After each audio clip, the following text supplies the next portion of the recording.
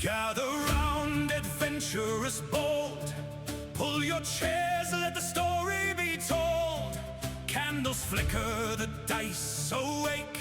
Fate is thin, ready to break. From tavern halls to dragon's lair, one voice guides us everywhere. With a scream for a spell book's glow, the dungeon awaits, let the session roll. No map survives the first mistake.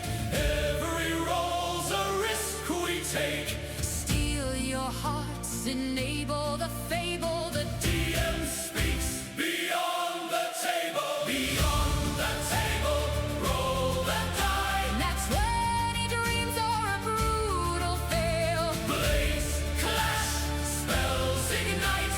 We live and die by candlelight. Heroes rise, legends stable.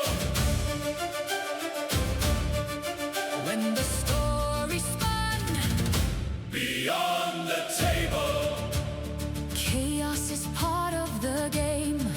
Every crit, every saving throw echoes loud in the chat below. Not just dice, it's blood and trust. A party forged in myth and dust.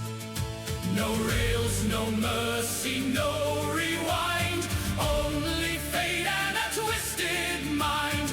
If you dare, then grab the cable. Plug into worlds beyond the table. Beyond the table, roll the die. And that's when he dreams or a brutal fail. Blaze, clash, spells ignite. We live and die by candlelight. Be now both foe and friend. This tale bends but does not end. When hit points drop and hope runs thin, the table laughs and rolls again. Failed check, laugh it off. TPK, we stand back up. From gobbling caves to gods unnamed, the fun survives, even the pain. Beyond the table, hear the call. One DM many, but we rise as all. Ink-stained notes, fate unstable. Every choice leaves scars and labels. So raise your dice, let legends enable. This world lives on beyond the table.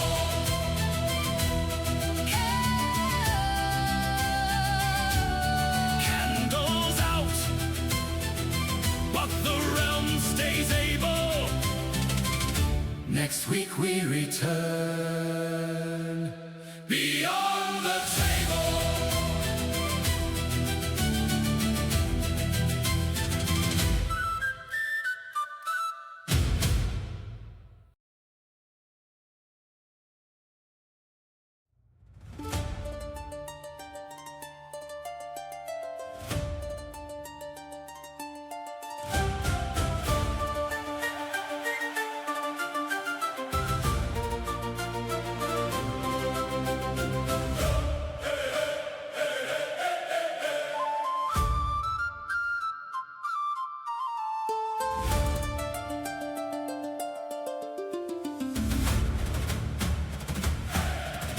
Gather round, adventurous bold.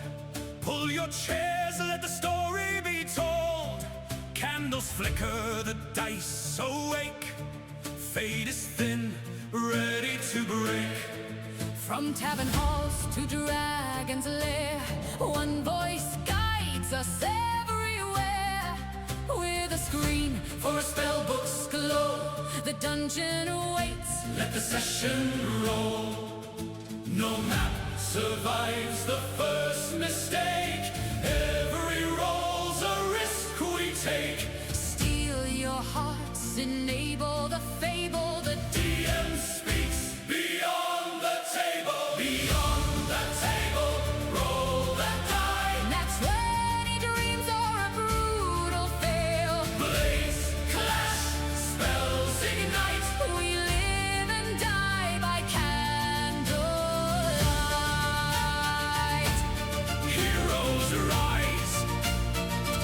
legend stable. When the story spun Beyond the table. chaos is part of the game.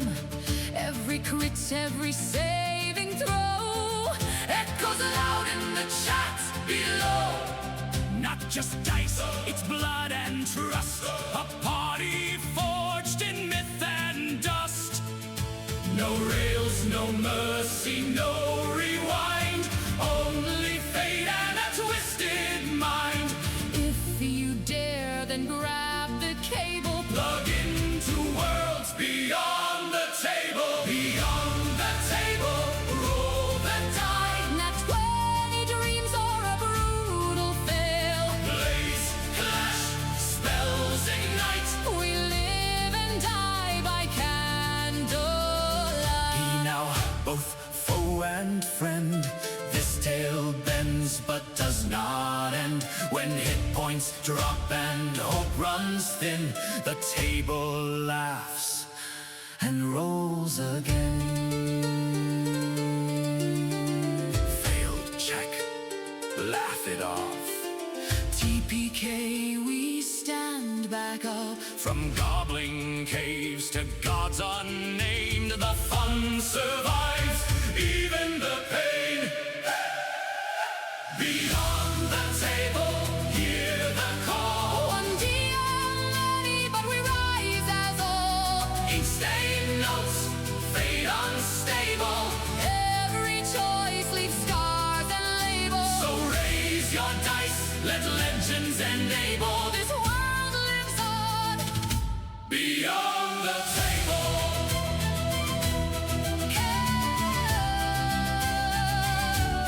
Candles out, but the realm stays able.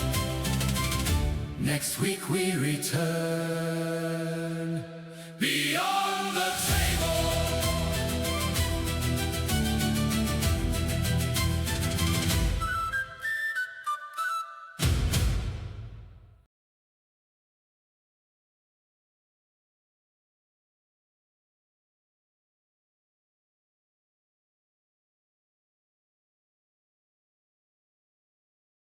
Yep. Ready, Eddie? All right. Hello, hello, hello, and welcome to Beyond the Table and Friends. Let's just get this going real quick.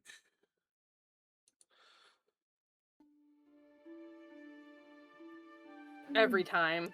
Every time. I love the jump scare. Hello, everyone. Hello, hello, hello. So, like we do... hello. Like we do every session, I'm going to go around the table and introduce everybody. We're going to chit-chat for a few minutes, and then we're going to jump right in. So, let's start on my far left. We have Cowboy. Would you like to introduce yourself? I'm sorry. Hello, sorry, I'm the chaotic cowboy. I will be playing Rokar Ashenvane, half orc, barbarian. I like moms. All right. That threw off my whole thing. I was so ready, and then I'm not. All right. So next to Rokar, we have Gemini. Would you like to introduce yourself? Hello, I am Gemini Hayes, and I play our favorite, very traumatized tiefling bard Tinsel. All right. Headshot for a shotgun. And then I am the illustrious DM beyond the table. I will be tormenting at least 1 to 2 of these wonderful characters tonight. And then on my right, we have Music. Would you like to introduce yourself? Hello, hello, hello. My name is Music, and I played the seductive but cutthroat captain. And we'll be seeing what goes on with her and her lust for blood. All right. And next to Music, we have Ghost. I am Ghost. I play Uriel, kind of misguided sorcerer. All right, and next to our misguided sorcerer, we have Bella. Would you like to introduce your character? Hello, my name is Hasni Bell. I am playing Rosalie, a furball druid who is determined to complete her mission. All right. So, is there anything anyone wants to promote before we start? Anything anyone wants to talk about?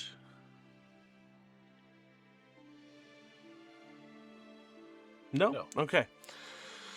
So, where we last left our heroes, Glad you had to add the question mark to it. I love that every time we're like, where we left our heroes, it slowly turns into a question yeah, that we're very unsure of. yes.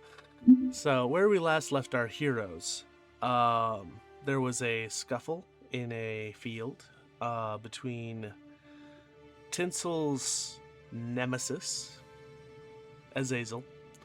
A party member was whisked away, and the party, after a quick combat, ended up finding their way out of the field. Tinsel was then briskly whisked off to town and set on a roof.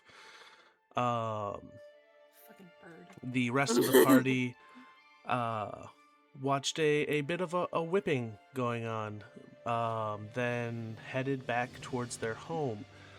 A interaction between Captain and the ringleader led to Captain potentially getting a job.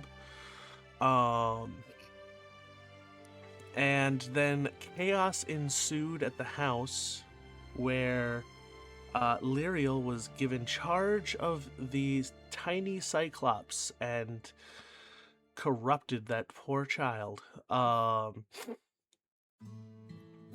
Tinsel headed off to the circus to find Captain, and after seeing the aftermath of what had happened to her beloved friend Tinrin, Captain stormed off in a bloodlust, and Tinsel ran after her. So, where we're going to start is not with you two. Where we're going to start is back at the house. So, Lyriel, Yes. what are you doing? So, I'm still in the basement, right? You are still in the basement with a horse corpse, a tiny cyclops who is holding his sparkly sheep, I'm dead now. and I believe Rokar is also down there with you. Well, we... Yeah, you guys were given drugs by Flint again, Yes, is where Oh, we yeah. ended. Oh, yeah, that's Yeah. right. yes. Drugs So, were given. I guess I'm gonna look at Rokar and be like, I'm gonna have to figure out where to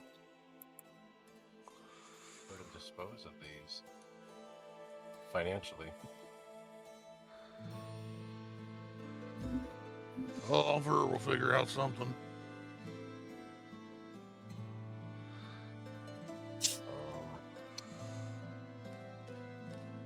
I can't do anything with this dead corpse yet, so it's just gonna have to sit here. Maybe put Alright. a blanket over it or something. Are you going to put a blanket over that or over the other corpse that is currently on the table? Is that the female corpse? Yes. I'm moving that and putting the horse corpse on the table. Okay. So as you push the female corpse onto the ground unceremoniously, and you, with very little help from Remiford, who grabs one of the legs, it honestly is more of a hindrance than a help, you are able to muscle most of this horse onto the altar. Sounds good. The head is sitting on the floor, the back legs are laying on the floor, and the body of it is currently bent around this altar. I'm just gonna drape the blanket over it. Okay. The blanket does not completely cover the horse. That's fine. Okay. It doesn't need to. It doesn't need to. All right. You are currently covered in blood, and so is Remmerford. Like, all the way up to the elbows on both arms. Do we go to a community shower, or? There's a wash basin. Yeah, we're gonna clean up at the wash basin. I don't Okay. want any blood. Okay. So you head upstairs to go clean yourself off? Yep. All right. As you go clean off, you do pass the dwarven noble who is currently drinking at the table, who gives you a side eye as you walk by. Okay, well, we already did what we needed to do with him. Just gonna give him a nod, go clean up. Uh-huh. All right.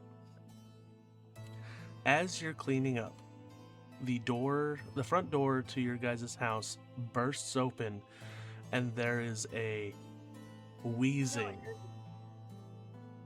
exhausted Axel. And I think the first person he would see is Rokar, who is probably at this point standing next to the table with the dwarf. I would like to give a reminder. I believe I had Rosalie go inside while the whole drug thing was going on as well. Oh yeah, so you also would be right there. Mm-hmm. And he looks at you, looks at Rokar, and goes, "I need. Oh, 1 sec. Oh. All right. So I have an issue that y'all need to help me with." Oh, what's that? He doubles over for a few seconds, breathing heavy, and then kind of stands up, straightening himself, and goes, "I believe our pink friend and captain are getting themselves into some trouble." Isn't that usually their thing? That's Yeah. the word trouble. I'll walk out. I'll be like, what kind of trouble? I'm not really sure. I was heading towards the circus. I'd gotten to the circus when a voice came through this little earring and told me the captain was in trouble, and told me to hustle back here to get all of y'all. If it means trouble we're all at the together, sure. Well, I'm gonna look at my dwarf friend and be like, looks like I got some business to take care of.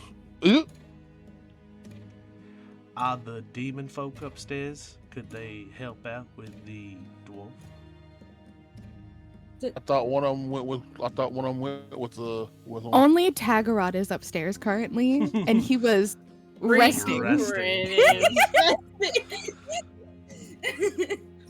He looks over to you, Lyriel, and goes, "How are we gonna keep this fella occupied in our absence? I don't want us to be rude hosts." Sorry, so we all have things we have to do. It's time to go. I'm gonna lean over to the. Rokar's gonna lean over to the dwarf and be like, "How are you at fighting?" "I've knocked together a few skulls before." You want to go have a good tussle? Yeah, It's possibly. up to you. Might be a possibility of death, but hey, that makes it more exciting. He looks at you and looks at Lyriel and goes, "We aren't doing anything illegal, are we?" He just seems to To be determined. Not yet, but it might happen.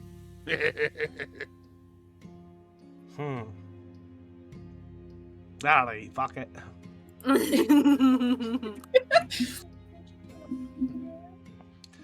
Because And before we wander off, I'll go upstairs and be like and beat on Tagger. Hey, Taggy! Looks like we're gonna need to go help the others. You in or you out? I know you're a little bit beaten up probably in there, but All you hear is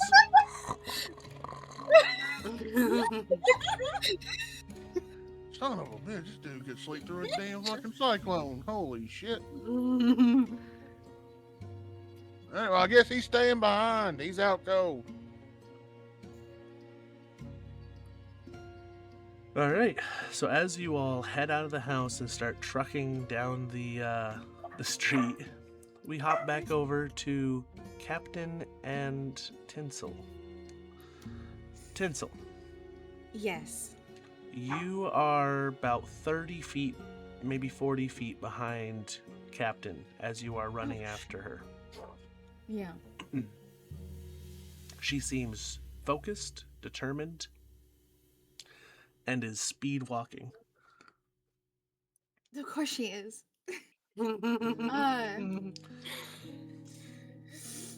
Oh.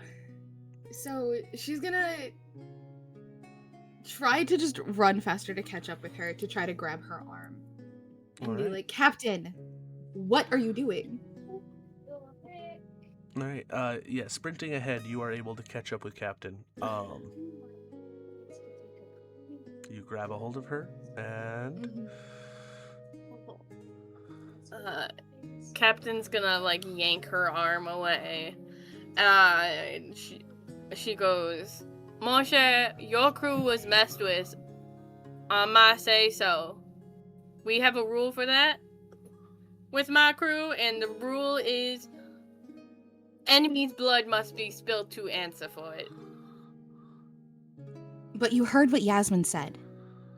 There is no way that we can handle that right now. Please. Correct me if I'm wrong, she was not in the room. She hightailed it out before the description was. Yasmin did try to Oh. stop you, Uh-huh. but Yeah, you but I heard the rest briskly of went it. by. Yeah. Mhm. Yeah. Mhm. Come on. We are not equipped to deal with this right now.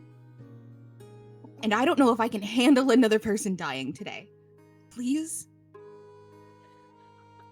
She goes, Mon cher, my body returning to me meant something else returned, and I need to deal with it right now while I have control over it, because I might not have control over it for much longer. Confused, Tinsel is just gonna be like, I don't know what you're talking about, but I have seen what Lucian can do just by himself. I don't know if we can handle that. Please, just take a minute and think it through. She goes, shit, I've dealt with cowards who hide behind powerful weapons before. How do you think I ended up undead? Fair. And I'm holding on to you, yes, or have you pushed away? She pulled her arm away, but she's still standing there. I'm gonna try to grab onto your arm again and be like, please, just come back to Mama's tent, and we can talk through this. Like we can go get the others, and we can figure it out. Her eyes narrow, and she goes, "You're gonna yell at me for running away? At least I'm running towards the danger." Oof. We talked about that being a possibility. That hurt. Fuck you. Love you, Bessie. So it's right about now, as you guys are standing just off the side of the big top. You hear Lucian, going, "And for our first performance of the evening. She may have been injured in last night's show, but she is ready and raring to go. Please put your hands together." Why am I blanking on a name? Janet. Janet. Thank you. Please put your hands together for Janet, the ribbon flyer. And then you see the lights dim down in the circus.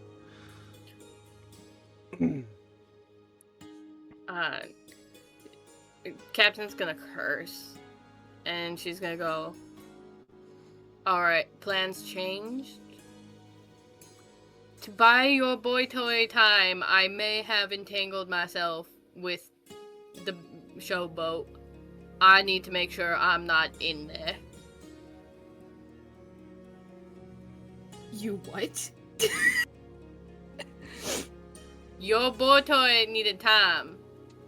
I tried to give him some. I clearly didn't give him enough, but I tried to buy time.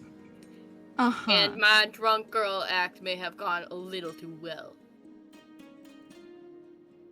Oh. Captain, make a perception check. Oh no. Oh no.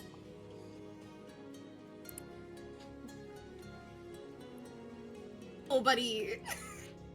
That's 11. Before you see them walking up to you,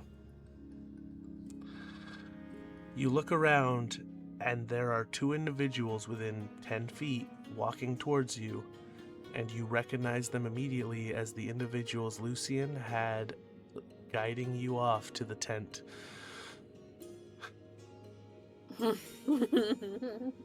And one of them goes, "Oi, you ready for your show?"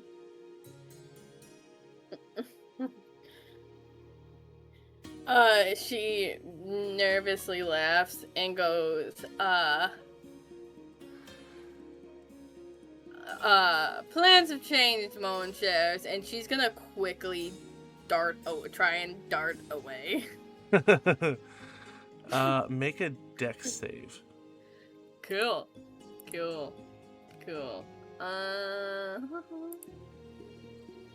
Oh, no. Oh, Godson. What'd you get? Oh. An 8.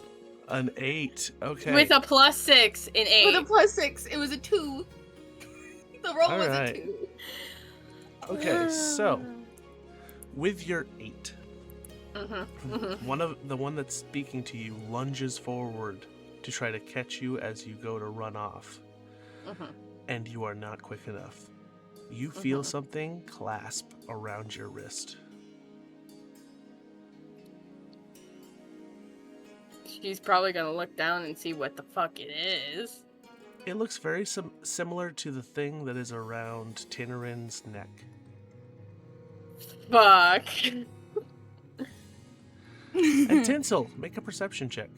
Oh, we're thriving. It was a dirty 20. Dirty 20. You see the other one has something in his hand and is walking towards you. Oh no. Oh shit. Now, No. Captain's gonna try and bite the guy who grabbed her.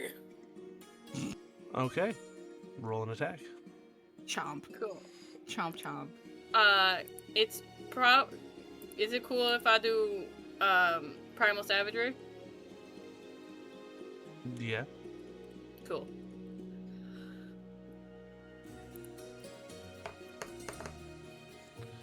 That is a 14. 14 to hit. Uh-huh. Hits. Cool.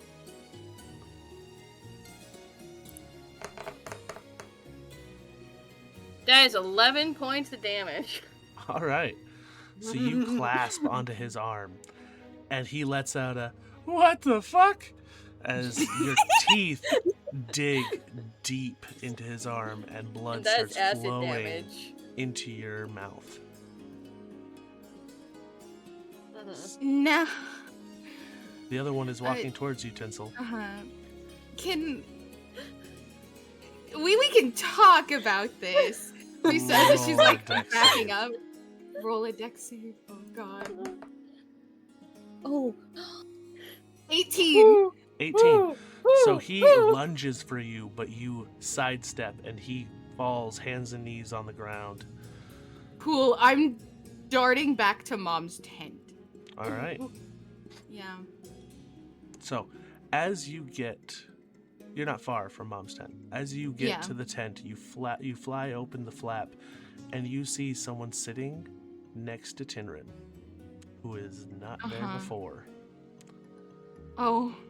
You see Lucian sitting next to Tinrin, and you see Yasmin is currently motionless,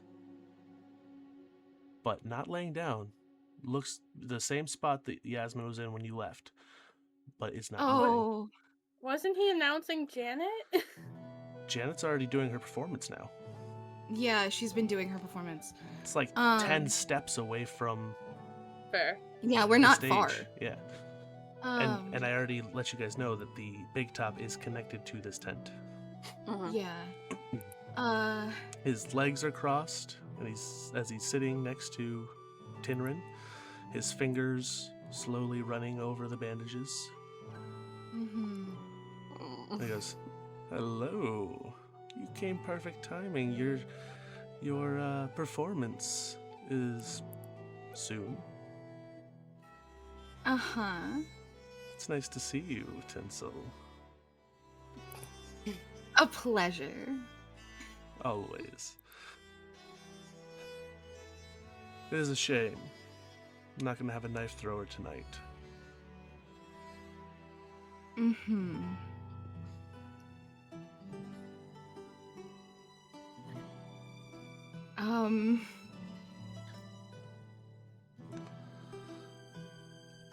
I could heal him if you let me, Tinrin, and Oh, he doesn't know Captain. That's not He doesn't know helpful. Captain. If you let us go. Sorry, buddy. Let you go where?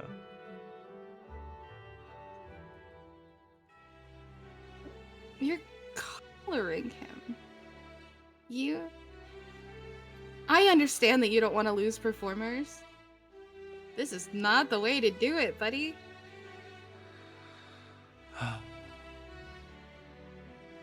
It's unfortunate. Truly is.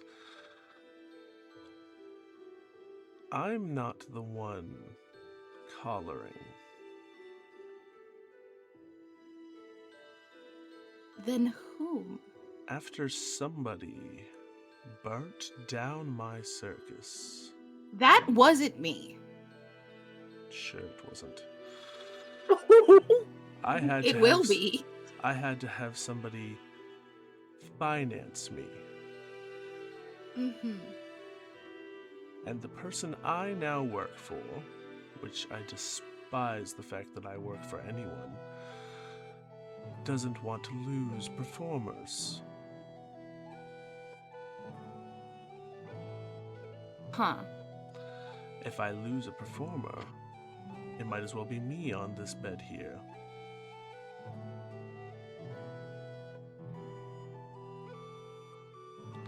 Why keep them where they don't want to be?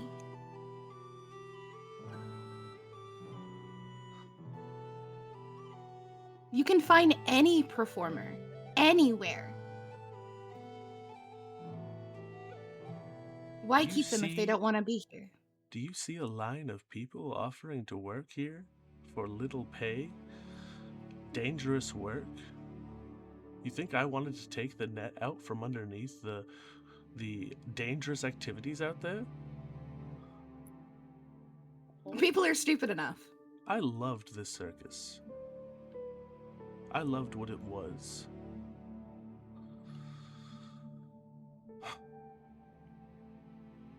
But that was taken away from me by you. Bullshit. You see, You didn't care. You he didn't care for turns- anybody in here. he turns, starts shuffling through a bag, pulls out a bracelet that you have not seen since you were probably 10. Oh. And goes, "Does this look familiar?"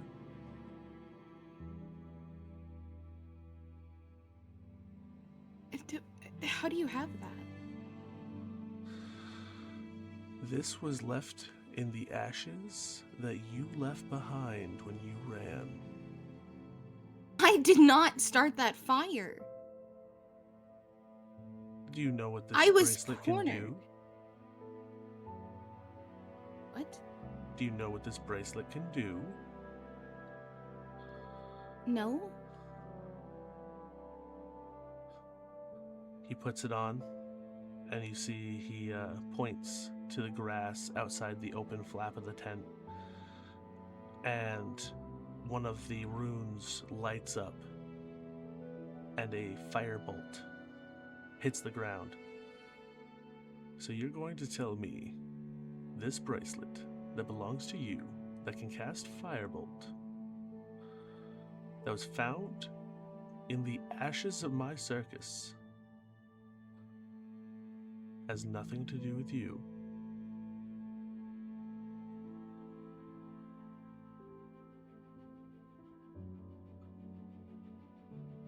Oh, fuck. I You're ran lucky. away. I You're- was cornered. Silence. You are lucky I did not call in guards to have you dragged off for damages.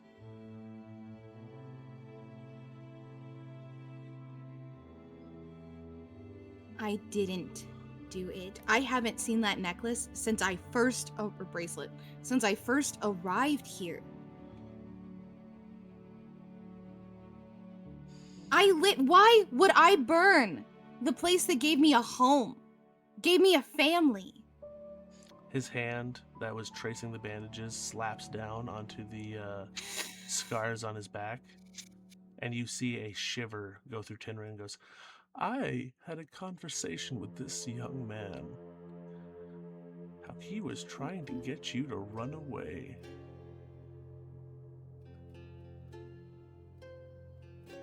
And we were kids. Yes. I said no.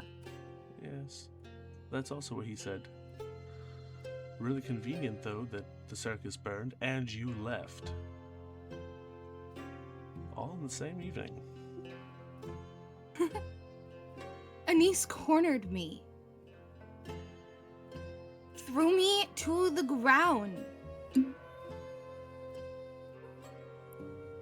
After that fight. And I'm just gonna, like, glance over at Tinrid because, like, there's tears welling in her eyes. I thought I wasn't wanted.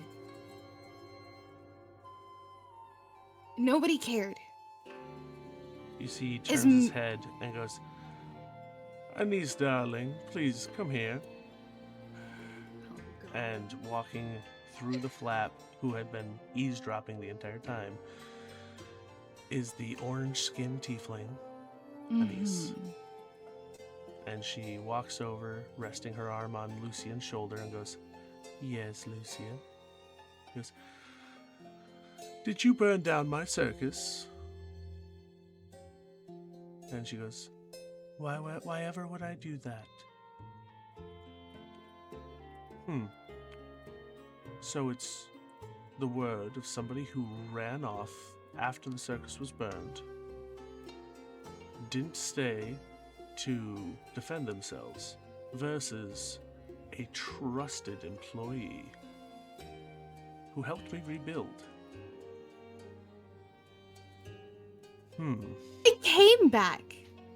Nobody was here. Everything was burned to ashes. I assumed all of you were dead until 2 nights ago. 2 nights ago? One night? How fucking long have I been here? A handful of nights ago.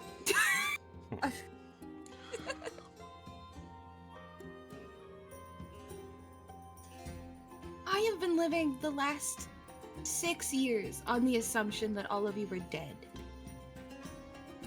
I had nothing to live for. The circus was my purpose to live. You guys were my family. Why would I throw that away? I'm not stupid as much as you would like to believe. And I say that glaring at Anise.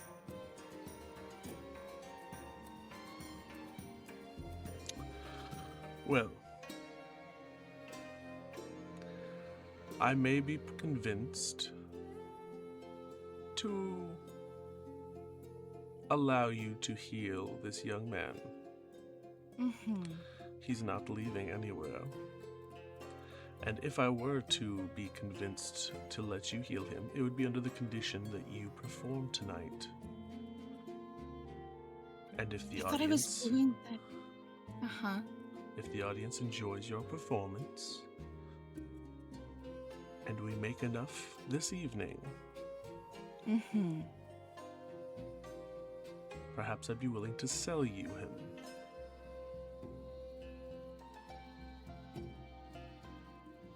She's gonna kind of wince at that, like, the sell you him part. Fine.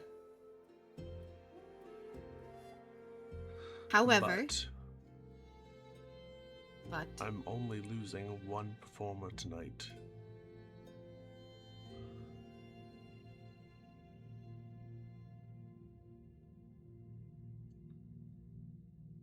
Which means, and he looks over and you see Mother has been standing there the whole time, oh, back against the wall. There are others that care very deeply for you here. oh.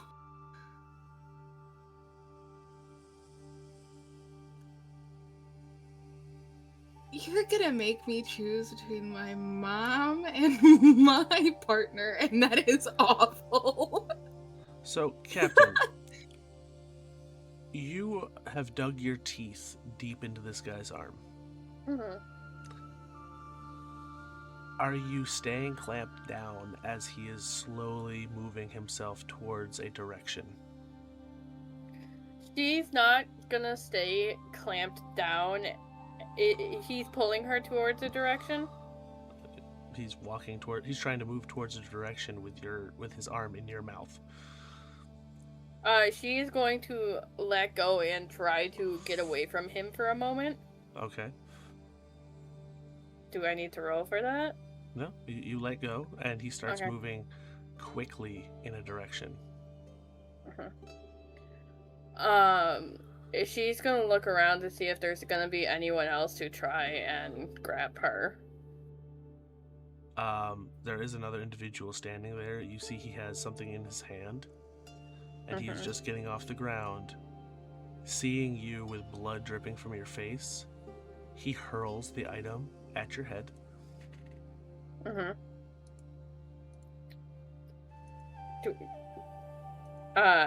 She's gonna try and dodge whatever it is. That is a 17 to hit. I don't get to dodge, okay. No.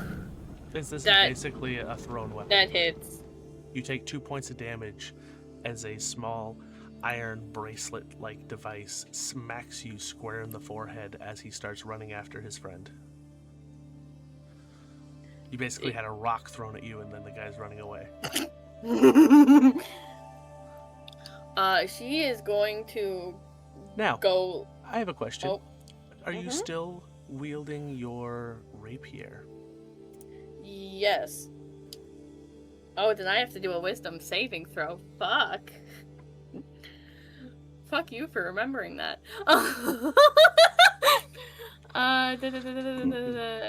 Wisdom saving throw. Fuck that. And you are Oh, I don't have to do it. I was going to say you are currently in a bloodlust state, which would mean disadvantage. But you rolled low enough. No. To be clear, she was trying to get her her bloodlust out in a controlled way. She wasn't full bloodlust yet. Okay. But But it doesn't matter because that was the roll. so you feel the pull from your rapier. Mhm. And she's gonna chase after the dude. All right.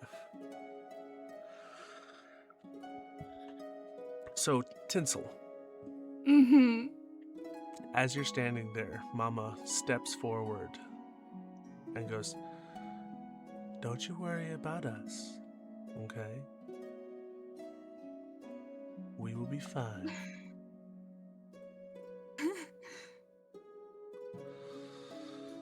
I don't like this. That boy needs your help. I'm sorry. She's gonna like say very softly and like towards mom.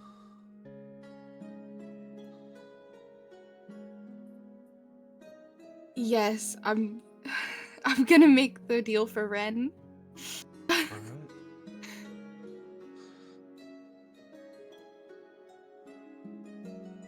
So you're going to step forward and start healing. Uh-huh. What are you using for a heal? I gotta scroll. All right. Healing word. I only have it at level 3 right now. Jesus Christ. Oh, that's still Okay. a lot of dice. 20. So, Jesus. how do you heal him? I'm allowing you to whisper something into his ear, to hum a little song. You can describe how you are healing Tinrin right now. Oh, I'm gonna walk up and I'm gonna cup his face and I'm gonna lean down and kiss his forehead and say, "I love you. I'm so sorry I put you in this position." And then I'm gonna heal him. All right. You see your periwinkle magic start to glide over him, and you see it seep under the bandages, and you see his breathing become more regular as his eyes open, and he looks up at you and goes,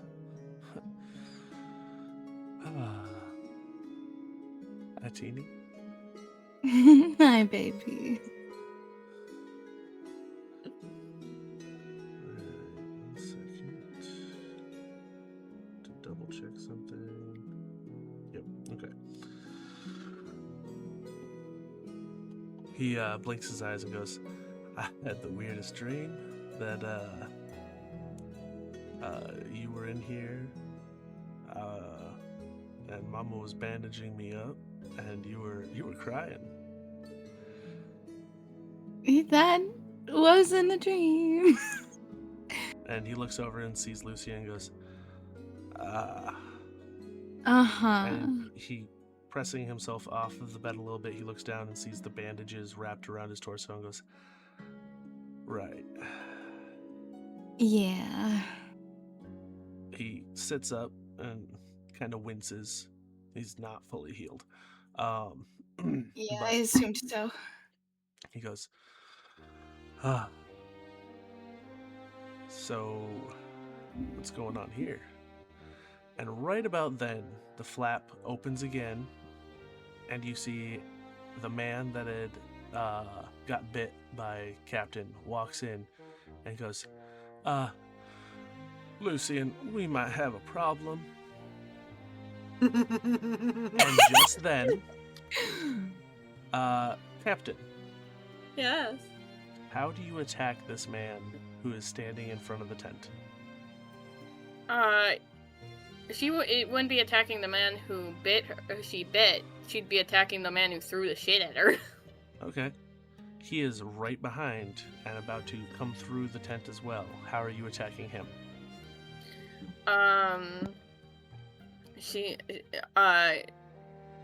She is going to hit him with her rapier.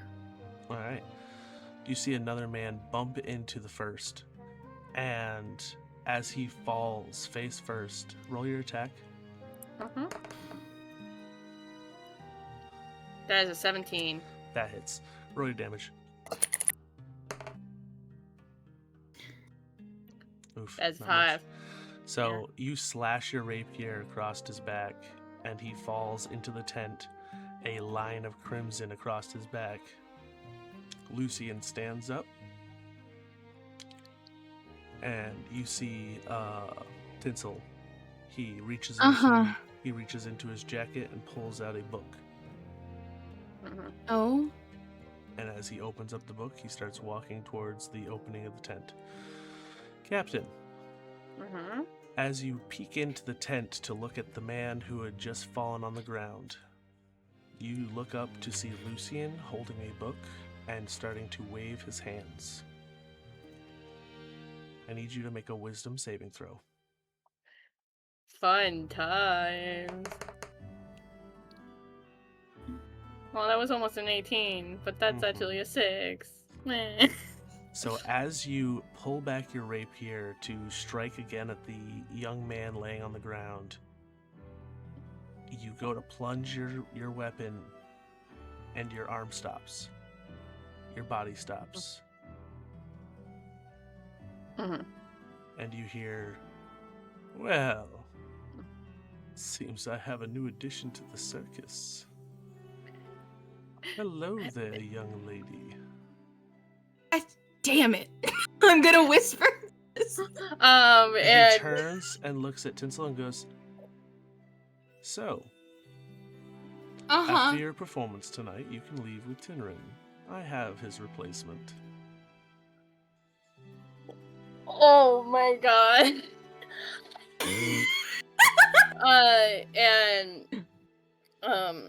Yeah, her drunk girl act is gone, and she's currently trying not to, like, she can feel her bloodlust wanting to kick in, and she's currently trying to think of any way to, like, either stop it or grab someone to help her so that she can deal with it herself. He looks over at you and goes, "Hello there. I'm going to drop the spell. If you continue to attack, I'm going to make things hurt very much for you."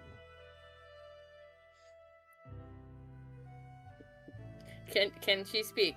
He stopped her Nope, by. Can she? you are Okay, paralyzed. Cool. I was He just goes- clarifying. He goes, "All right," and you see him reach into his pocket and pull out something, and the spell drops. She, knowing she doesn't have a lot of options left, and not having heard any Axel, anybody coming back to save her, she knows there's one person who currently has domain in this category and could possibly help her. She is going to, rather than try and harm anyone else, she is going to bite down hard on the brand that Azazel's deal gave her to try and summon him somehow. Oh. All right. I'm going to say you're going to roll damage because it's an automatic hit because you're hitting yourself. So roll damage. And Bite or primal? what are you doing? Fuck it. We'll do primal. Possibly taking herself out so Lucian couldn't use her. That would be her goal, if not to summon Azazel. So, Alright. this. Yeah, that's Why is definitely this the gonna- first time you rolled good?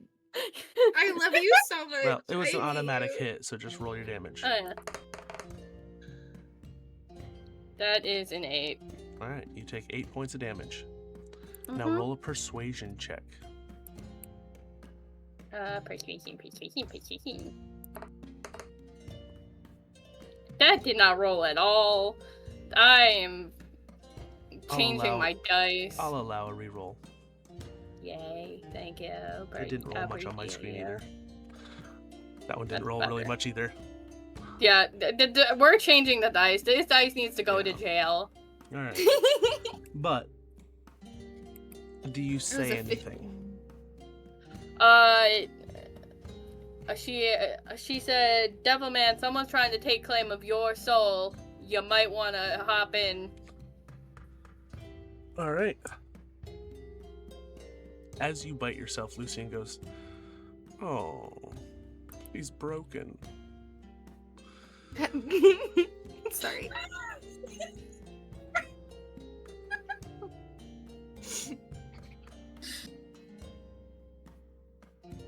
He's going to step towards you Mm-hmm. and go, "So, try not to hurt yourself anymore. You have a performance tonight." Does she hear anything, Mac? Nothing? Not at the moment, no.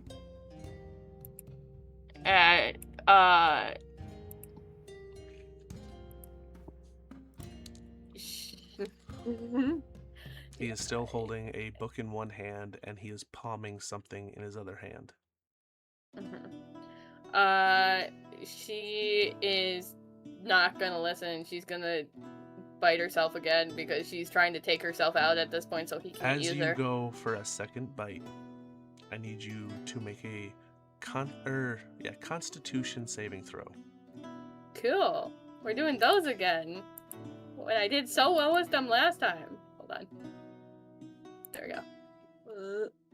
Okay, there we go. Con saving throw. That is a 16. All right.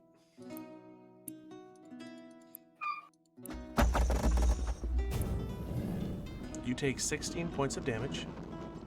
Jesus.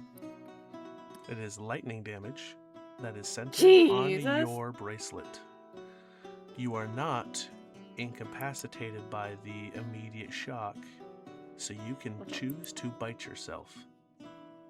Yep. The con save was to stop you from doing what you're doing, and you are basically shock collared. You poor little guy. So since she's doing it to herself, it's an immediate. Yep, automatic Okay. hit. Cool. That is a 6. All right. Are you still up? She's got 6 health points to her name. Yeah. All right. Are you going for another bite? Yes. At this point, wisdom saving throw. That is a 17. You barely passed as you see him wave his hands to cast another spell on you, and you shrugged it off. Roll your damage.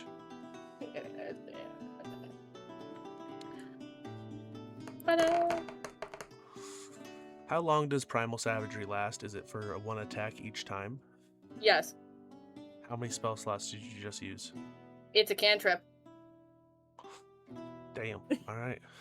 Yeah, it's a cantrip and can do that much damage. That's why I'm like, I'm keeping this. I am keeping this for the little guy. At level Also, it 5, takes your its damage. cantrips do pump up a dice, so it must. Oh, yeah. It's probably 1d10 to start, and then at level 5 it becomes 2d10. 2, yeah.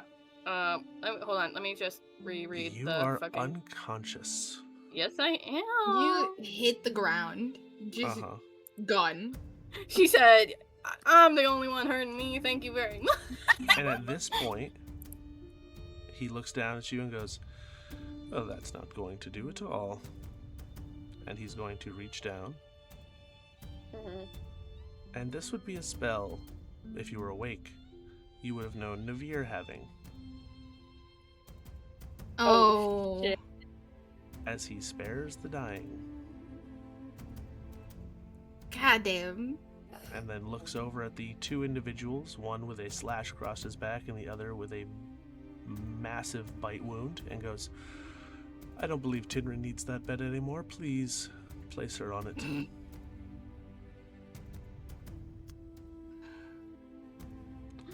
And he turns to you, Tinsel, and goes, "Well, Janet's probably almost finished with her performance. I'd get ready if I were you." Okay. Good girl. And he turns and walks out of the tent.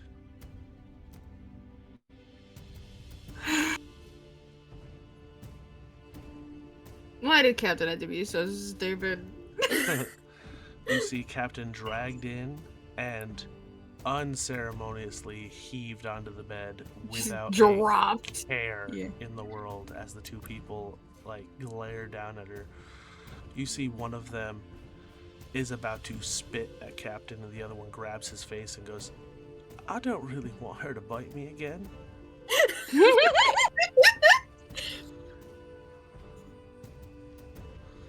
And they turn and head out of the tent as Mama goes over to bandage up the wounds that Captain had self-inflicted. I'm gonna walk over. Oh, I do have healing word at first level. Damn it. Okay. I'm gonna walk over and just... Why did you fucking do that? And do healing word. Alright. It was 9. Fucking Nice. gonna slap her with healing word. Like, the fuck is wrong with you? Okay. So, What is wrong Captain, with you? you come to, Mm-hmm. you blink your eyes, and Mama is currently bandaging up your arm. And Tinsel is standing over you, having cast Healing Word. You see just past them, Tinrin is throwing on his shirt and jacket so that he can go out and do his performance. And I'm just gonna just be like, what the fuck is wrong with you? And I'm just gonna walk over to Tinrin and give him a hug. From behind as he is putting on his stuff. Oh, fair. As you That's wrap your fair. arms around him, he goes, Mhm. ah, Oh, Uh, yeah, that was dumb, actually, turns- wasn't it? and turns and goes, it's alright, it's alright. I'm and- sorry. Pulls you in for a hug. And he goes, This is not how I saw this going. It was better than I thought it was gonna go. I thought I was ready to stab you. I feel like stabbing you would have been better. and This is horrifying. you watch as Tinrin reaches up Mhm. and he touches the collar, and as he Mhm. touches it, it detaches. Oh. And he takes it off and tosses it on the ground and goes, oh, it's been weighing on me. I don't doubt it, but Captain's gonna speak up. Wonder Boy, keep her safe. I gotta get this thing off me somehow, but it's gonna take me a minute. please He stop looks doing at you stupid and shit. goes, I'm sorry. You're not gonna be able to. She goes, sweetheart, bested death. This is new territory, but it ain't gonna best me. At least you're optimistic. That'll change with time. That's so sad coming from you. Oh god. And Tinsel's definitely like, there are fucking tears in her eyes. She's extremely upset by this situation because I can only save one of them and coincidentally have just given a party member to them. Like that's fucked. And that's gonna look fucked to the rest of the party. What's Axel gonna do?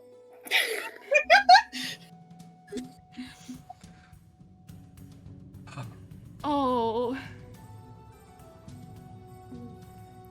I don't like it. I don't And like it's this. about now you hear coming from the big top. And for our next performance, he'll dazzle you with his daggers. Please, a round of applause for Tinrin.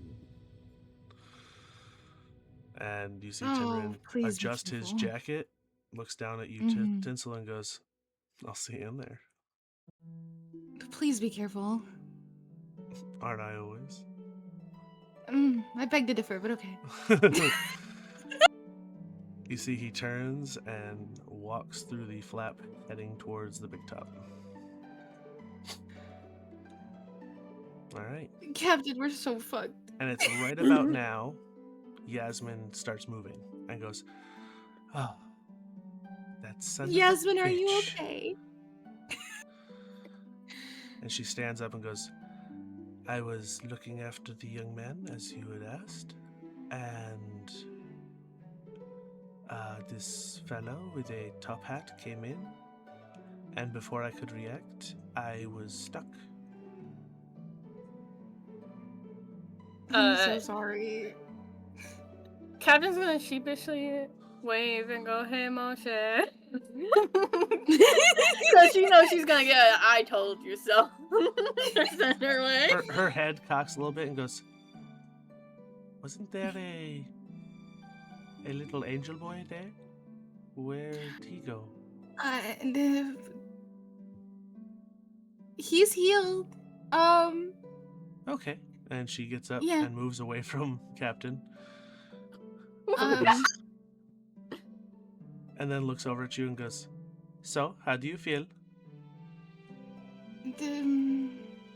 Scared. She looks Afraid. over at Captain and goes, "How do you feel?"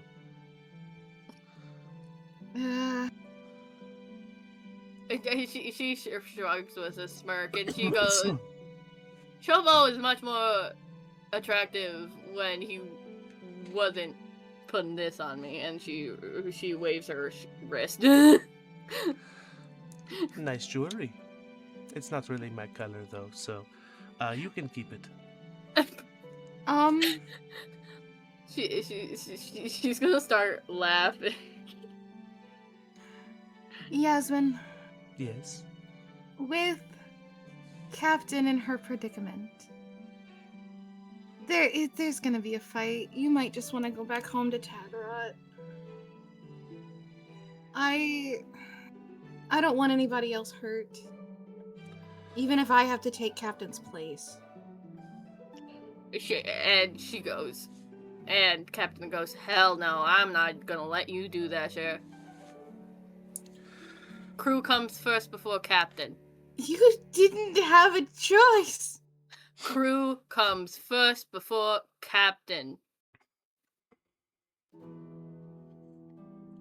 You're part of my crew. Wonder Boy's part of my crew. Y'all being safe comes first." So what are you gonna do? Rot your life away here? She smirks and she goes, "Shit, people have tried to catch me as their weapon before. This ain't new."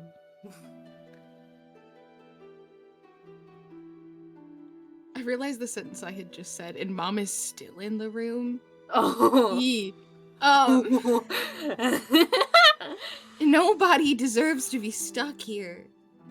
It is awful. She starts to giggle and she goes, "Mom, shit, he just made a mistake. He added someone to his crew who's known for mutinies." I'm glad you're taking this lightly. This is a death sentence. She goes, "You left, Wonder Boy's leaving." That doesn't sound like much of a death sentence. He's leaving. If I can pull off a performance tonight. If I can't, You will. we might as well all be stuck here. She goes, "You will. I What if didn't I just put you can't? on my crew because you pretty. You're good at what Yeah. you do." Oh, Captain thinks you're pretty. My Captain does think I'm pretty. No. Sorry. I fully broke character. I'm sorry. Our jokes this week finally caught up to us. Yeah. Yeah. But what if I can't? She goes, That's risking you. That's risking Ren. she goes, I'm not gonna leave you guys. she goes, "Honey, I'm getting my crew back one way or another. This man's not stopping me. Death couldn't stop me. He's not gonna get what he wants. And I'm very used to coding places in red. Which is why I was trying to aim it at him in the first place. I don't think you could have touched him if you tried, buddy. She giggles, but I got his men pretty good. Yeah, you did.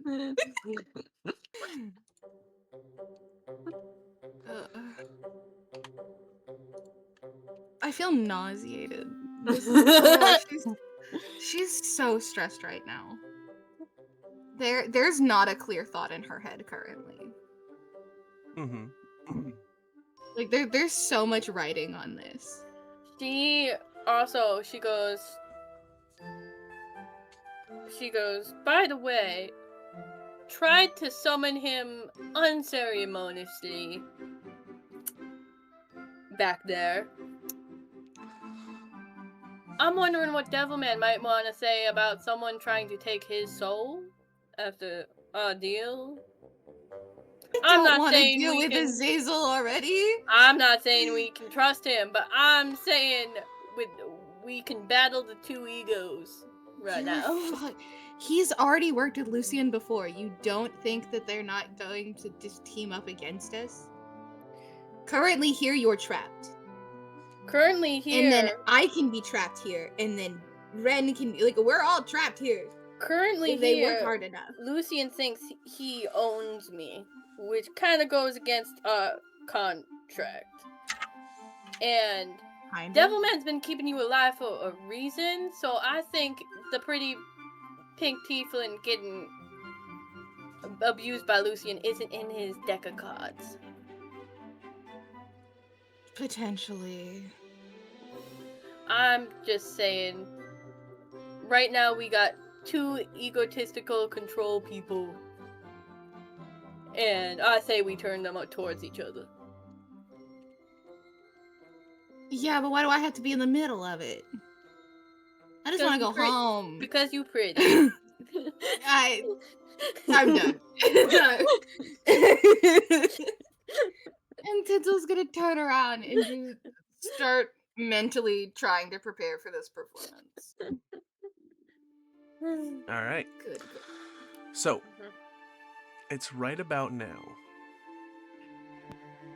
Rokar, Lyriel, Rosalie, you guys have finally made it to the circus. And as you approach, there's a man standing next to a small platform and goes, that'll be a silver per ticket.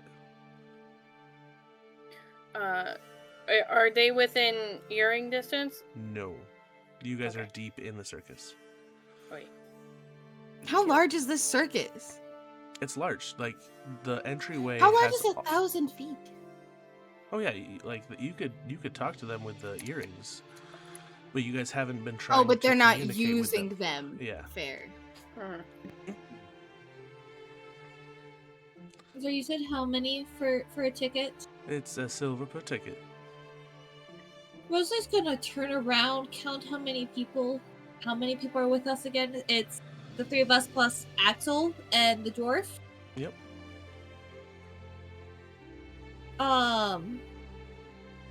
She's going to give him 1 gold. He takes it, and he looks at you for a second, counts out 4 silver, and hands it to you. Thank you. She's going to look at the group as like, come on, and walk inside. All right. So you walk in,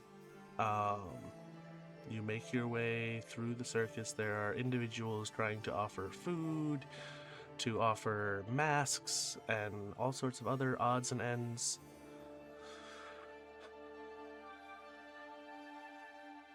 One person sees you, Rosalie, and goes, "Well, hello there. Would you like some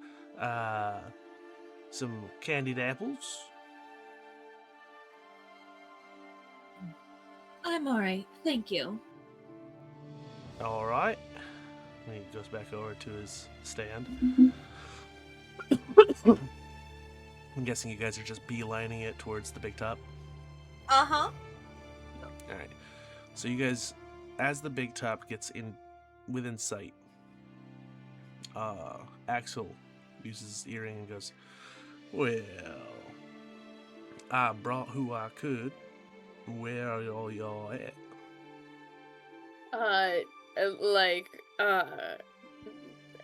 All of a sudden, like, Captain giggles and goes, "Axel, someone's trying to capture the weapon again." Because she's referred to herself as a weapon multiple times before. "All right, Captain. Where are you?" And she goes, "Mama's tent, off of the stage. Pink one's here too." Yes, and then he's going to talk into the earring again and goes, "All right. Captain was never one for navigating. Where do I go, Pink One?" That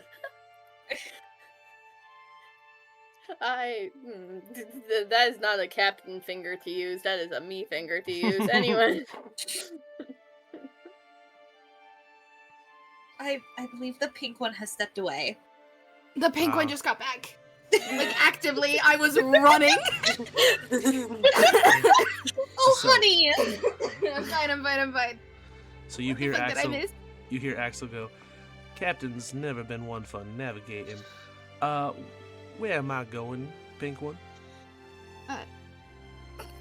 I forgot that we haven't really gotten a bit. We've been introduced. He just keeps calling me the pink one. No, Captain just referred to you as the pink one, saying the pink one's here too. Oh, great. So who's all with you? We've got the big old brute. We've got the scary drow fella. We've got Okay. a dwarf. And we have the gigantic deer lady. Who the fuck is that? I Doesn't question the dwarf. The deer lady. I was aware that guy was in our house. Where's my child? Side note. He's Next to the big top. Next to the big top, there's a smaller tent. It's Mama's tent. If you ask Rokar or Lyriel, hopefully they remember where that is. It hasn't moved. Axel grabs your arm, Rokar, and goes, "Would you know where a tent belonging to someone named Mama would be?" He starts heading that way without saying a word. And then he goes back on the air and goes, "I think he knows where you are." Fantastic. So it takes another minute or so, and as you peek out the entrance of the tent, you see your full party plus a dwarf who is currently tossing a dwarven hammer and catching it, and tossing it back up and catching it.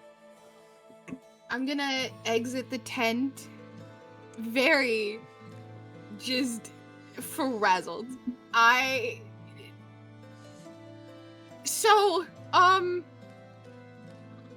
We kind of got. Captain, you remember that collar? And I'm gonna look to Rokar. So Navir and Captain, they, got themselves collared when I had stepped away to make a deal so that So now Tenrin... that Captain is in the tent alone. Yeah. You guys Wait, don't have where's to do Mom? anything. You guys don't Where's have Mom? to do. She's in the tent, but none of you guys are. Fair. Okay. So give me 1 second. Oh. No! 1 second. We're being muted. Bye, Bessie. I love you. Nothing, I love you. So, Captain, Hey, yo. The first thing you hear as you are left alone in this room, Mama is currently walks through the other exit to go and peek in to see the performance that's going on. Mm-hmm. And Yasmin follows Tinsel out of the tent. Mm-hmm. You hear in your Cool. head, well, you really got yourself in this one, haven't you? You don't even have any teeths for me. Is that your attempt of Navir's voice? I love you, but Jesus Christ. And she's gonna go, oh, bad timing, bad. And she's just like thinking, such bad timing for Navir to show back up. And she goes, I knew you were gonna show up, but right now is probably not the best time, Cher. Okay, I can go, but I was keeping this other fella from talking to you. Bye. And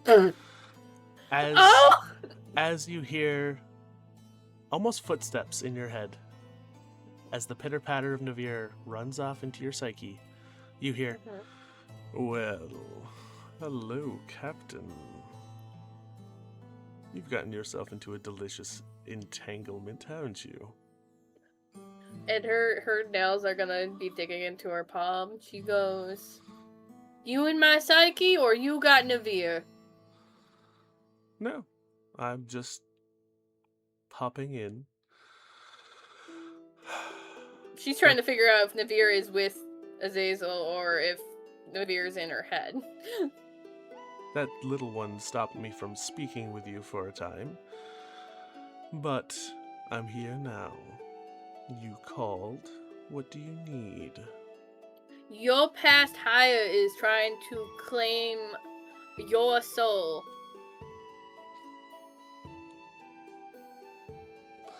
Is he trying to claim your soul? Or has he captured your physical form? Because your soul is mine. But what you do on this material plane has nothing to do with me. He thinks that he can keep me here, and he has been tormenting your pink fella, and, you know, I would think with you keeping alive so long, you and the man puppet in you might not be too thrilled with him playing with your plaything. And she's not lightly stepping on wording for Tinsel's sake, because Tinsel's not here.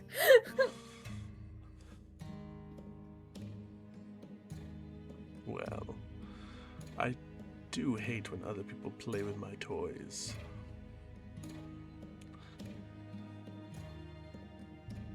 I'm on my way.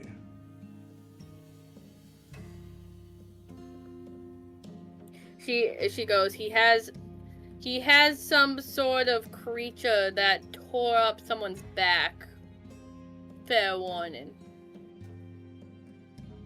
Would you like to describe this creature? I didn't see it, but there was metal stuck in his back and someone tried to warn me against fighting him because of it. But you've seen how far trying to get me to stop fighting goes. I have. I'm sure whatever it is, I can handle it. And then you hear him go, hey, get off my leg. Off. And then you hear in your head again, I bit him. So Navir is with him, or is this just This is Captain all going on in Psyche? your head. Okay, cool. And Captain starts giggling and goes, careful, Cher, she likes to collect teeth. You know this. And as you say that, you hear silence in your head again. Mm-hmm. And we can bring everyone back. Dope.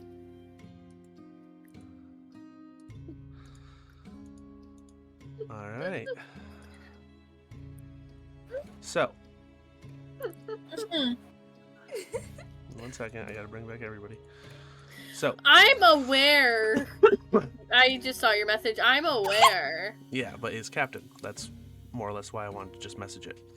So, Tinsel, would you like to repeat what you said to Rokar before I rudely interrupted you guys? That'd be so good if I didn't check out in between the quiet time. You were talking about Captain being God. Oh yeah. Rokar, you remember the collars, and I'm gonna like stop looking at people in the eye.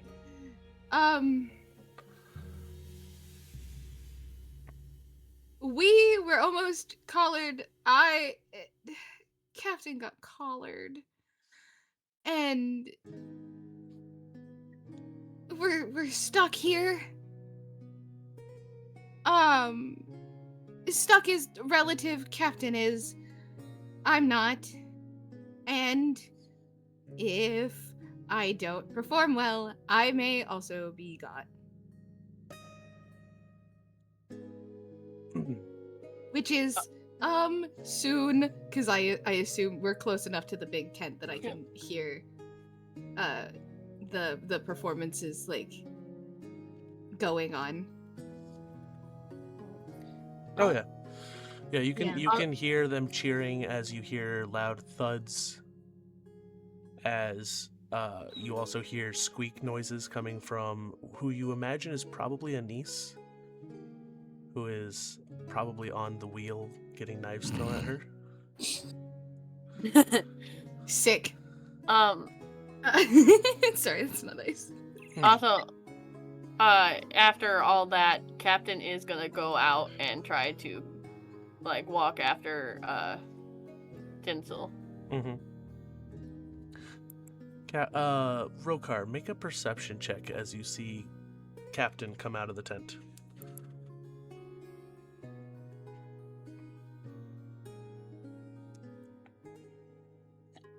Oh, goddamn! Yeah! Hell yeah! Rokar can see everything. Okay. So as you peek into the ethereal plane, In chat, he rolled a nat 20. Just a heads up. So, Rokar, the first thing that catches your eye is the area of Captain's arm that has the brand has sharp bite marks in it, and then your eye travels down to see similar to the collar, a bracelet version of the collar is affixed to Captain's wrist.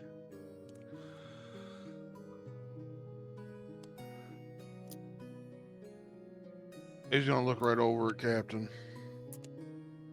and be like, "You again?" And she laughs nervously. So I got good news and bad news. Why is it every time you're around, shit happens? Something happened to our goblin friend. Now you're here, and now this. That was the good news. Rokar. That is our goblin friend. That is not our goblin friend. I'm aware. They are the same person. Not exactly sure. Shush. Look, Shush. that may not be the sharpest tool in the world, but that is not a goblin. Rokar, you saw me split into 3 other people. You know, I don't know why you can't suspend your disbelief for a minute to assume that is Naveer. Captain's gonna hold up a finger for a moment and grab the teeth back to see if she can summon Naveer. Okay. So, By the way, you reach into the bag and you pull out a small handful of the teeth that are sitting at the bottom of your bag. Mm-hmm. I want you to roll a persuasion check. You are persuading your psyche to break. Mm-hmm. That is a 16. All right. Do I get my girl back? As you Do I see get my the thing teeth, back? as you see the teeth, and you all watch as Captain looks down at the handful of teeth, and a grin pulls across the face. You are now Navir. There's gonna be a giggle and be like, and she's gonna point at Rokar and go, friend. Teeth, and then she points to Tinsel and goes, T friend, T friend, and then she's gonna point to Lyriel and go, you got me a set of teeth. We're extra friends. Rokar's gonna look directly at Tinsel and be like, "What is this thing? Now it's even mimicking." They just switched bodies. They're just in a new body. No, Vir. Nope. They just switched bodies. And I'm gonna, like, hold my hand out to just stop Navir from yapping. And looking at Rokar and, like, trying to persuade him that, yes, this is the same person. Like, please just listen to me. Alright, Rokar, roll a insight check. And Tinsel, roll a persuasion check. Hell yeah. Oh, that's 22. And God Rokar damn it. rolled 2. So, a high roll from him is not a bad thing. Neither is a low. So, that's actually a really low roll. You were saying, sir? I want you to roll a straight intelligence for me real quick. This could go one of two ways. Straight intelligence. All right, cool. Oh. All right, thank God. Can I re-roll that? Can I re-roll that? So, Rokar, Uh-huh. you're not sure on whether or not Tinsel is telling the truth or not, but you are persuaded to at least look over this person. The brand that Navir had is in the same spot. The giddy Wait, joy. hold on. Did I ever see the brand before she exploded?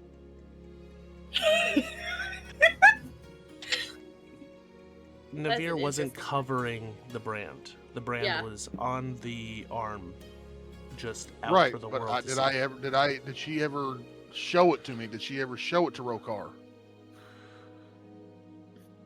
It was just on her body. You would have seen it in passing. Yeah. It's been on Navir for a couple days. A day. Did you? A day. If you knew it was a brand, maybe not, but it was there. It was there, like the symbol on Okay, Navir's. The symbol on Navir's body is also on the same spot as Captain's. Okay, I just don't want to cheapen this. I know. Miscommunication is great, but at the same point, with that intelligence check, you're starting to see similarities that are past mimicry. And like her entire body, like posture changed. It's no longer the swagger of Captain. It's back to slouched and just having a time. And she walks over to Lyriel and goes, "Got any more teeth for me? I can ask some more questions." Not today, buddy. Not today, buddy. Rokar's gonna be like, look at Tinsel and be like, all right, fine. Thank you. I'll accept that thing has something to do with Navir, but I don't trust it. That's fine. I need you to trust me. Can you do that? We're borderlining. That's fine. That's good enough. So what is the full story? What has happened? We came in here to find Tinrin basically dead. Captain lost her fucking mind. It was gonna murder Lucian. He cornered us, or two of his people cornered us. slapped the bracelet on Captain / Navir, and I took off to Mama's tent to find Lucian. Had, I'm assuming, hold person on Yasmin. And he made a deal that if I perform well enough, he will let Tinrin go. And conveniently, Navir walked in with his 2 goons, and they had the bracelet on her, and now we're fucked. And with that note, Navir's gonna get really excited and go, oh, Devilman's coming, I bit him. You did what? I'm sorry, who? I bit him. Devilman as, pause, Azazel? Devilman, and she nods. What do you mean that you bit him? Cap was trying to talk to him, and I want to see what he tastes like. Captain told him that Lucian put, and she points to the bracelet, and said Lucian was messing with you, and Devilman coming. Is this normal for this group? Not drunk enough for this shit. He tastes like spicy jerky. At Hey, this where's point, Tinrin? Okay, the too much dwarf- information. At this point, the dwarf looks up at you, Rokar, and goes, "To tell you the truth, I'm not drunk enough for this either. I thought you said we were smashing skulls." Well, I thought we were doing that, but right now I'm trying to get what the hell's going on. Where is Tinrin? On stage. Currently. Okay. What happened with him? He was almost dying, and I healed him. And Yeah. Lucian took the collar. Excuse me? What did you just say? I said, uh-huh. Okay. And then Lucian took the collar off. As long as I can perform as long as I can perform well enough tonight. And she's like clearly like starting to panic. And just getting extremely overwhelmed. Is that all? I think so.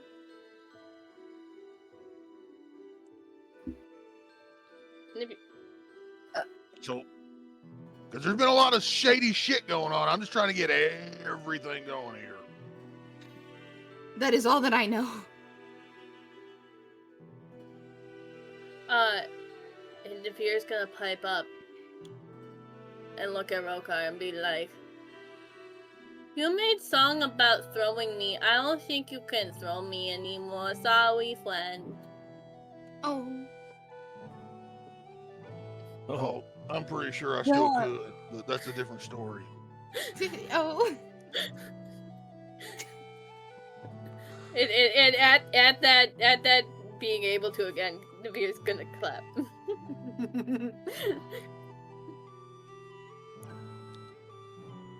So let me get this straight exactly here. God, this is fucking ridiculous. Okay, let's see. You made a deal. I'm looking at you. Uh-huh. Fishy thingy. Navir. She points to herself. Navir. Captain made deal in my body. Okay. And now I in Captain body. Uh-huh. All right, well, we'll figure that out later. Now you're wearing a bracelet that is something that I have an issue with. It hurt. Are you drunk enough to tell me? Or are you not that drunk? It Oh, hurt. he sobered up along the way a bit. eat her a lot. Captain want Yishian to use her, so he kept hurting us. And then Captain pass out. Uh-huh. Uh-huh. And Rogar turns to Tinsel, and so Tinrin is free, Yes. but you had to perform for this freedom. Good enough, yes. His words were, we have to bring in enough money for us to essentially buy his freedom. For me to buy his freedom. Right. Oh, and Naveer's raising her hand. Yes. Lucian, not make these points to bracelet. Big man. Money. Other person. Whoever the benefactor is doing it. Oh, I already knew he wasn't making them.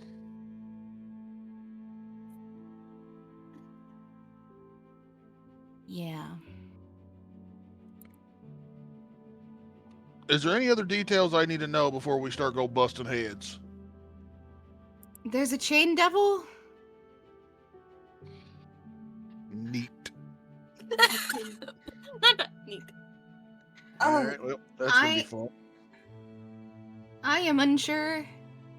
I mean, Yasmin has probably the most knowledge on it and told us not to, told me, Captain ran away, told me to stop Captain at all cost, which is why I called out to you. And I'm gonna like look over at Axel and be like, that's it. Now, where's Yasmin?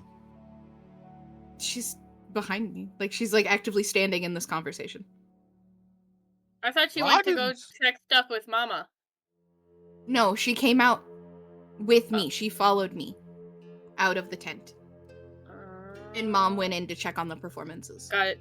Thank you. Yep, got you. Yasmin, what is this about a chain demon?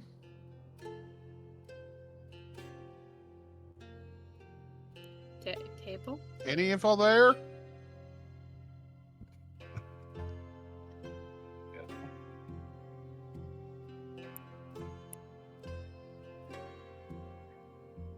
Oh, sorry, I was muted. Knock on wood. So what was said? Yasmin, what's this about a chain demon? Yeah. Yes. Yasmin goes, she reaches into her pocket and pulls out the small shard of metal and goes, this came from the chains of a chain demon, a chain devil. It is a creature of the nine hells that is well versed in torture. Uh-huh. And as it uses the spiked chains that it uses as weapons, it sometimes leaves small shards of metal inside the body.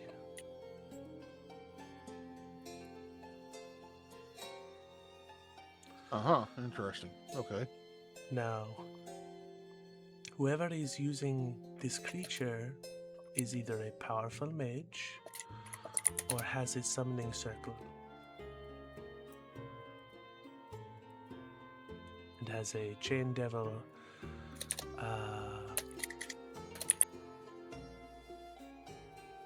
bound to said circle.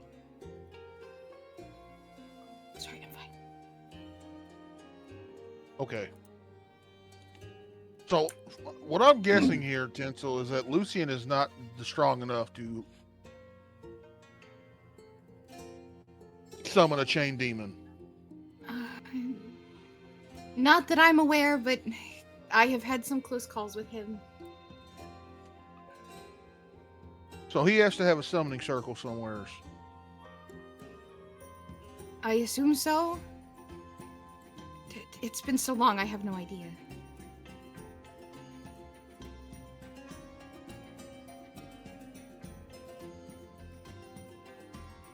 Oh. seems like to me that I need to go have a talk with a certain someone. So it's right about now. You hear on stage, "Now give it up for the wonderful knife-throwing capabilities of Tinrin. Our next performance, she will dazzle you with her aerialist routine.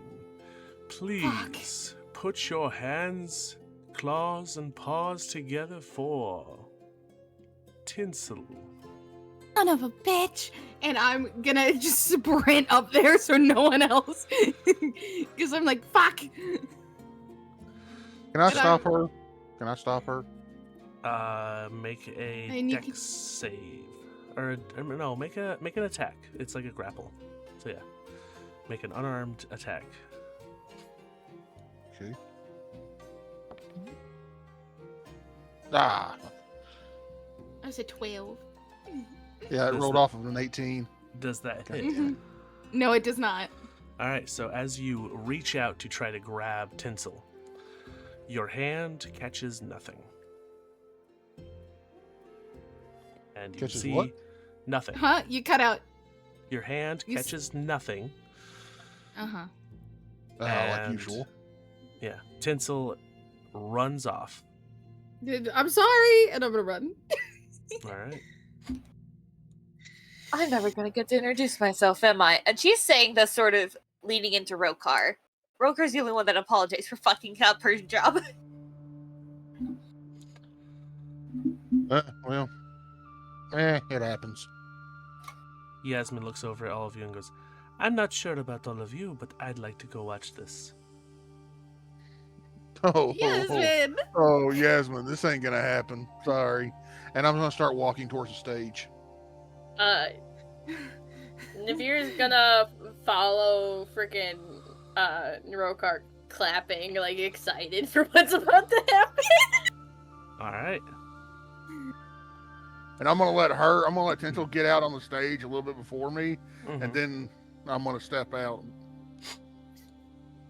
Alright. So, So as I'm there's a headed up round there, of applause as Tinsel steps onto the stage. And Tinsel, you watch your rings are lowered. I'm gonna give myself bardic inspiration. Alright. I'm so afraid. Whew, okay. Okay, we got this. We're fine. And the first thing you notice with your passive perception is you Mhm. look out at the audience and you see Rokar walking towards the stage. As I'm being lifted in my As- hoop. As the hoop is in front of you, you can hop into it and get lifted. Oh. Rokar is actively storming the stage as I am about to sit on this hoop. I'm Yes. assuming. Okay. He's gonna put his foot down on the stage, and he's just gonna splinter straight through the stage as he steps. Mhm. He's pissed. And Navir's just behind him clapping. Alright. Rokar, as you get to the stage, I want you to roll a wisdom saving throw. Oh, because I'm so good at those. Oh, I gotta see this. Hold on. Same. That's a 14. Ooh. Your foot hits the stage, splinters the stage as your body locks up. Oh, goddamn this motherfucker. You know, all right, no, you know what? No. All right, cool. All right. And out of the corner of your eyes, you see the individual who cast the spell is behind the curtains, peeking out at you. Navir's gonna. Son of a bitch. Navir's gonna look confused and then like dawning, like, I should probably back up. And then she's slowly backing up, trying to get away from the stage, realizing like that's the person who did that to Captain. It's time to go. Can I see God, who it I've is? missed you. What's that? I said, can I see who it is? You've seen his face. Uh-huh. He wears a top hat. Oh, Lucian, you bitch. Just Alright. kind of continuing the performance. Tinsel is gonna just like sit prepared to be like lifted up and like blow out kisses because like keep the performance going. I'm not Oh, yes. stupid. The audience roars and claps and is excited for your performance as you are lifted up into the air. Mm-hmm. So Rokar is actively struggling against this. Mm-hmm. Wait, I remembered. I did a thing. Hold on. Oh, don't worry. You'll get your chance. He is forcing his muscles to work against this magic. I made a circus outfit.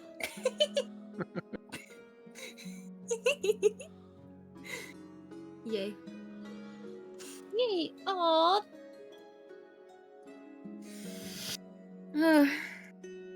She had to change her clothes after last session anyway. I got bored. I was procrastinating on my own work to do, so I made Tinsel a second outfit. So you hear a company of music as Tinsel is lifted off the stage and up into the air. I need you to make an acrobatics check as you start your Fantastic. performance. 15. 15. Do you want to describe how your performance begins? I forgot that I was performing. I didn't prepare anything for that, quite honestly, so feel free to do whatever you want. Alright, you watch as Tinsel hooks her leg around the ring, swings her body around inside the ring, and then catches herself, pushing her arms against the bottom of the ring and lifting her body. Roll another acrobatics check. And Rokar, roll a wisdom save. 21. Alright, 21. So, at this point... 16. 16. You do not meet the save. So, with a... Would you say it 21? Yes. It almost looks like Tinsel slips, but it was on purpose, as Tinsel's body falls from around the ring, catches herself, and pulls her body up, almost doing a inverted push-up on the ring, lifting one arm off, so she is holding her whole body weight up with one hand, wraps her legs around the top of the ring, slides around the ring. Roll another acrobatics check. The crowd is clapping, whistling. Oh, 13. 13. I need you to make a dexterity saving throw. Got it. Oh, 24. Let's 24. go. Good. We saw that teeter between 1 and 3 a handful of times. Yeah, cool. Yeah. Great. So, Oh. as Tinsel slips off, this time not on purpose, she catches the ring with one arm and continues the momentum, swinging herself up, wrapping her legs around the ring again, and in a quick flourish,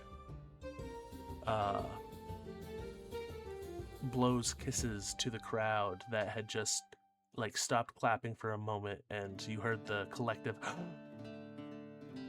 and then the crowd starts roaring again. Cowboy, roll another wisdom save.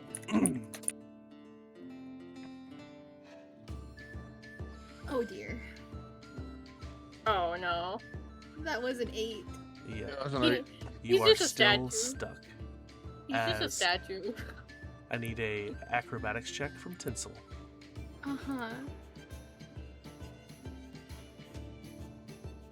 Ooh, can I use my bardic inspiration to do Yes. to fix it? And do I just re-roll that again, or Your bardic inspiration is, I think, a a 1d8? 1d8. So roll a d8 and add it to your total. Oh, thank the gods. Okay, that is 16. 16. All right, you just barely passed that. As you swing your body around the ring, placing a foot against the outside of the ring and a hand still holding the ring. You splay out your other leg and arm and wave to the crowd on the left side of the large big top. The ring is starting to spin with all the weight on one side. I need you to roll another acrobatics check. And Rokar, you can roll another wisdom save. 18. 18. I needed to quit teetering towards the 1. It is freaking me out. You swing your body as you hook your leg around and spin against the ring. The ring is starting to lower as you watch a couple of attendants come out and light the stage below you in green flames. Okay, yeah. This is your last acrobatics check. And Rokar, wisdom save. 15. All right, Rokar. As you break the spell, you look up to see Tinsel being lowered towards green flames. And what did you get, Tinsel? A 15? A 15, all right. I need you to make a dexterity saving throw. Got it. Oh, 18. 18, all right. So as you're swinging around the ring, your leg lets loose of the ring. And you catch it with your arm swinging forward. And then on the back swing, you tuck your body into a spin. And after doing a flip, you land on the stage just outside the green flames.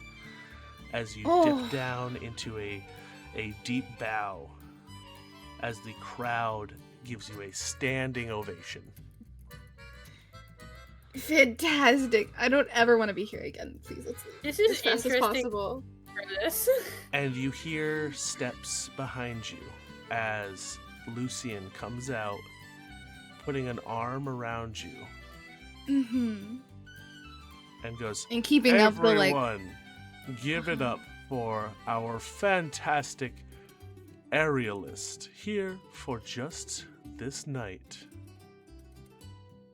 And looks down at you with a smile and goes, "You're welcome." Oh. Yeah, this is And Lucy, I remember. To keep up the act, she's gonna keep waving and, like, blowing kisses and, like, lean in to hug him because, like, that's we're faking this in front of all these people. I fucking hate this guy. But yeah. And he looks over and sees Rokar. Rokar, what are you doing? Well, no, I am pissed. I'm snarling. I'm ready to fucking rip him apart at this point. And I'm just going to continue to walk towards him. Navir is peeking around, like, because she backed up a bit to hide herself, but she's peeking around to see what Rokar is gonna do, but also trying to not have Lucian see that who he knows as Captain is up and at him. And he goes, "We will have a brief intermission, and I will be right back. I need to speak with a associate of mine. Please, everyone, go out, get yourself some snacks and drinks." And he looks over to see Rokar closing the distance and goes, "I'll be right back." And you see him dash off the side of the stage.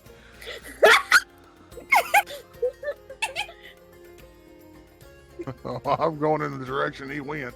All right. Navir's gonna follow at a distance. All right. What are you doing, Lyriel? I'm gonna follow Rokar. Okay. Everyone's And- following Rokar. Yeah, Rosalie's gonna follow too. Okay. So, as you follow, you see him trip over himself as he walks out the other side exit, opposite to Mama's tent, and he looks up and goes, I'm not sure why you're upset with me, good sir, but the show is going to continue in a few moments. You are breaking the distance.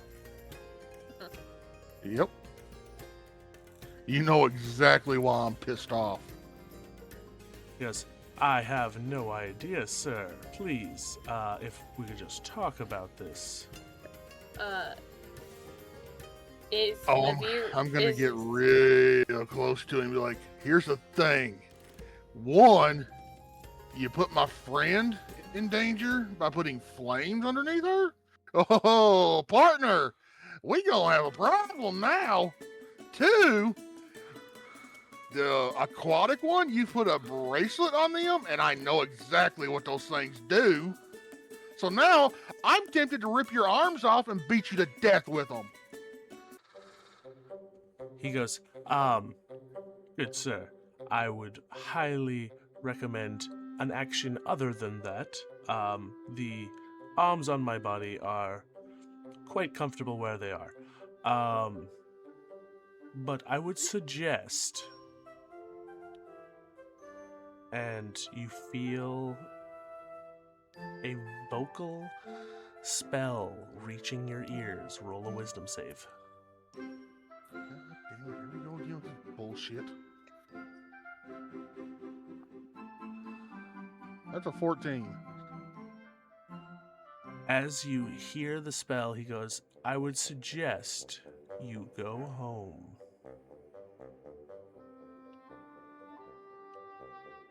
Fuck. And you feel the compulsion of a suggestion spell take root in your head. If Naveer's close enough, Naveer's gonna try and grab Rokar to slow him down. She knows she's not gonna stop him, but she's gonna try and You're just gonna slow be him. dragged. Yeah. Listen, she's used to a smaller body. She's used to being dragged. Have I noticed a change in Rokar? As you have followed Rokar out, and you heard the individual say, I suggest you go home. You watch as Rokar stiffens, turns on his heels, a blank look on his face as he is walking away from Lucian. Okay. Well You then. see Lucian stand up and start to adjust himself and dust himself off. I am going to.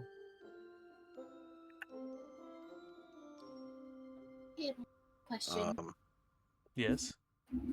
Would Dispel Magic work for charms? Such as that? Possibly. Dispel Magic! I love the annoyance, Dee. My plan. Is this one of those Rosalie- times you're surprised by our actions? I figured it was either her or Lyriel that was gonna do something. Rosalie cast Dispel Magic. How does... I have not used this in a long time. Read the spell. Fuck, my computer is too far away. Choose one creature, object, or magical effect within range. Any ongoing spell of level 3 or lower on the target. And, for each ongoing spell of level 4 or higher on the target, make an ability check using your spellcasting. No ability check needed. So, would you like to describe what your magic looks like? I would love to. Her magic is a very aquish green. Almost as if it comes directly from a river.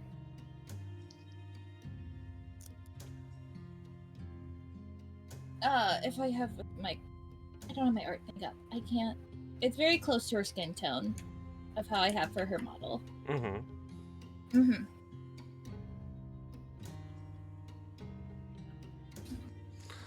So, you all watch as this aquamarine-ish green? Aquamarine. Yeah, so like this aquamarine colored magic Mhm. envelops Rokar. And mid-step, maybe at this point 15 feet from Lucian, he stops. And Lucian goes, fuck. Then I'm gonna cast Hex at level 2. Alright. There's no save for Hex, right? It just happens. No, it just happens. Nice. So you watch as Lyriel moves his hands and a small red crown appears above Lucian's head, and he goes, well, I guess this is happening. So it's And Navir's letting go of Rokar's arm now and being like, bad man. as Rokar stops, the only audible thing I'm hearing right now is like chuckle. And he's gonna turn his head, that slow, methodical turn, and look back at Lucian, and all he can see is this most diabolical, evil grin on his face. It's like, you done goofed. He goes, right. Counter, and you see him rubbing a ring on his finger. How about no? And you watch as his body starts to dissipate. Is anyone going to counter a spell? Does anyone have counter spell? Negative. I got counter axe. So, are you attempting to throw the axe? Sure, why not? All right, make an attack roll. Remember to use your dex rather than your strength because you are throwing it. I just rolled it like I would normally do a hit. Okay. It'll be simpler that way. That's a miss. That's a miss. Oh yeah, that was like a 9 or something. Well, that is fine. So, as you throw your axe, you watch as his body becomes incorporeal, like a ghost, and the axe flies through him as his body vanishes. And then about 30 feet from where he was standing, you hear shit, shit, shit, shit, shit, shit, shit, shit, shit, as he is running away.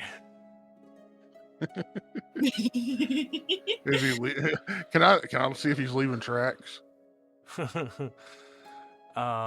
Survival check. Well, I'm decent at those. Fuck me. Nope, never mind. 5. 5. Okay.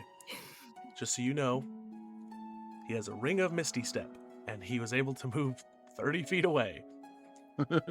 And then started running away out of sight. Navir, being Navir, is gonna start trying to gnaw on the bracelet. All right. As you gnaw on the bracelet, are you just gently biting at it, or are you actually biting hard? She's biting hard, like you would the metal of a pencil. All right. So as you bite down, roll a strength check. Oh. Dope. Man, if only I actually put her in Bloodlust. Didn't, but if only I actually did. So just a straight strength roll. Mm-hmm. If we can't control Captain during a bloodlust, how the fuck are we gonna control Navir? That's a 15. You crack a tooth. Oh. You look down and you see on the ground is a piece of Captain's tooth. And Navir's gonna start tearing up and be like, "No, I'm not supposed to lose teeth." Oh, little guy. Oh. And she picks it up and it's just like, Do you pick up the tooth? Yes. Okay. You can write down one of Captain's teeth. Is it one of Captain's teeth or is it a piece of one of Captain's teeth? Because you said chipped. Yes, it is. If you were to smile, one of your teeth is not sharp anymore. Fuck you. Yep. So do I see the chewing going on? Uh-huh. So Rokar, knowing what You these watch bracelets You are, watch as Captain Nivir bites onto this bracelet really hard, and then the small piece of the it's actually a large chunk of tooth falls onto the ground, and Captain starts to tear up. So I'm gonna walk up to Gavir at this point. Kavir. And I'm just gonna reach down and I'm gonna thump him on the top of the head. No chewing! Bad!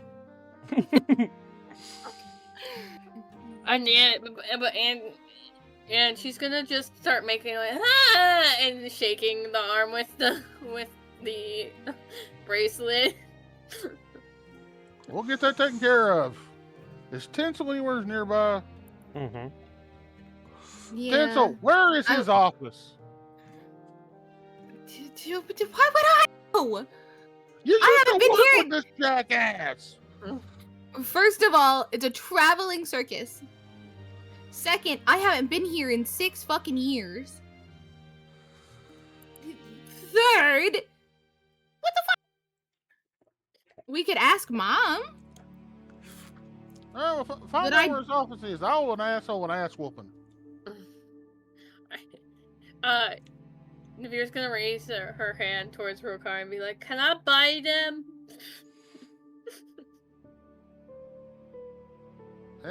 Maybe.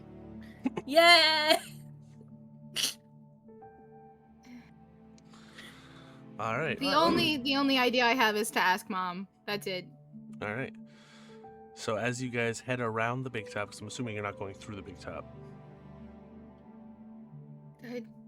I'm assuming around.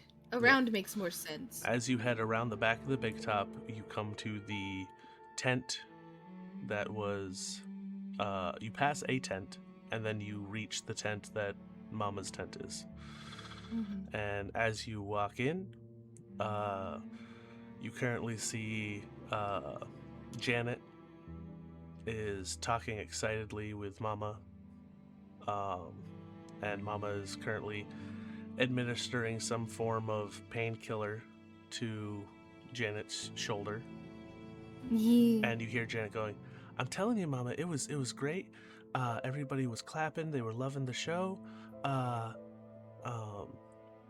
barely even felt any pain at all while I was up there in the ribbons." And you see leaning against the wall is Tinrin. Excitedly, Tinsel's gonna go, Jan! And like kind of walk up, just like very excited. Because like, And she was like my sister. And as you say that, she jumps a little bit as a needle with some painkiller goes into her shoulder, and she goes, "Ah, Mama, I said I don't need it." And she pulls out the needle, and she jumps up and runs over and gives you a hug. I'm gonna very carefully give her a hug this time because I hurt Tinrin earlier with a hug. Mm-hmm. And I'm very aware of it now. Oh my god, I missed you. I missed you too. You did such a great job. Oh my god, it was terrifying. Oh my god. And there's like tears welling in her eyes because like she did not think she was gonna pull that off. She's like, I'm kind of sad it's the last performance I get to see of the great Tinsel, but you know, Oh, whatever. it was good to see you. No hate, but I still want to be as far away from this place as possible. Do you say that to her? Yeah, I am. She goes, "I get it." It's so bad. Navir's gonna waddle over to Tinrin and look at him and be like, "Nice to finally meet you. Since you're a crew now, can I look at your teeth?" He looks at you, You're in the- Tinsel. with like an eyebrow raise. Navir, you cannot have his teeth. I'm He's not off taking limits. it. I just He's wanna mine. look. Nuh-uh. I- He's mine. But I want to look. No. I don't want to He- get. But. He chuckles and then looks down at you as you're hunched over, so you're not as tall as you were as captain. And you see him. He hooks his pointer and middle finger into the side of his mouth and pulls back to show a bunch of white, shiny teeth. Navir claps. And she's like, he crew, he friend. I won't take his teeth. As long as he's not dead. Yeah. He goes, what? Even in death, he's mine, Navir. Leave. And I'm gonna let go of Janet and walk over to Tinrin to stop this interaction.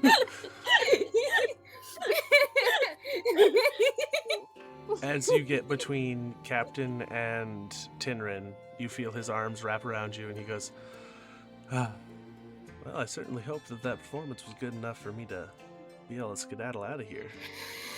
Oh, gods, I hope so. So, do we wait for Lucien, and he'll tell you how much I am worth, I guess? Fuck if I know.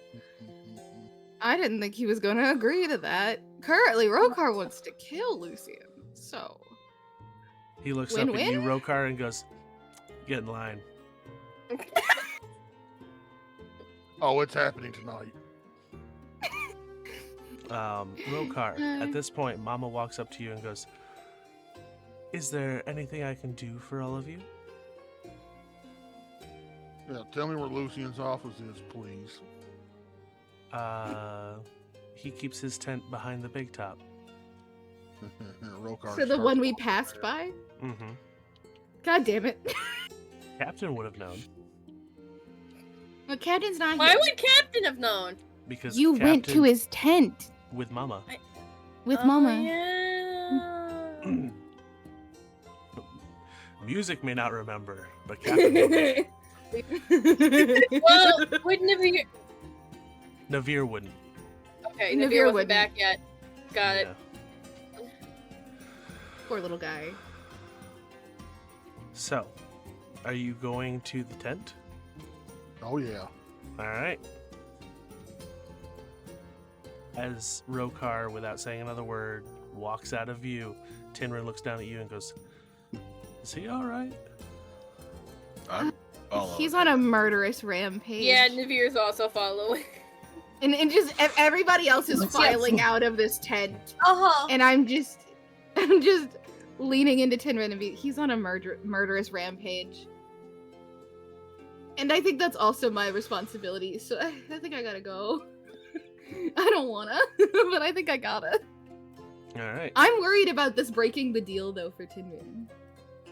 Well, something's getting So- broken, all right. It's right about now, Rokar, as you are storming towards the tent, you watch the flap open, and you see a red-skinned tiefling walking out, wiping his hands on a rag. As he looks up and goes, oh, hello. I Now- swear Now to As in look, God, Azazel? it's Azazel, if you took my kill, now look. I just want to say, can you hear me out? As I ain't Navir- making no deals with you. No, I'm As- not. I know better than to make a deal with you, big green fella. As Navir comes up, she's gonna get on point. Devil man, I bit you. And she's gonna go. Can I get his teeth? Can I get his teeth? And pointing to pass him to the tent. He looks at you, Rokar, and goes, can I explain? After the shit you've been pulling, He looks over at you, Captain, and seeing the change in demeanor, he goes, I still don't understand how you bit me while I was inside Captain's mind. You strange, strange creature. You taste like spicy jerky. Noted. So, Rokar. An individual Yeah, what do you got? behind What do you got me. to say? An individual behind me has been doing things he shouldn't. He has learned his lesson. Navira's gonna waddle over to him with the arm with the thing raised. Can you take this off? Why, of course I could. What are you going to give me, little Navir? And Navir takes a few steps back and goes,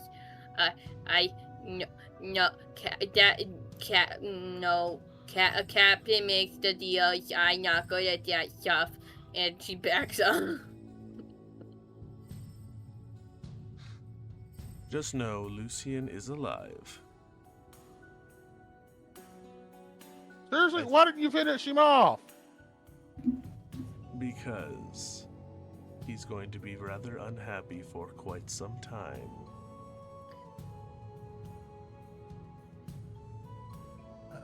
Rokar's gonna walk straight up to Azazel. Oh. But look, you fucking with shit that I don't like you fucking with. My apologies. Would you like to go finish him off or let him suffer? Well, there's a few questions I'm gonna have him answer first, but you really got to chill with all the theatrics, man. Come on. At this point, Tinsel's gonna walk out of the performer's tent holding Tinrin's hand and meeting back up with the group.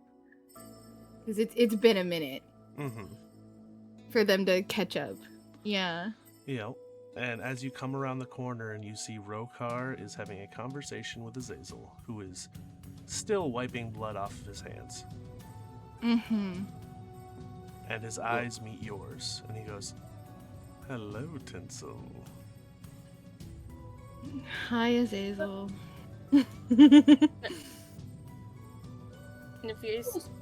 Navir's gonna try and go around Azazel toward into the tent to see what happened, because Navir's a curious little creature. Alright. Oh. As you start to go past him, he goes, "If you don't have a strong stomach, I would not suggest it." And Navir jiggles her teeth back. He's not dead, Navir. Yo, Azazel. Attention back here, buddy. Captain says she's excluded from the rule. I asked her. He looks at you, Rokar, and goes, "Yes." Look, you've taken you've taken people.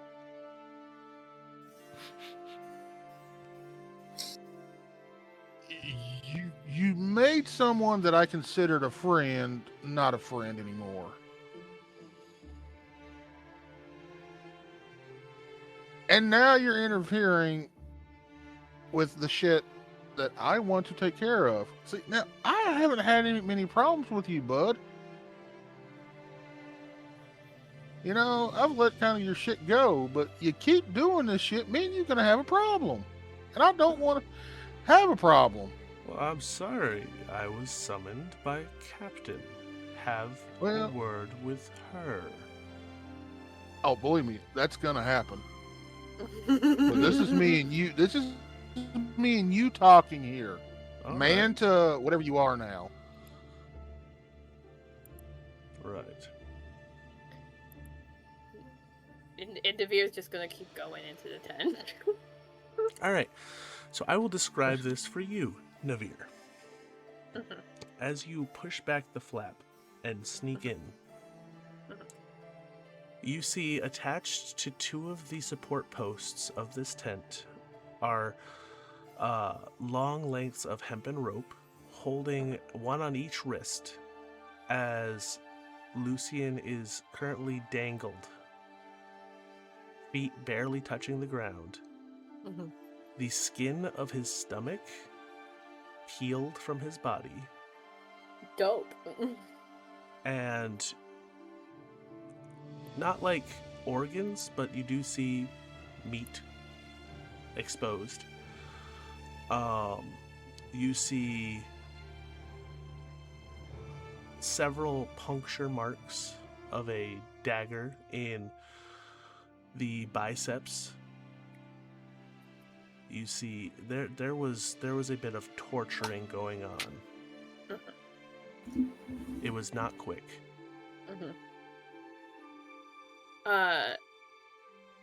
Naveer's gonna pull out a dagger and walk up to him tied and says, Captain says you don't fall under the no living rule. Alright.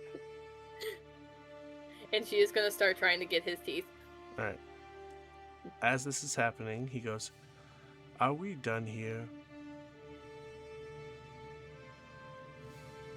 I'm For assuming now. you need it.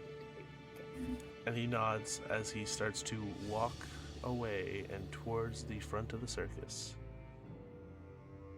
Now, Naveer, as you reach up to try and grab a tooth, your knife passes through a major illusion.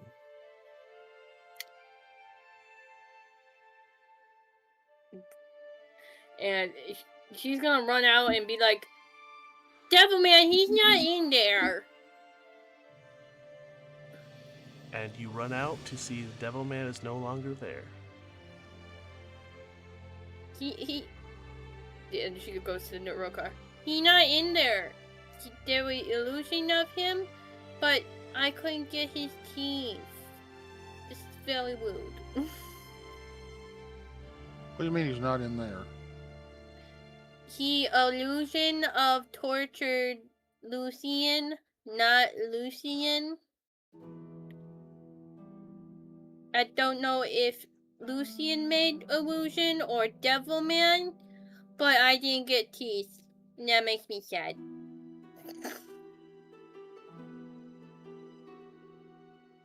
I want to walk into So the we're tent. all walking into the Alright, tent. As yeah. you walk into the tent, you see, exactly as I described before, the image of Lucian hanging by two ropes, his stomach flayed open, puncture marks in his body. What do you do?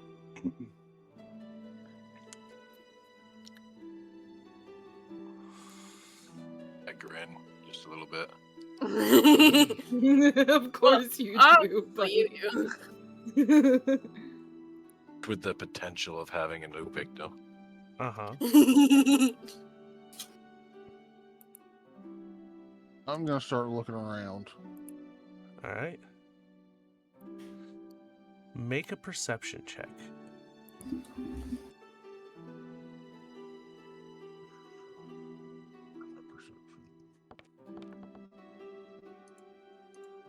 That's a 13. So, you don't see Lucian's bag that he had on his side, or any of his possessions, but you do see something that's out of place. As you look down at the ground, there is no blood on the ground.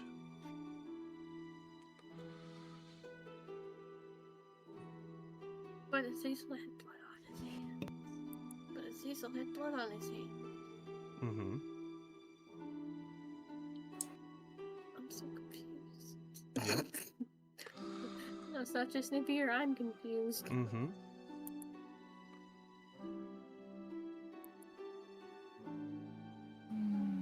Is it?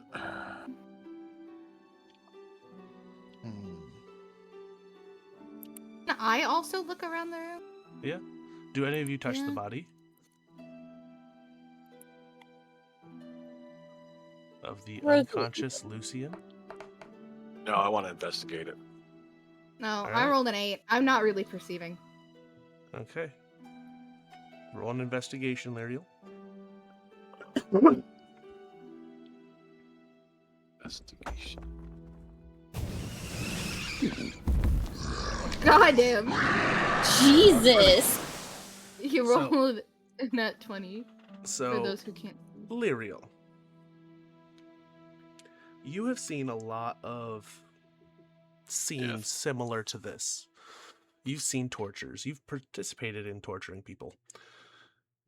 There's a lot wrong with this. And as you walk up, you go to touch the wound, and your hand passes through it.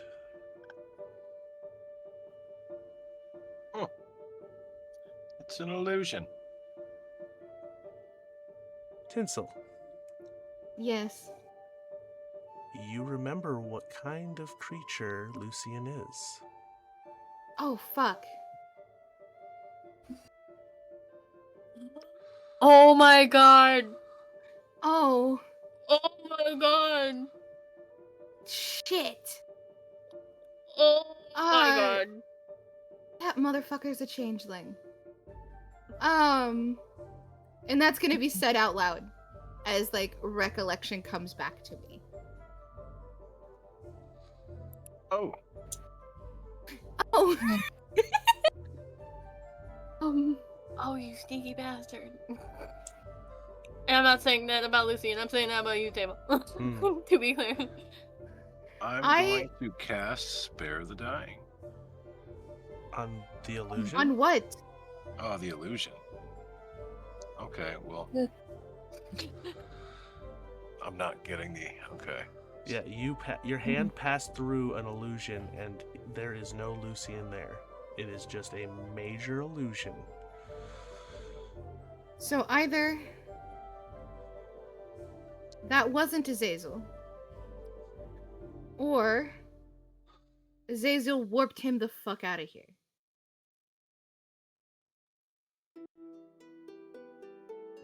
Possibly. Am I?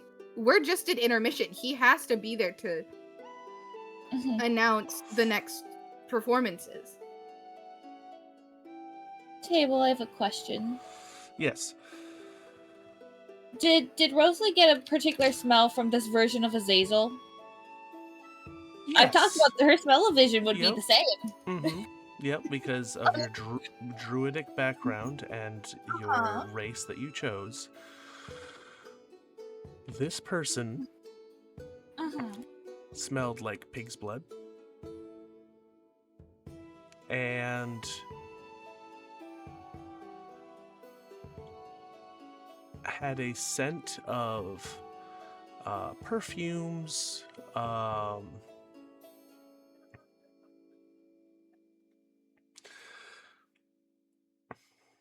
trying to think of what Lucian would smell like. I don't know what Lucian would smell like. But yes, you would know that this person, you had gotten a smell of the same person before, and you are just starting to go, oh, because the smell of pig's blood was the first thing that would have hit you. And it kind of covered up a lot of the scent, but as everyone is standing there, you are starting to go, I've smelt that smell before. But he had information that only Azazel would know. Again, either Azazel warped him the fuck out of there and made this illusion, because we have seen Azazel use magic-based... No, I think I'm the only one who has seen it. Fuck. If I may, this Azazel person, what does he normally smell like? If you know. Fuck, would any of us know that? Nivir points to her and goes, "You're weird." And I'm gonna say that person we just saw wasn't this Azazel. Rokar, you want to come with me? Oh, yes, clearly. And she is going to go start following the scent. Okay. As you follow the scent, you follow around to the front of the big top, and there are throngs of people. It is impossible to pinpoint a scent in this many people.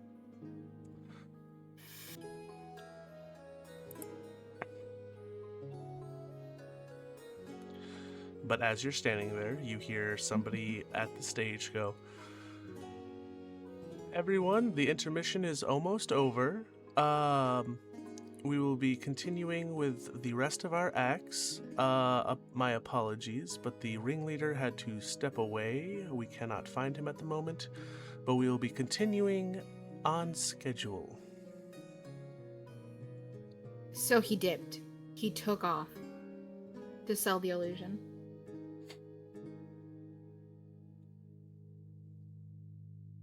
Maybe. Maybe. Nah, he's still here. Are He's you just probably still here. You're but gonna just- go around and start sniffing random, Oh, can we townsfolk? not? That sounds awful. I mean, we've done worse. I, Just Rosalie, let me smell them grippers.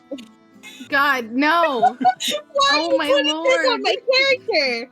Why are you doing this? You're the one smelling people! You're the You've been weirdo the one sniffing. smelling people! She picks up scents. She's not a foot person. I mean, it's canon. It was said by God. Why is it the two characters you do this to are both the 7-foot-tall animal people? All right. So what? Because are they're you animal guys- people. I don't know. What are you guys doing?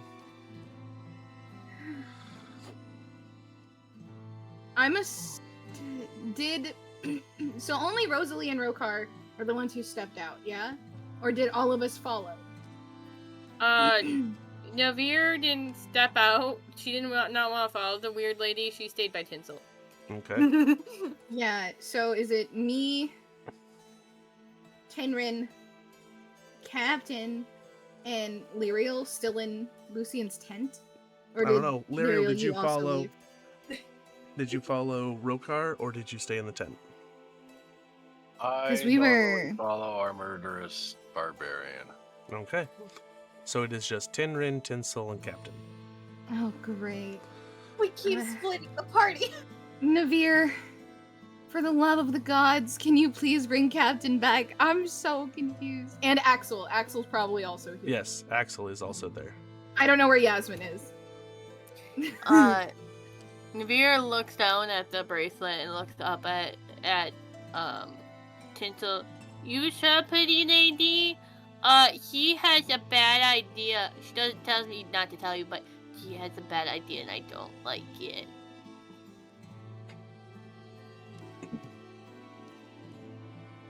The next person I kill, you can have all of their teeth. What And idea like, does and Captain like, have? there's a look of like, oh, say nothing less, and then like literally like forceful change happens where the body shakes a little bit, and then Captain is back. And Damn it! I thought I could try. And she's gonna give Captain a smirk. And Captain holds her temples and she's like, can people please stop bribing my warlock? And it's so fun. They're so cute. And she goes, what is it? Were you at least clairvoyant enough to register everything that just fucking happened, or am I gonna have to go play by play? She goes, yeah, no, I'm here. Okay. When we share bodies, we see everything of each other. Okay. What the fuck do we do? I want to get this thing off. She shakes her wrist and she goes, but I also think we need to find out whether Azazel helped Lucian or Azazel actually took care of Lucian, because either way we might have just had the problem turned 10 times bigger. Share. I'm aware. So, Did those you that are actually still in call the him tent, there? Yeah. I want you to make perception checks. Perception, Christ. let's go. That's persuasion. Ignore that one. That didn't I happen. don't want to ignore that one, actually. I got It's a wrong. 16. Oh gosh, that was a nat 20. Yeah, that wasn't Yeah. that 20. I accidentally rolled persuasion. It was a nat 20 with my plus 10 to persuasion. I'm really upset that I wasted that just That now. was a 30. That would have been a great That was persuasion. a 30. So, you did not roll high enough for perception, but Captain did. I'm aware. So, Captain, Yay. as you're standing there, in all of the hubbub and looking around, Hubbub. you do see at the top of the tent is a small piece of rope that goes off into a small black hole. She's gonna point it out to Tinsel, and she goes, do we know if not Lerio, fuck, I keep doing this. If Lucian took his little devil with him? The chain devil? Yes. Because we don't know what's down that hole. Make But a I'm gonna need to... make an Arcana check. Me? Yes. Well, you also pointed it out to Tinsel, so Tinsel can make it too. 11. 13. So, Captain, you have dealt with a lot of magic-y fellas in your day. Sure, we'll go with that. I love that your little squeak as peeks a the bite. pirate, you have seen a lot of people cast magic spells. You have heard of a spell called Rope Trick, which creates a extra dimensional space with a rope that you can climb into the space. And the space is made in the way that you imagine it when you cast the spell. If the rope is taken out? So the rope is used for climbing. It is affixed to the space. Okay. She goes, I think we found Lucian's hidey hole.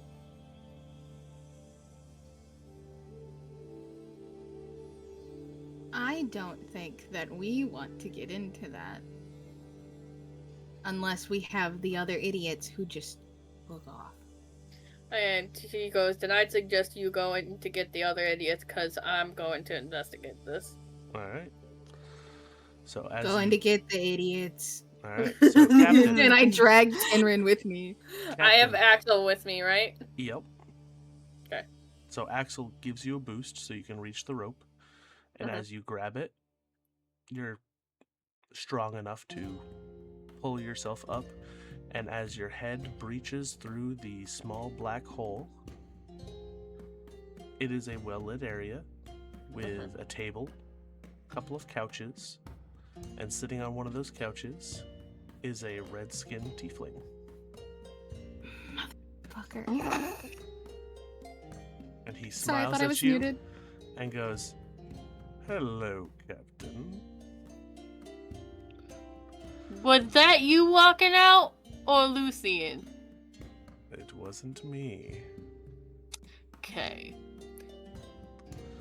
But And why don't are you worry. sitting here looking pretty while he's causing issues? Oh, don't worry. He's not going to cause any of you all issues ever again.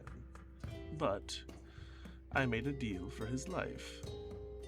He was rather scared of that green one, so I gave him just enough information to be able to talk his way out. Hopefully you don't mind. But this is for you. And he slides across the floor, which lands right about where your chin is because you haven't pulled yourself all the way through. A small metal rod. A small metal what? Rod. Okay. And he goes, that should get your bracelet off. And she undoes it, and As she you goes, press the rod against it, it causes a flash of light and the bracelet is detached. okay. He goes, And yes? she goes, you wouldn't mind if I were to say put this on him eventually, as long as he still has your deal going on. If you can find him, sure. Nope. I can find him. He has a similar brand to yours. And she goes, I'm probably not gonna get a straight answer of you out of this, but I'll ask anyway. Is my deal with you, or the one puppeting me is you? Oh, that would be telling, wouldn't it? I figured that'd be your answer, but I thought I might as well try. But I assume your friends are storming back here, and they're probably not going to like seeing me here, are they? Do I get any hints as to where this slime ball is? He won't go far from his circus. And she nods and she goes. And she goes, also, I hope you didn't give my warlock any cooties with that bite. Preferably. I don't think a mental intrusion. It wasn't my actual body. So, yeah, which is strange. I very much thought it was interesting. She says she says you taste like spicy jerky. Interesting.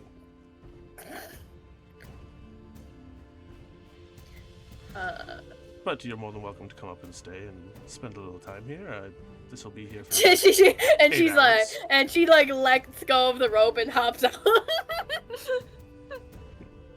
Neat. Neat.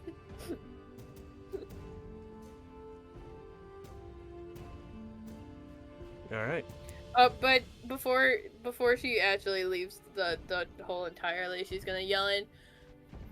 By the way, tell your puppeteer he might want to start betting on less losing dogs. And then she runs out of the tent.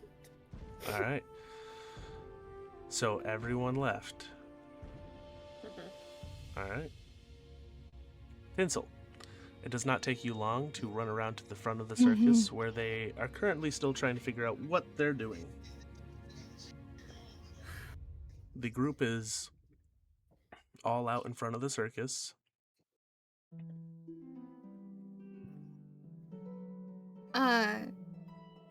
There's like a crowd that I am like trying to get through to get to them, yeah.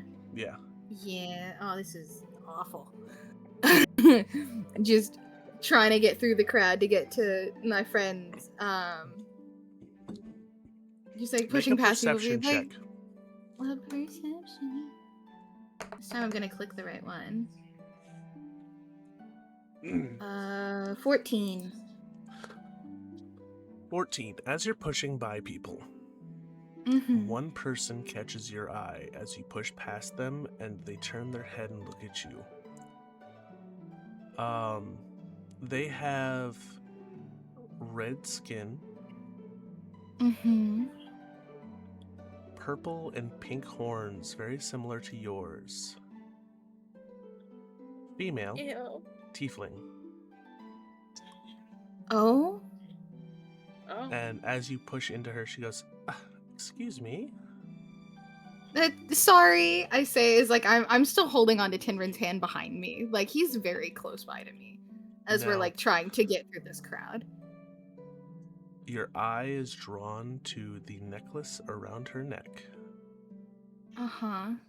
You have seen this sigil before. Make a history check. Okay. 15. This sigil is your father's family sigil. No. She looks like she's maybe 5 years younger than you. Oh? And she goes, I'm sorry, I didn't mean to be in your way. And she starts to walk away.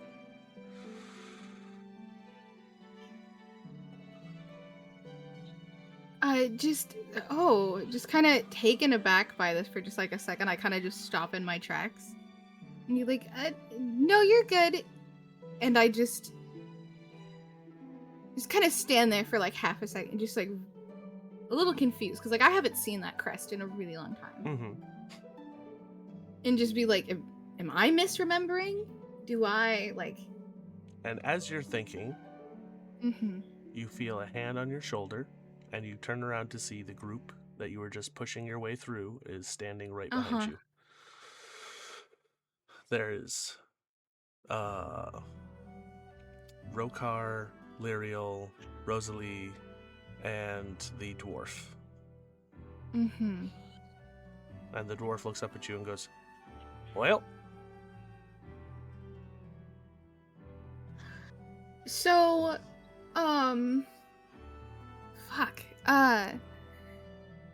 when you guys had left, there was a portal in Lucian's tent. Just in the top of the tent, and it brought Captain back. Captain went to go figure it out, and Axel is with her. Whether that leads to Lucian, I truly don't know.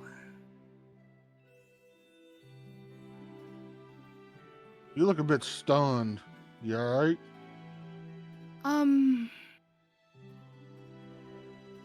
I think so. And as I say that, my like grip is gonna kind of just like kind of anxiously grab at Tinrin's hand, because like I'm not sure. Like Tinsel isn't sure if she saw that right, and it's like kind of just fucking with her head, just a little bit.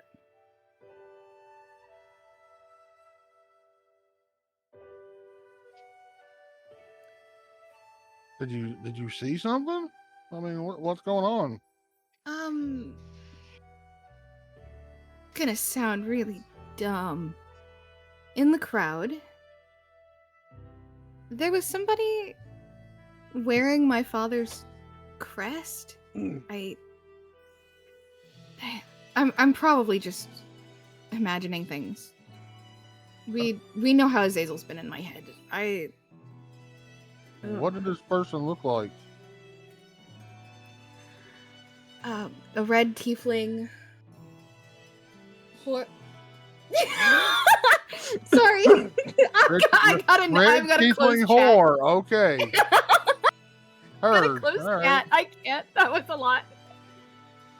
Sorry. Yeah, I saw it too. Yeah. It distracted me fully. I closed stream for half a second.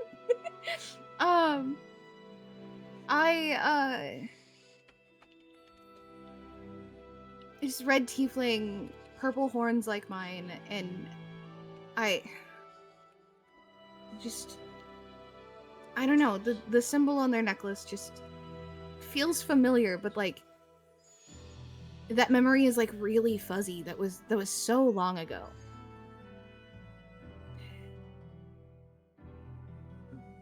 Does Lucian know anything about your family? I don't know anything about my family. I left, I don't know, maybe 8, maybe 9. Ended up getting lost. And was on the streets for about a year or two until somebody and Mama found me and brought me here, and I lived in the circus since. Like they gave me my name, for fuck's sake. I don't know anything.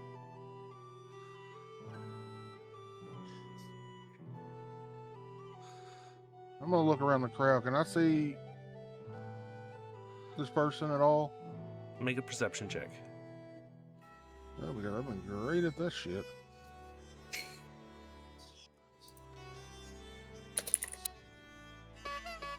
'21. 21. Okay. You do. They are heading back into the big top. Yeah, I'm gonna go after them. All right. It does not take you long as you get to as you walk into the big top. You do see there's another performance happening, but you're not paying attention to the performance. You look up, and towards the top of the bleachers, sitting by herself, is a red-skinned tiefling with purple and pink horns. And with your high perception... Table. Yes. Table. The pink is body glitter. My horns are naturally purple. Naturally purple? Okay, then Yeah, purple sorry. horns, red skin, and with your high perception, you do see a bit of familiarity. Like, doesn't look just like tinsel, but there are certain things that the cheekbones, you with your, what was that, nat 20? Yeah. I believe so, Yeah. yeah. With your nat 20. Yeah, yeah, this person, there are, like, you Sherlock Holmes, like, in that moment, looking over. The mannerisms are a bit different. Does not seem as bubbly and doesn't have anybody sitting around them. So they're obviously here alone. But she is intently watching the performance.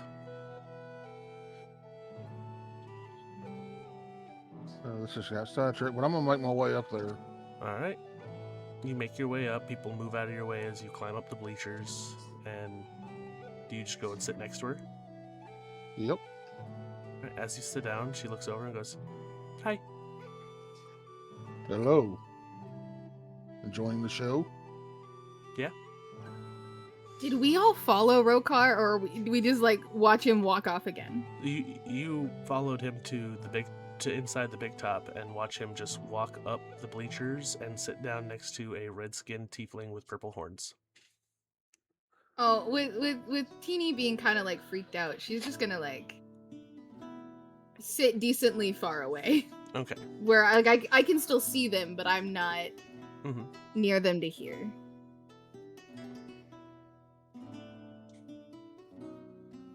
Are you from these parts? Oh, no.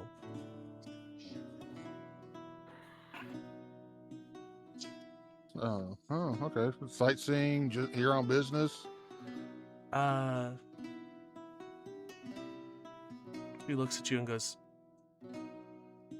"No offense, but I don't know you.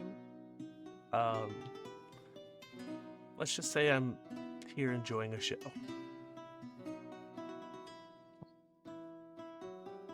Right. Well, not to sound rude, I mean, we just met, but you look an awful like someone I know. Oh, yeah? Yeah.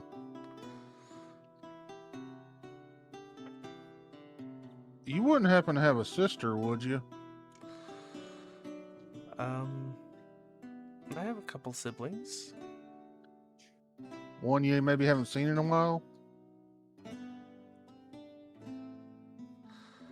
She goes, "I have a sister I've never met, yes." Huh.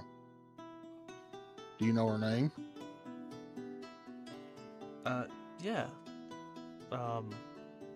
My stepmom talks about her a lot. She's technically a half-sister. Mm-hmm. Delathena. Delathena. Huh. Yeah. Would you happen to know was she ever described or what she looks like to you? I mean, not really. Why? Well, because I think I may know your sister. Huh. Okay. Would And you she- be interested in possibly meeting her? She thinks for a moment and goes, you know, yeah, I probably wouldn't mind seeing a family member this far from home.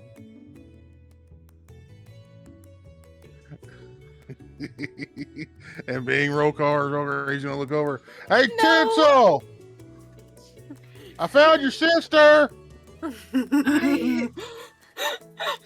Excuse you? And like, are people piling in, or is it like quiet? People are watching the show. It is quiet. People are watching a show. Several people turn My around. God. They're about to shush you as they look at Rokar and just immediately turn their head and go back to watching. Do I Come on have over. to? Come on over here! Do I have to? I'm gonna turn to Tinrin and just like hide my face. Come on!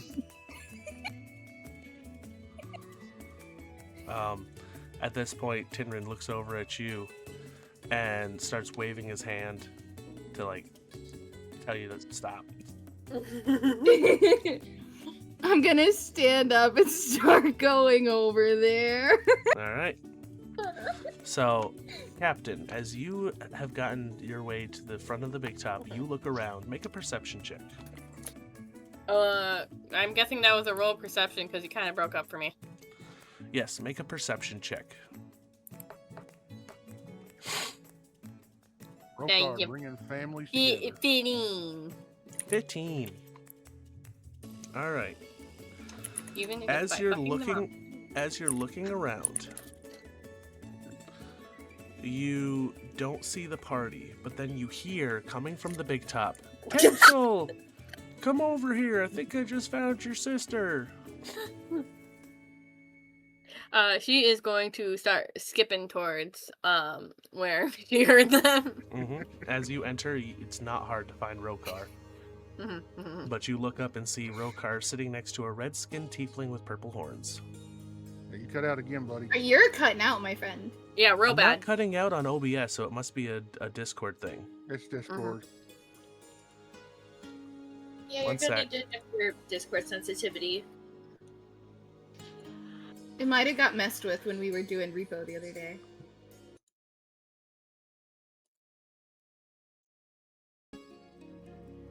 Is this better? Can you guys hear me? Am I cutting out? What? Did. Hello? Hello? There you go. Hi, buddy. Yeah. Hello. So, I left the call and rejoined, so hopefully that fixed it. But yeah, I got 15.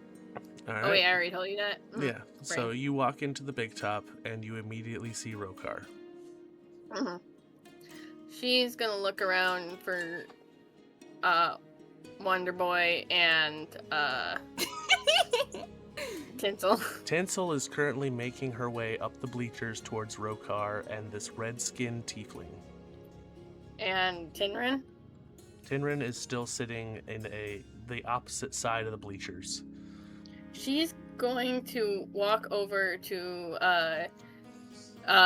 where Tinrin is and sit next to him, holding like the bracelet with 2 fingers and being like, "And you doubted me, Wonder Boy." He looks down and goes, I didn't doubt you. I just know how hard those things are to come off. She goes, "Well, you ain't never met a captain before." And she goes to skip over to where Tinsel is. Yep. What is everyone else doing?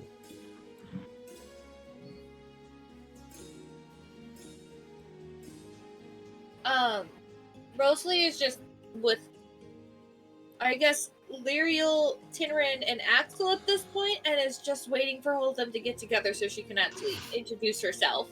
Okay. So you all are just piling in. Uh-huh. Next Nice. to Tinrin. Great. Uh-huh. Everybody's getting all cuddly with my man. What the hell? Yeah. I get to go have trauma time, and y'all are getting cuddly with my man. Look, I'm just introducing you to your sister. That's all I'm doing.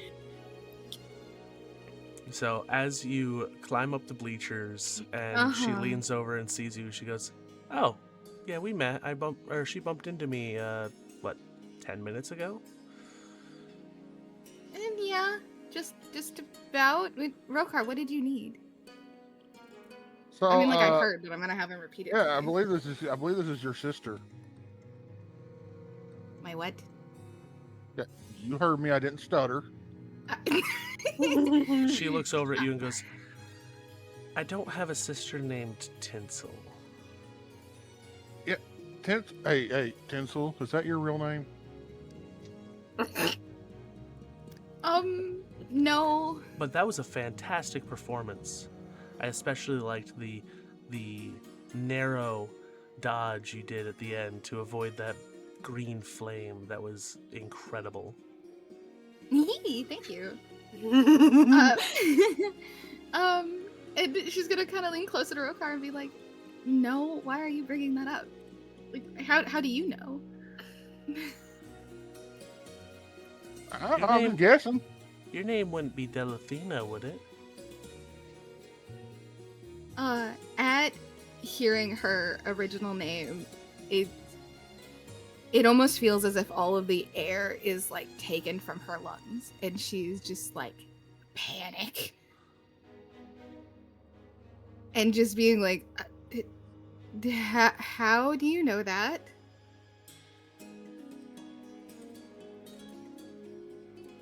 That's the name of my older half-sister. I've never met her. Uh-huh. Who are your parents?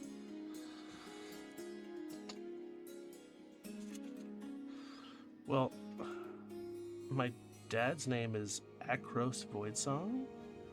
He's a head lieutenant in the city of Ash. Uh-huh. I don't see my mother anymore, but my stepmom is Angoria. She's like nobility. Uh-huh. Yeah.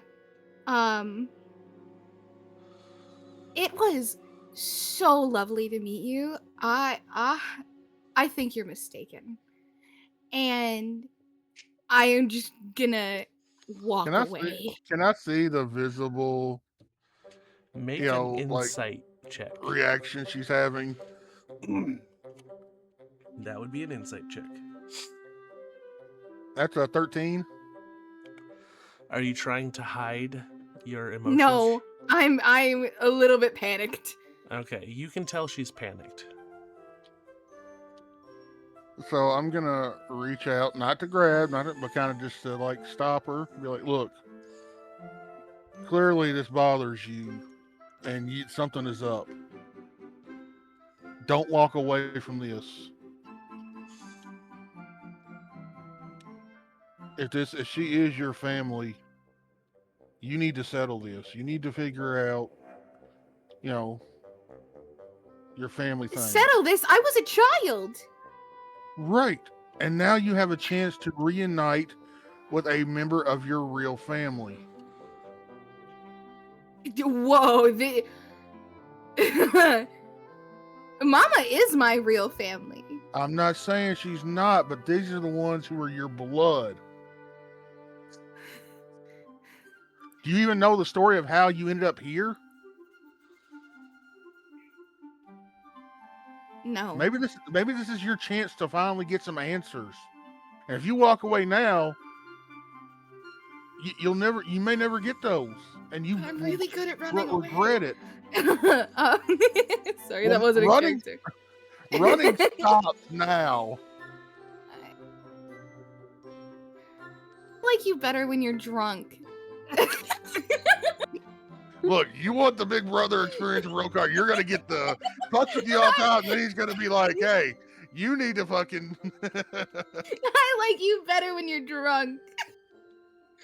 And she's gonna pout just like a little bit. I like you better when you're drunk. I've still got my hand on her shoulder, be like, look, I understand it hurts. You know, finding out things you may not want answers to is hard. You don't think if I had a chance to speak with my parents again that I would? Is Captain What- over there by now?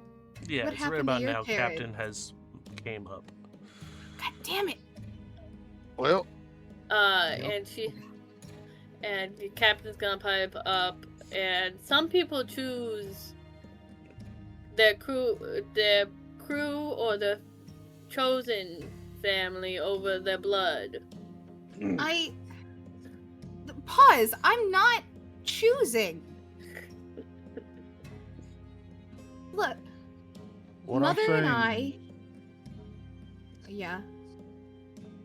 look, I know the circus is your family. I get that. They raised you. But this is your lineage. This is where you came from. I feel like you owe it to yourself to understand that part of you. You asked me where my parents were. My father, I don't know where the hell he is. My mother, she died. I watched her die. To one of those damn collars. Oh.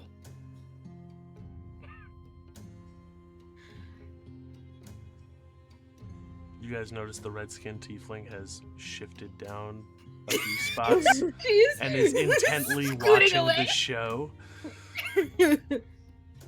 Look, we were on one of her diplomatic missions, and I got lost in a city that I didn't know, with a language I didn't speak, and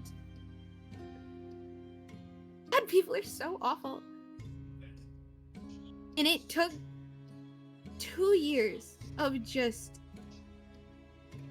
fighting to survive. If it wasn't for Mama, I would have died.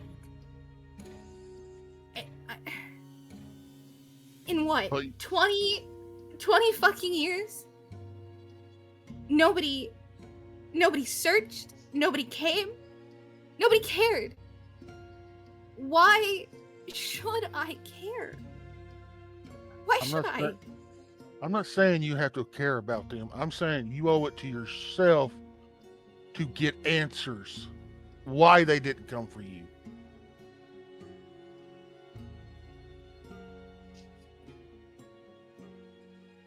If you let this chance slip away, right here, right now, it may never come again. And those answers will be left just out there in the world. And at some point in your life, you're going to regret this moment because you did not take a chance on finding out. Tinsel, you're strong. You've got all of us here. Yeah, we're a fucked up family, but we're your family and we will have your back.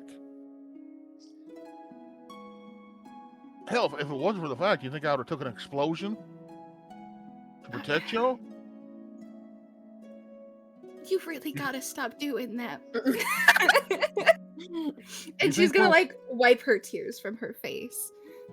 Do you think we're willing to walk into the face of a demon? But I really hate that guy. I guess you're right. I fucking hate So you. it's right about now. You guys look Uh-huh. over and she may have scooted down, but you see she is leaning towards you guys. And then as she notices that you see that she's been listening in, she goes, "What demon?"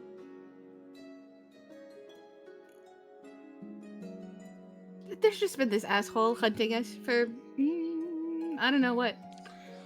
The last month, question mark? Yeah, a month. A demon.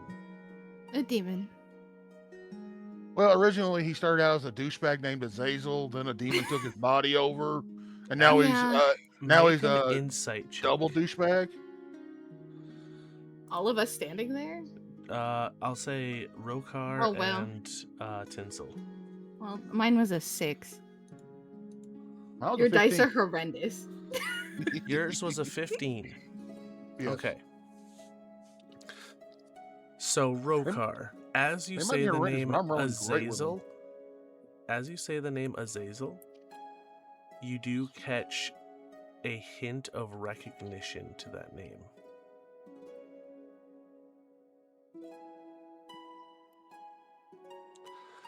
He's gonna kind of lean Just towards her a and be like, hint. "Do you know him?" Nope. Do you know the name?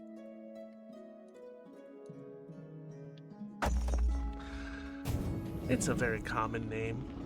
And that's why you just slightly twitched. Just these seats are very uncomfortable. Yeah, I call bullshit. At this encounter, Captain's going to put her hand on her rapier butt and say, "Mon cher, you're pretty. Stay pretty and give us the answers we want." Captain, this is a child. Yes, and How much younger did you say she is from me? If About Tinsel is 5. 25. About 5 years. Yeah. So she's just barely an adult. I'm gonna take like a decent step in front of Captain and kind of blocking her from Captain and be like, "Hey, let's not. That's not okay." Captain, And I'm you do gonna- see that she has her hand on her boot. good to know where your weapon is. And I'm gonna, because I've obviously taken like a step down to be between this girl and Captain, and kind of kneel down towards her and just be like, "I'm sorry for them. Are you okay?" Yeah, I'm fine. Look, Rokar may be strong and tough, but goddammit, he's very insightful. Are you sure that you don't know? I have no idea. Okay.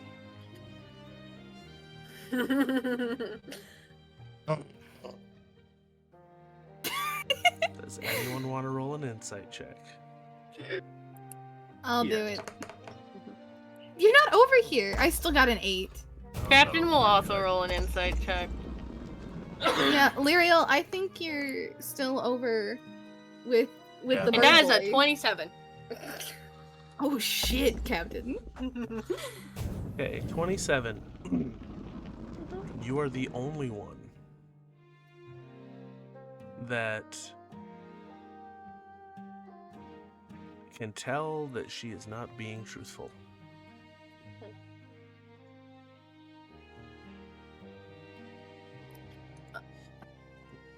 Now, see, she even beat Lyriel, so even if Lyriel was up there, you would have been the only one. She is not being truthful. Mm-hmm.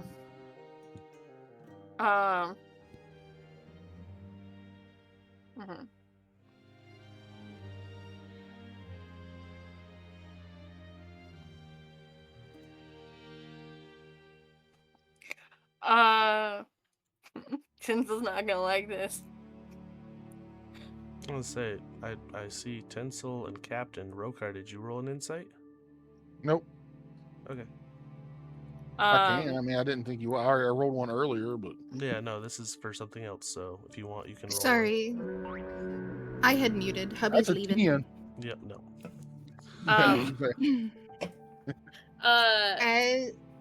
Can I place my hand like on her shoulder, as in being like, Well, there's a you're Rokar fine, between you're you and safe. her. Oh, is Yeah. there a Rokar? Sorry. Yeah, it's Never her, mind. Rokar, you, and then Captain is like talking over all 3 of your laps. Hmm. Oh, great! There's a captain in my lap. Great. Why can't it Cap- be me? Sorry. Sorry, Yeah. I'm muting again. Tinsel's not gonna like this. Captain's gonna cast Charm Person. Okay. Wisdom save? 14, yes. Now, do they know if they have had a spell cast on them if they succeed? I think so. Yeah. Okay. One humanoid you can see within range makes a wisdom saving throw. It does so with advantage if you or your allies are fighting it. On a failed save, the target has the charm condition until the charmed creature is friendly to you. When the spell ends, the target knows it was charmed by you. It doesn't say anything about knowing if it fails. Now, how do your spells work? That one specifically is a vocal somatic. Okay, so you do have to wave your hands and speak a spell. Yes, but she is gonna try to be stealthy with it because she knows Tinsel's not gonna be happy about it. Well, unfortunately, you don't have subtle magic. You're not a sorcerer. So. Fair. I can't stop you regardless. You cast your spell, Mm-hmm. and you don't feel like it took hold. Mm-hmm. As her eyes narrow, and she goes, I think I'm going to find myself another seat. You all can have fun. And she is going to shift her way through the crowd, heading deeper into the bleachers, and sit down further in. So much for a family reunion, I guess.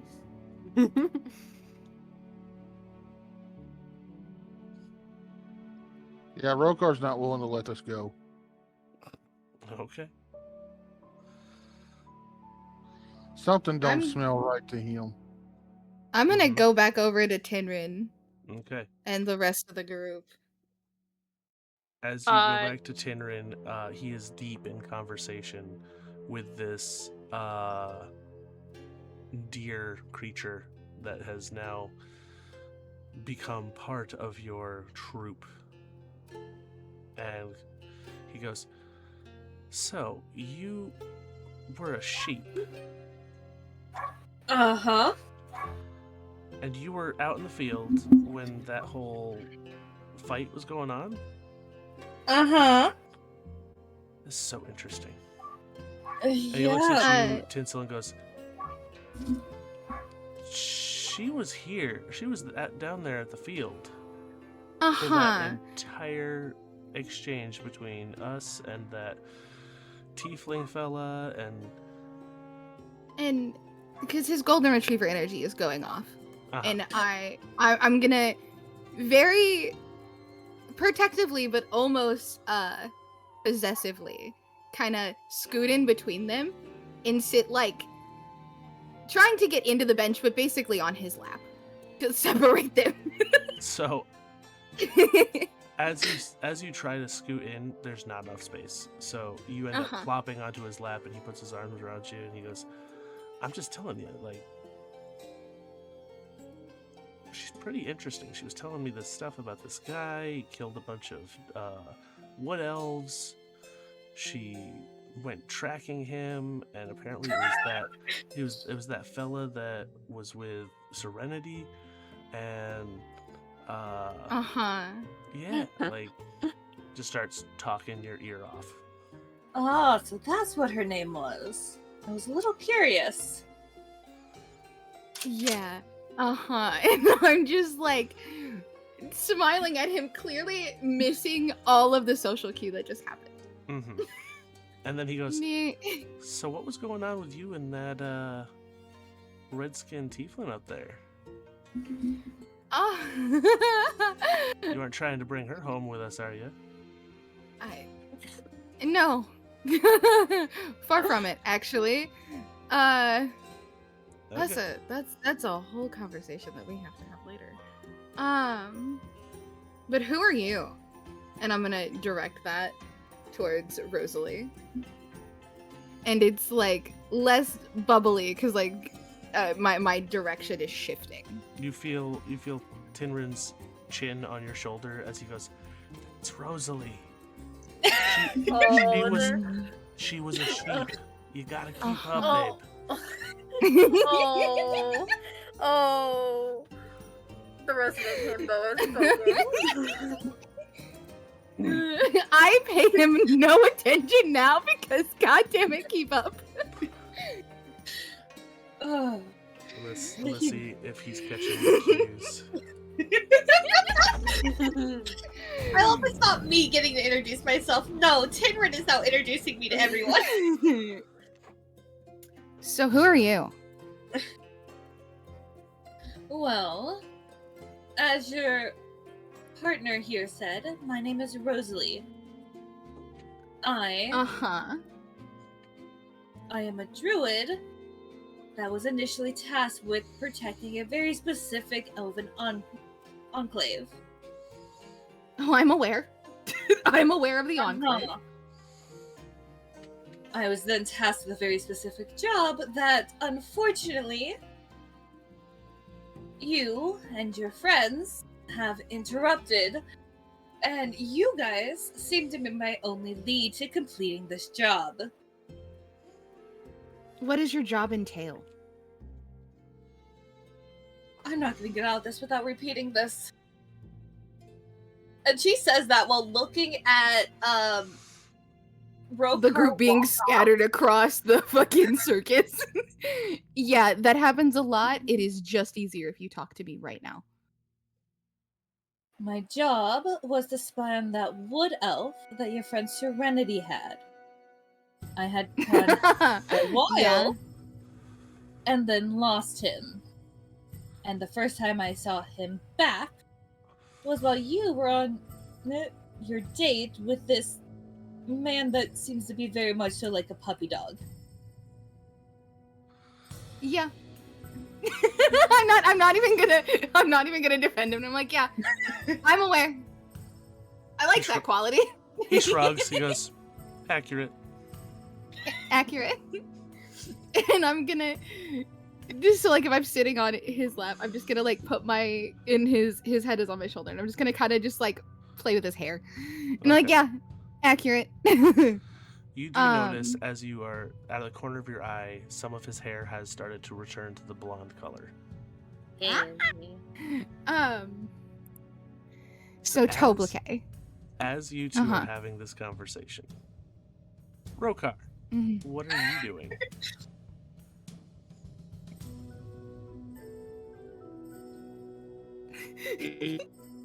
Yeah, I'm not willing to let this individual kind of get away at this point, so I'm kind of still moving towards them. Okay.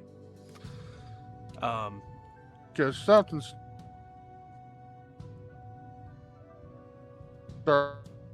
you are cutting in and out bad. Yeah, you are going to the way of the robot, my guy. so fishy to me. Hold on. Yeah, my internet's going crazy right now for some reason. Internet's really kind of crapping out on me right now, so. Welcome back. We can hear you now. Yeah, we can hear you now. Something Yeah, smells it may fishy. not last long, so. Yep. All right. So he's you gonna. You make your way through, and are you gonna go try to sit next to her again? Yep. There's a person on either side of her. You see, the closest one as you are making your way over is a human male, maybe 19, 20. All right. I'll keep walking towards her. And he looks up as you are now looming over her and him, and he goes, can I help you, sir? Yeah, would you mind moving? Yeah, no, that's fine with me. And he gets right up and starts shifting past you. As you plop down next to this red-skinned tiefling. She rolls her eyes and goes, yes. Sorry, I'm a bit stubborn. I really don't buy the fact that you don't know who we were talking about. Alright. Not that this is going to stay secret for long, but I'm going to mute, deafen, mute, deafen.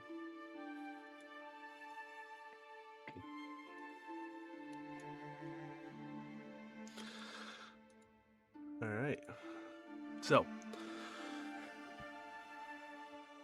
she looks at you and goes, "Alright. You want me to level with you?" Well, that would be much appreciated. I know of someone named Azazel. Red skin, red and black horns, kind of a douche. Mm-hmm. Oh, you're nailing him to a T. Yeah. That's my older brother. Oh shit.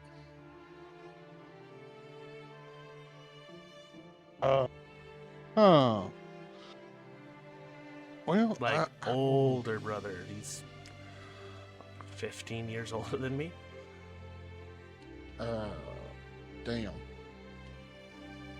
That would explain why he has such an interest in the tiefling I introduced you to. Do you really think she's Delathena?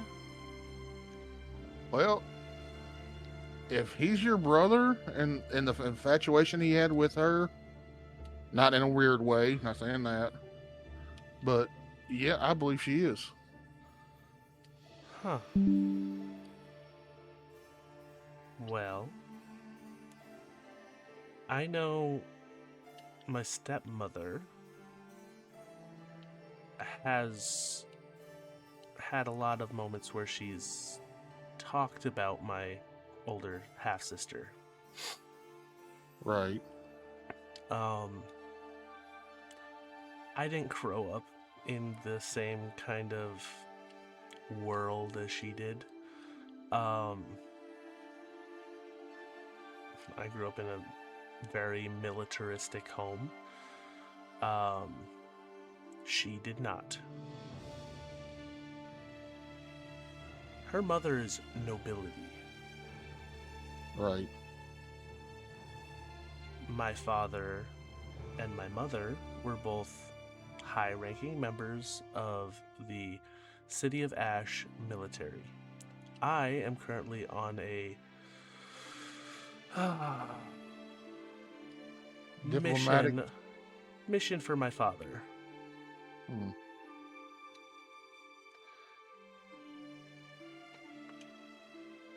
I appreciate you trying to get me close to her. I just don't think that's going to help me with what I have to get done. Well, if I'm being frankly honest, it really wasn't for you. It's more for her, setting her mind at peace. Because, according to her, once she was lost, her family never searched for her. Do you know how long my brother's been looking for her on my father's behalf? Well, honestly, I don't know much about your family's history, and Almost not as really. long as I've been alive. I've seen him here and there, but he's been looking for her for a very, very long time. Well, he found her, but I hate to tell you this, but if that is your brother that we've been dealing with, he's actually been possessed by a demon.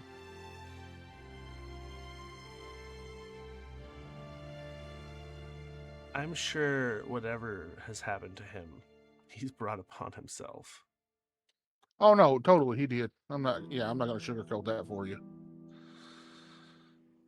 But I don't know how families work with you guys. I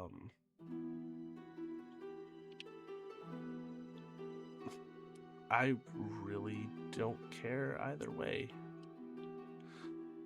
Like, if my brother's still alive, neat. If he's not, neat. I really don't care. I'm glad that Delathena is still around and kicking. Am I going to invite her to the family get-together? No. Uh-huh. But like I said, it's nice to know that she is still out here somewhere. I'm sure my father would love to find out where she is. It'd been quite a headache for him. But How about we keep that between ourselves right now? like I said, no interest in having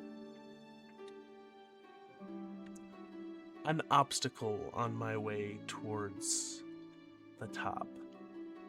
So, Believe me, no one's planning on getting in your way to your military climb to success. I just feel like that, this is an opportunity for y'all to kind of maybe reconnect. I mean, you don't have to be like sisters, but at least be speaking. well,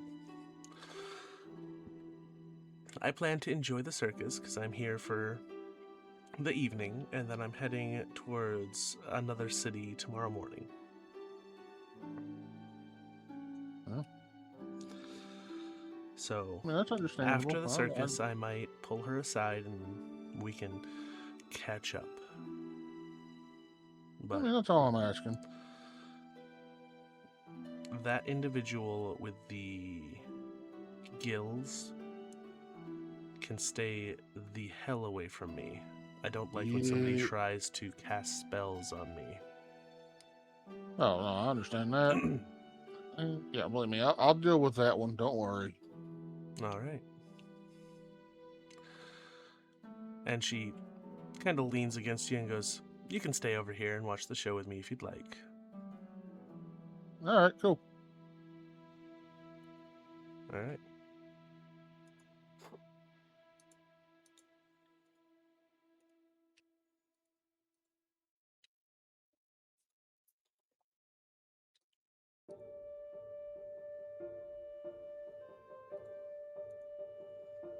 All right, so, Tinsel, Mm-hmm.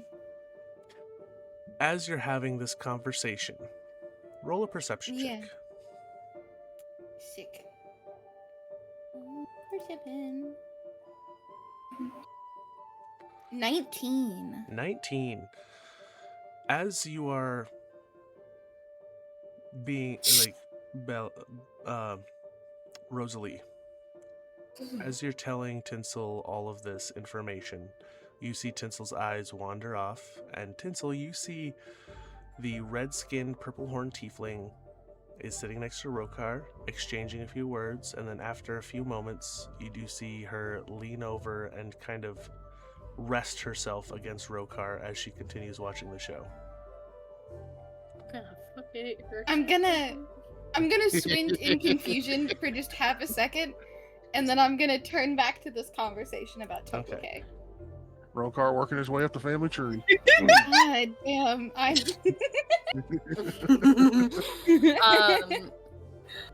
Okay. Has Captain gotten over there? Question mark. Were you also going to try to work your way over there? Because it is packed. Yeah, she was leaving the moment the charmed person didn't work, because honestly, she knows she's not gonna get anything out of her now that it is known that she tried to do shit. The closest spot to sit next to her would be 4 people down on the left or 5 people down on the right. She's not going towards the sister. She's going back to Oh, okay, good. Tinsel and the gang. Yeah, so She you- again, she knows she's not getting nowhere now.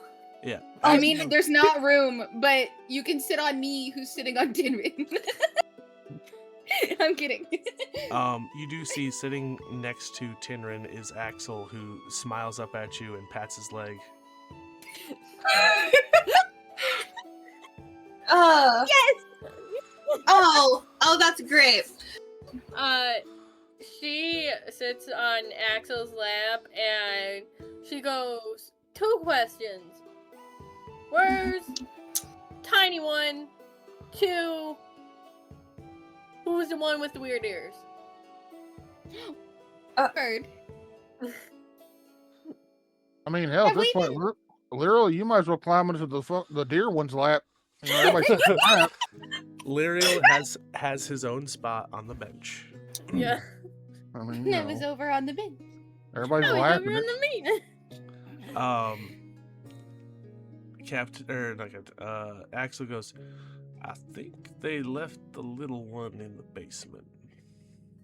No, we had him. No, none of you. No, did? I paid for 6 tickets. There was only 5 people. Myself, Lyriel, Rokar, Yes. Axel, and then the dwarf. And the dwarf. There were 5 people, and I intentionally said he gives you a look and then gives you 4 silver. He ripped you off 1 ticket. Where I hate you. is Remiford? Ramiford is busy. Don't worry. Excuse you? He's got plenty of Oh. corpses in the basement and a knife. I'm sure he's fine. He's learning. He... I'm sorry. You did what with Remiford? I've been teaching him.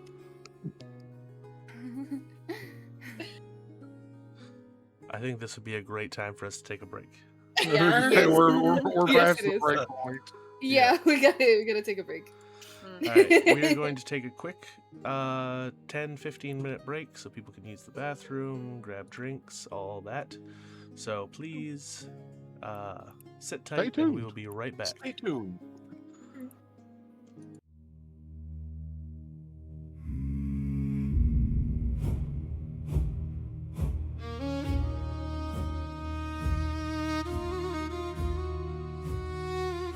He walks where the frightened dare not tread, through shattered homes and the freshly dead. Small voices tremble in ash and flame. He kneels to them and he speaks his name. Fear not the dark, no what hunts the night, for I am the storm that stands and fights.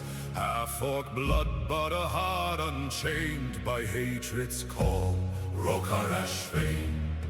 He does not burn for glory or gold. His rage is a promise steady and cold. Not chaos wild, nor fury blind, but a weapon forged and sharply aligned. Rokar Ashbane, let the storm unbound, crash like thunder, shake the ground. A tempest raging but never lost. Every strike bears mercy's cost. Rokar Ashbane, stand your ground. Where the weak are hunted, he is found. Blade of wrath with a guardian's creed. He answers every desperate need. He's faced the giants, the curse, the vile. War bands stretching for miles and miles. From cavern deep to frozen shore, he stood where lesser hearts ignore. Claws and steel and teeth and flame, all have fallen before his name. Yet not all foes are met the same, for mercy walks with Ashbane. If they cast down arms, he stills his hand. If they prey on the weak, he makes his stand. The storm decides who it will claim. Not all must fall to ash and flame. Rokar Ashbane, let the storm unbound, crash like thunder, shake the ground. A tempest raging but never lost. Every strike bears mercy's cost. Rokar Ashbane, stand your ground. Where the weak are hunted, he is found. Shield of fury, iron and flame, mercy and wrath, both in his name.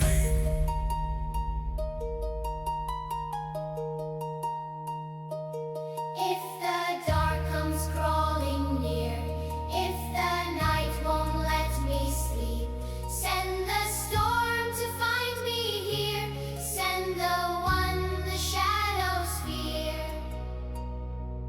Let him stand where I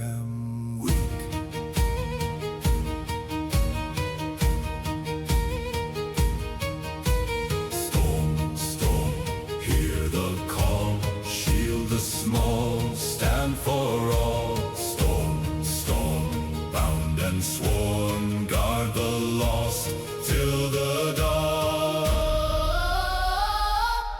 Rock hard Ashbane, Hear the sky split wide. the tempest walks but stands as guide. Not for conquest, not for fame. But so no child must fear again.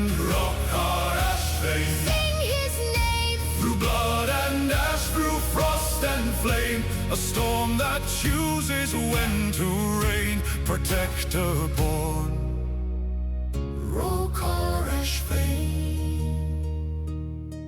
And in the dark, when fear runs deep, they speak his name. So they can sleep.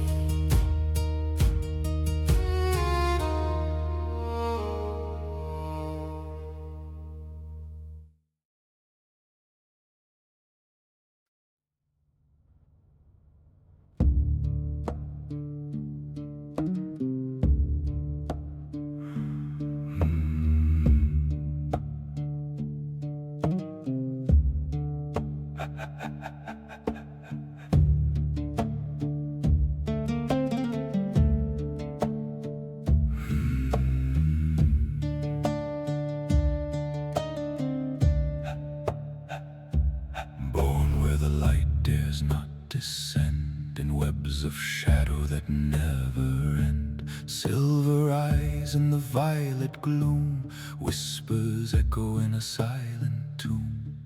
Never knew of the sun's embrace, only the dark and the goddess grace. Steps like silk on obsidian stone, a warlock walking the deep alone. Gold in his palm, power in vain, every spell a quiet chain. Deals in secrets, truth half spoken, nothing given, all is taken. Ethereal dusk-grim child of night, weaves his will where there is no light. Coins that gleam in a sunless hand, magic bends to his command. Never seen the sky unfold, still he dreams in threads of gold. Softly smiling, cold and thin, power calls and he gives in.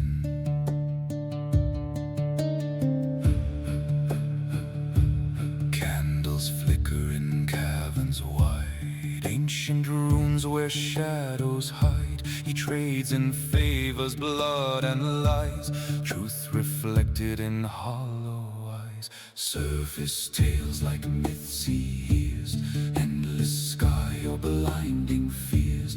He scoffs low with a crooked grin. What worth is light when dark lets you in? Pact-bound soul with a velvet voice, power given is never a choice.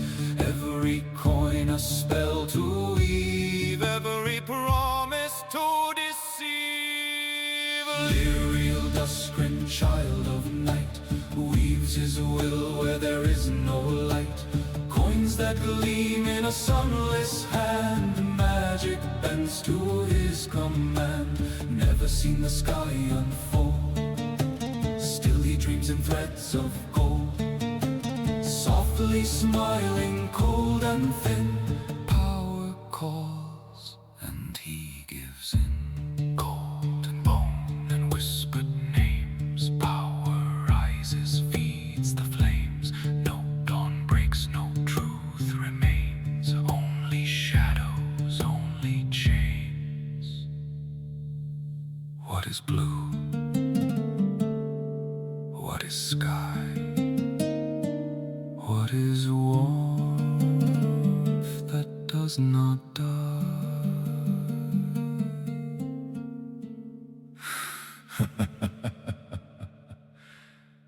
I think I'll keep my reasons why. Ethereal dusk-grin veiled in black, no desire to turn him back. Surface light or endless deep, still his bargains cut too deep. Coins that sing in silence cold, every soul await in gold. Never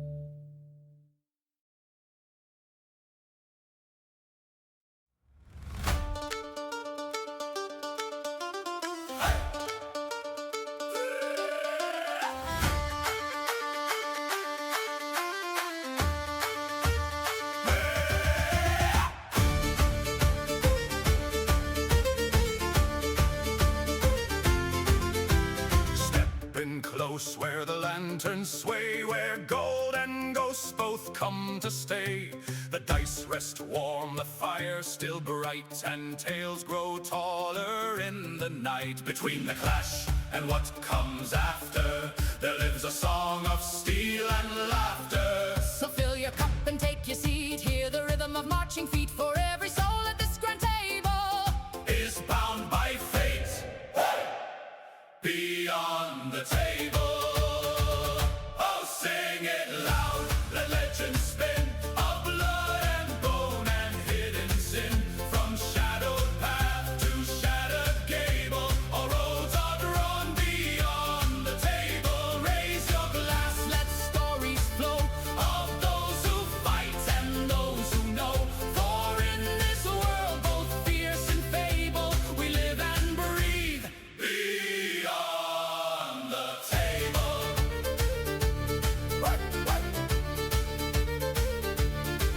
First comes thunder, wrath, and chain. Rocker Ashvane walks through fire unrestrained.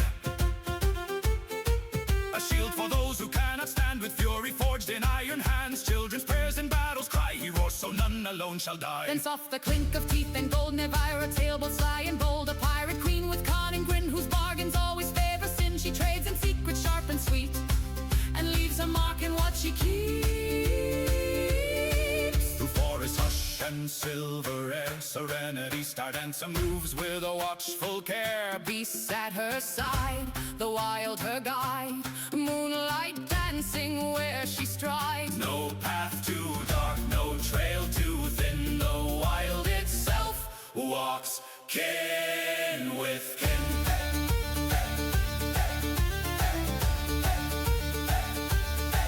With laughter bright and mischief fun, tinsel sing songs for everyone. A silver tongue, a devil's grace, a spark of joy in every place where hearts grow heavy, fear takes hold.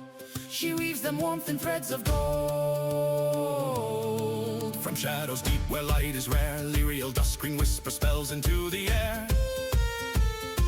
A mind of gold, a gaze unknown, the surface world not yet his own. Arcane fire at fingertips, with quiet power on his lips. And who, you ask, spins fate so tight? Who guides the dark and shapes the light? The unseen hand, the fabled guide, the voice you hear yet never spied. A master not of crown or throne, but worlds and wonders of his own. The weaver of each tale and label, the one they call Beyond the Table. Roll the dice, test your fate, laugh at death, seal your fate, Oh, sing it loud, let legends spin, of where we've been and where we've been. No tale too wild, no heart too fragile, will find their place beyond the table. So rest your blade and ease your mind, for greater trials you will find. When next we gather, fierce and able, we rise again beyond the table. So sip your drink, let time unspool. The dice will call When fate is full.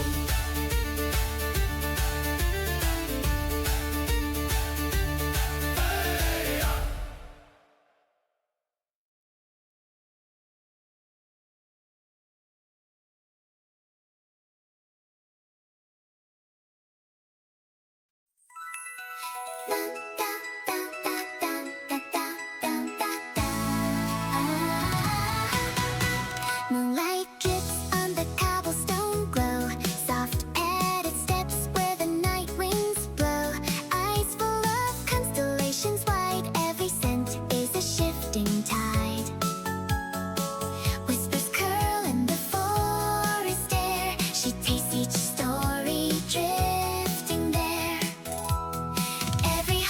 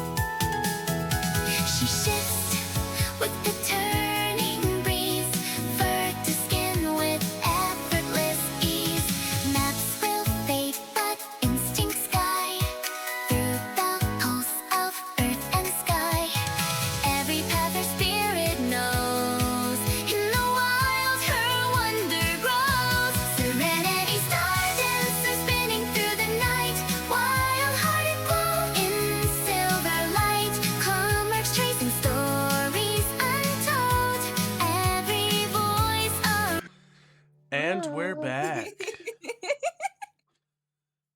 Hello, hello, hello. So we're gonna jump right back into it. Thank you everybody for sticking around. So, I think by now, Rosalie has gotten Tinsel caught up to where Tinrin is. I'm sure Yeah. Rosalie's going to have to describe the whole story again to Rokar later. Also, Rokar Captain- sounds like he would sit down and listen. Mm-hmm. Also, Captain's here, and I think the last words were, "How's the little one?" and "Who is the one with the weird ears?" Yeah. Okay. So as Rosalie goes back into the tale of telling why she's there, the circus performance comes to an end, and people are starting to push past and head out of the big top. No sign of Lucian.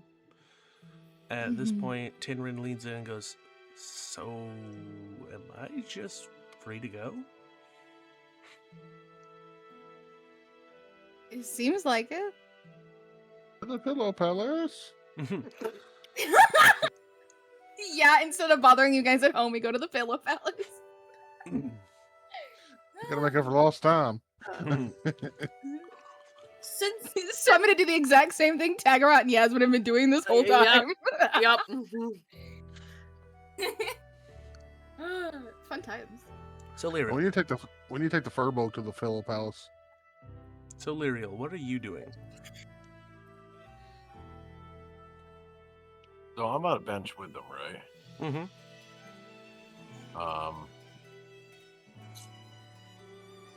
What's Rokar's reaction with Tinrin now?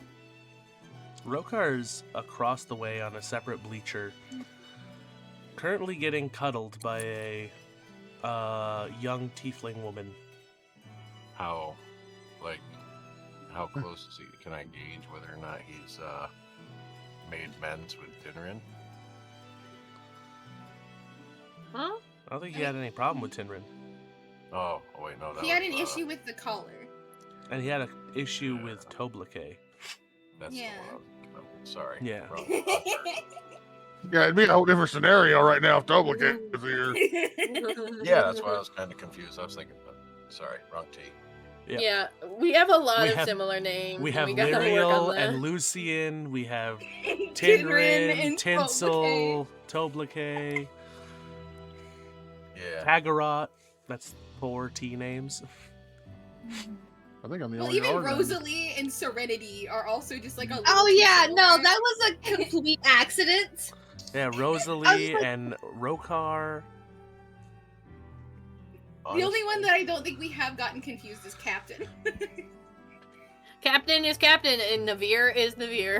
I'm gonna start coming up with names with like X's and Y's.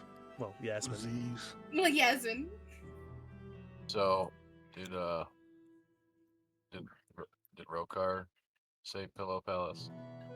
Rokar was making Cowboy was making a comment. Rokar is way too far away for you to Okay. hear anything he's saying. I'm gonna head over that way towards them then.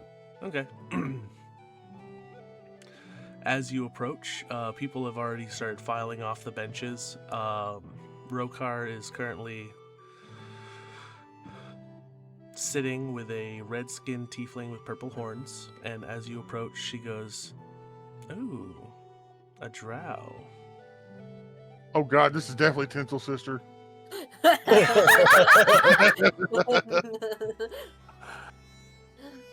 Jesus Christ. And you would be? Nobody's asked my name yet. I am Azaline. Well, nice to meet you, Azaline. That's another A name to mess up with Azazel and Azrael. Well, Thanks, Az- bud. That's awful. Azazel's. Yeah, no, none of you should know that, so I'm not even. Yeah, yep. Uh-huh. So I'm like, who I'm already forgot her name. Azaline. 28. Yeah. Who are you, Azaline? Like, you're on my buddy, just chilling. Rokar, who is this? Is this another Mrs.? Another missus is wild. For one, Rokar doesn't have misses. He only hits. But, you know.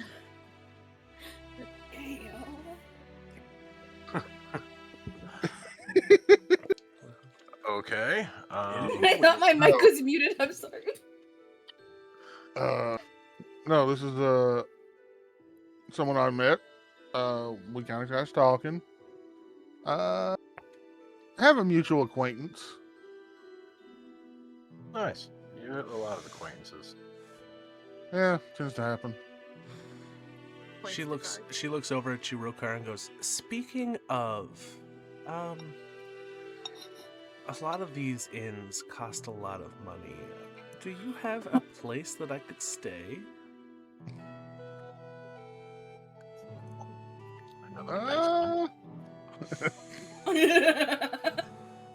Great, introduce a new sister to the dead bodies. That's gonna go well. I mean, we have a pretty big house. Oh, you own a property here. Interesting. Well, yeah, we kind of all do. I sleep out back at a campsite. They sleep inside. I've spent We ain't got no enough furniture, though. time camping out. I think I'd want a roof over my head if at all possible. You know what? I know a great place that could set you up for the night. Really caring people. They know me personally. I could probably get you in pretty cheap.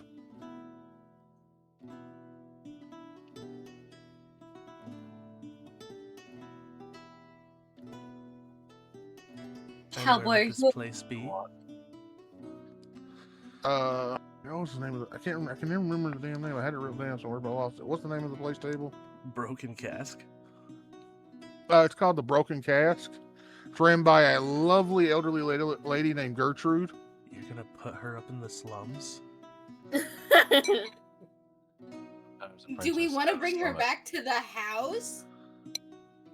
I mean, we ain't If got no you want furniture. her to reconnect with the sister, I mean, I was just offering. I mean, she's more than welcome to come back with us.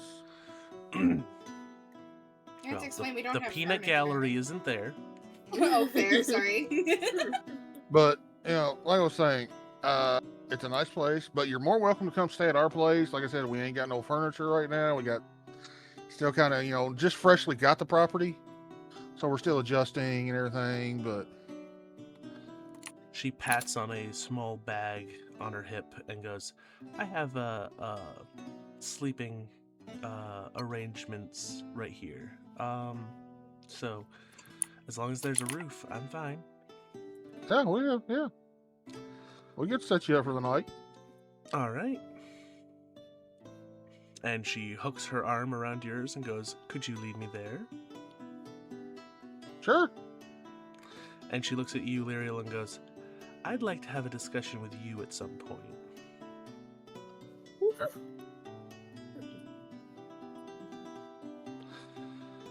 I live in the basement. Of Oh, the I'm house sure you we're get renting. up to all sorts of fun down there. I don't know. I think your sister may be worse than you.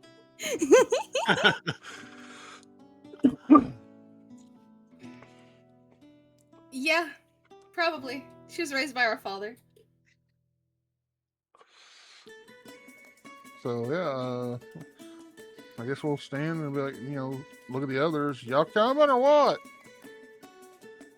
And it's about this point that Rosalie has caught you up, Captain, on the extensive story of how she was sent from her druid grove to investigate this elven enclave that was attacked by some dark figure and stalked this figure all the way to the city, where then saw you all, well, not you guys, not you specifically, but your group fighting against someone and yada yada yada.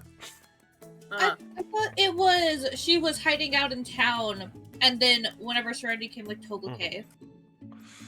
Yes, that would have been And when that you initial finally ran conversation. into him. Yes. Yeah, the initial confrontation with Teeny and Yee. Titteret. But you were a sheep. Yes. My favorite sheep. She was a sheep. You were She was a chased around sheep. by Remiford.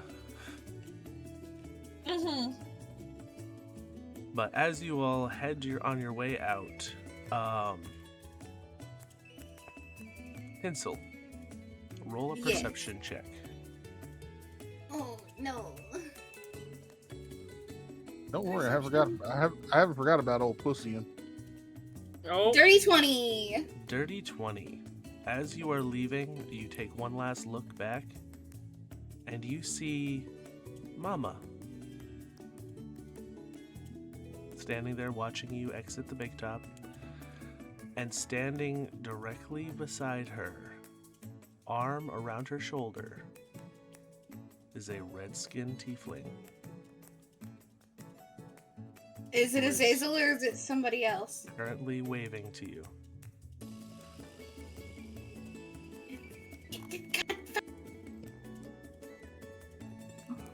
Is it Azazel? And you see him step back into Mama's tent. I don't think you're getting an answer. It is a male red-skinned tiefling. The table.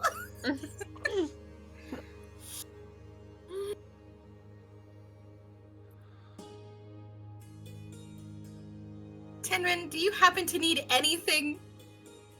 Oh, Or now you you just leaving coming him back to again. No, I'm asking if he needs to bring anything because we're leaving. We're not. I mean, we're probably gonna come back, but like He goes, he's honestly, free. anything here I can replace. That's fair. Can you go on ahead with everybody else? I'm gonna go say bye to Mom. Of course. Just don't be too long, alright? Okay. And she's gonna lean up and she's gonna give him a little kiss, and then she's gonna walk to Mom's tent. Alright. So as you guys head off, we're going to go to Tinsel. Tinsel, as you head Yes. into Mom's tent, you see she is currently sitting at her makeup area and sitting with his feet up on the bed, having a full conversation with several of the people who had done performances, talking with Janet, chit-chatting with Mama. He sees you enter and goes, "Ah, hello, Tinsel." Hi. I just wanted to let Mom know that we're headed out, and like not bringing alarm to anybody in the tent. Yeah. Janet looks over and goes, "This guy seems to know a lot about you, Tinsel. Are you two like a thing?" Oh, goddess, no. And he looks over and goes, "No, but I am invested in her future." My future? I see big things for you, Tinsel. As in? We'll get there. Uh-huh. You're always so vague. I am. Why? Because I know What's it the annoys point? you. You exist. Your existence in I'm stuttering. I can't. Your existence annoys me. Isn't that enough? No. But I was just having a conversation with Trish, was it? And she nods and he goes, "I might pop in now and again and check on these fine folk."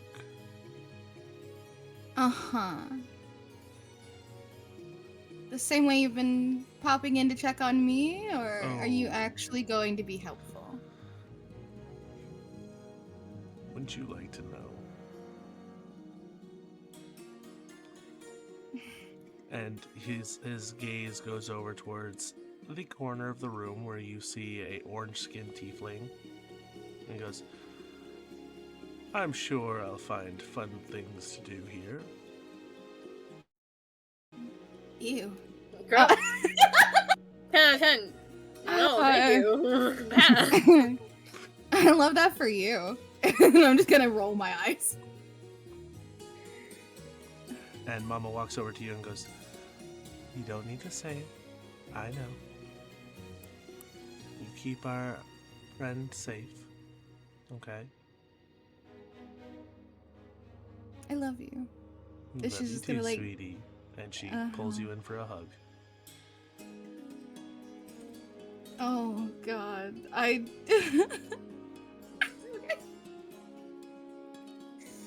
Uh-huh. And Don't worry. I'm sure we'll see each other again very soon. This circus does travel, you know. I'm aware. Be safe. Oh, we will. Please.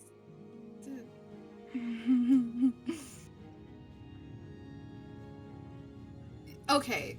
Clarification. Does she know? Because I did tell her that a red tiefling was being a fucking asshole to us. And if he's been like following us. And if he has all this information, she's smart enough to put the dots together, yeah? And that is what she was saying? That she knows? Or okay, cool, just checking. Oh.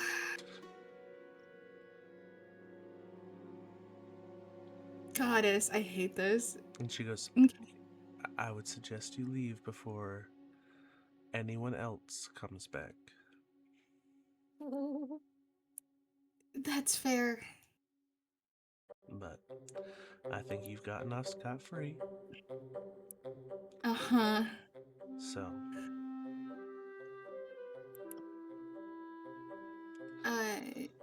She's gonna pull away from this hug.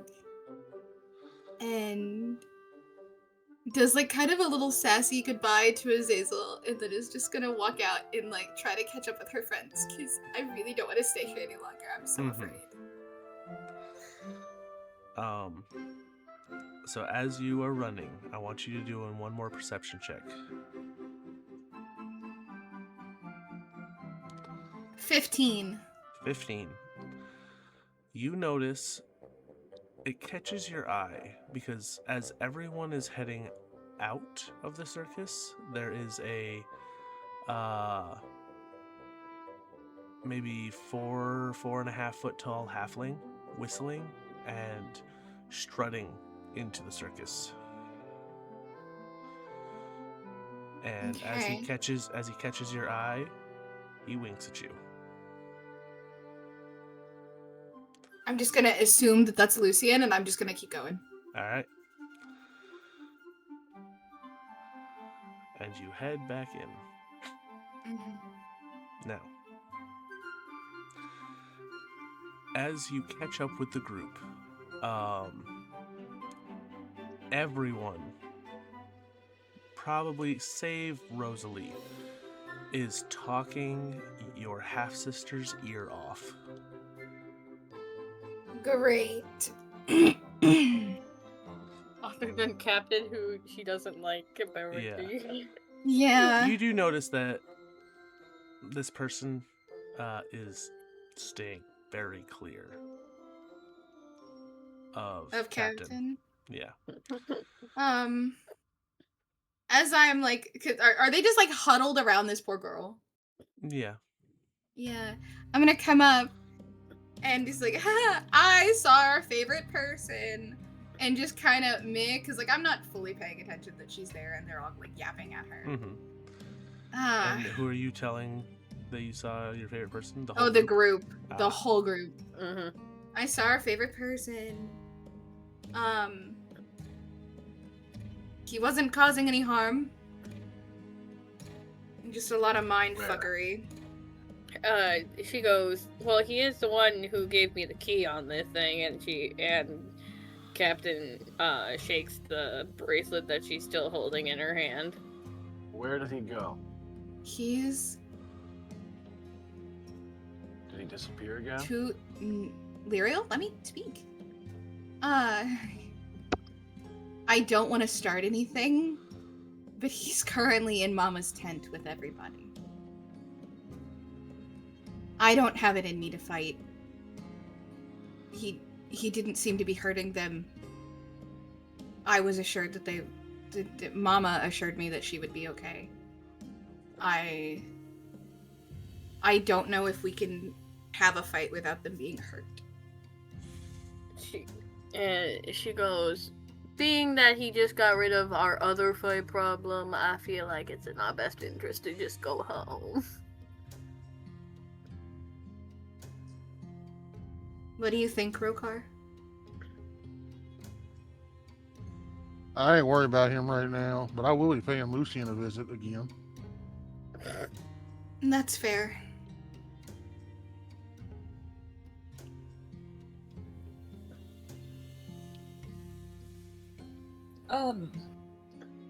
As much as all of this is continuing, that red tiefling, he the one that took your friend and that elf? Yes. He's really good at that. Yes, and I've specifically been tasked to catch him and bring him to somebody. Mm-hmm. So I'm gonna begrudgingly look down and just say, just get me out of here before I do something stupid. We got tugs at both Lyriel and Rokar today. Oh my gods, we're thriving! Okay, sorry, back in character. Second question, since everybody's here, and your friend dropped something during that fight. Did one of you guys pick it up? Because I could not find it. It's somewhere in my bag. Is like glance down at the bag of holding and just like, oh my god. I feel like we should probably get home before you know who becomes a problem. Mm-hmm.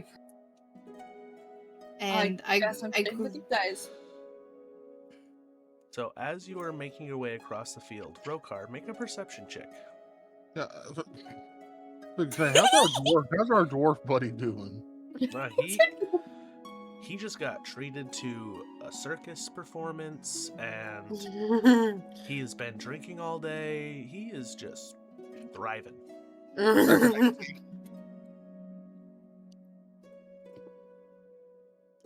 You got a what? 18. 18. You look out over the field that you had combat in earlier, and there is no half-giant in the field. Oh, well, maybe he woke up. I forgot we left a man out there. Unconscious, not dead. Unconscious, not dead. Yeah. I'm sure he's alright. So do we want to head to the bar and get food? Because I don't think any of us have eaten today. Or because we don't have anything to make food at home. Captain's gonna turn to Tinsel and be like, I can go check on the wee one with Axel if you want to go grab us food. Yeah. Tinrin goes, I mean, if there are still shops open, I mean, there is one place that's probably still open. Yeah, are we going to the casket? Yeah. The broken cast? The broken cast. Oh, I thought he was making a joke about I was saying the Pillow Palace is probably still damn. open. Oh. Yeah, because it is around midnight. Oh, 1 it's o'clock. fucking late. Yeah.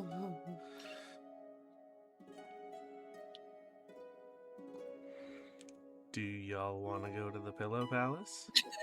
Let's go to the Pillow Palace. Go to the Pillow Palace for I food. guess we're going to That's the all Pillow we're Palace. going. Strong drinks. Yeah. Captain is going to keep her word and go check on the little one because the little one is left. Is it just Captain going to check on him? Captain and Axel. Okay. I was like, because I'm pretty sure Lyriel has the group money, or has the most money out of everybody. Yeah. Currently. I have a singular silver to my name. Because I paid for somebody's swords.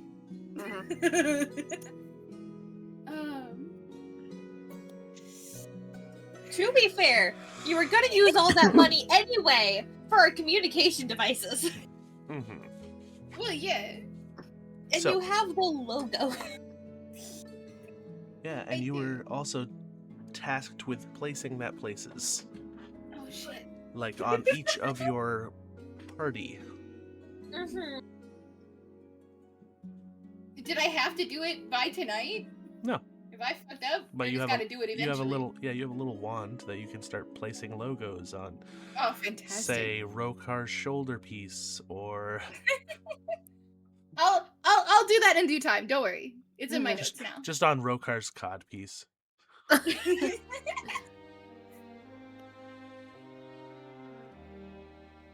All right, so Jokes on you. He don't wear a codpiece now. no, on Rokar's loincloth. When he wears it. Mm. Mm. Oh, that's I hate that image. Not a good Mental image. image. I hate it here. I hate it here. Okay, let's go get drinks and So, bar food, I guess. as the group heads towards the Pillow Palace, we're gonna start with Captain. Cool.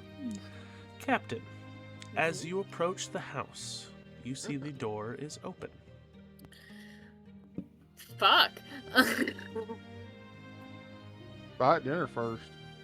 She is going to run down the stairs to the basement to go to check on Remiford.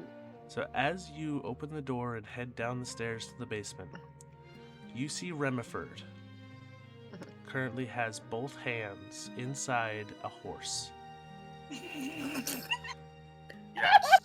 And as you turn, as you get to the bottom of the stairs, he looks over at you, pulls his hands out of the horse. You see one of them wielding a knife. The other one was pulling offal out of the horse. And just looks up at you and goes, "Teeny." And she says in giant, "Teeny's on the way home. She's getting food." Okay, so you do speak giant.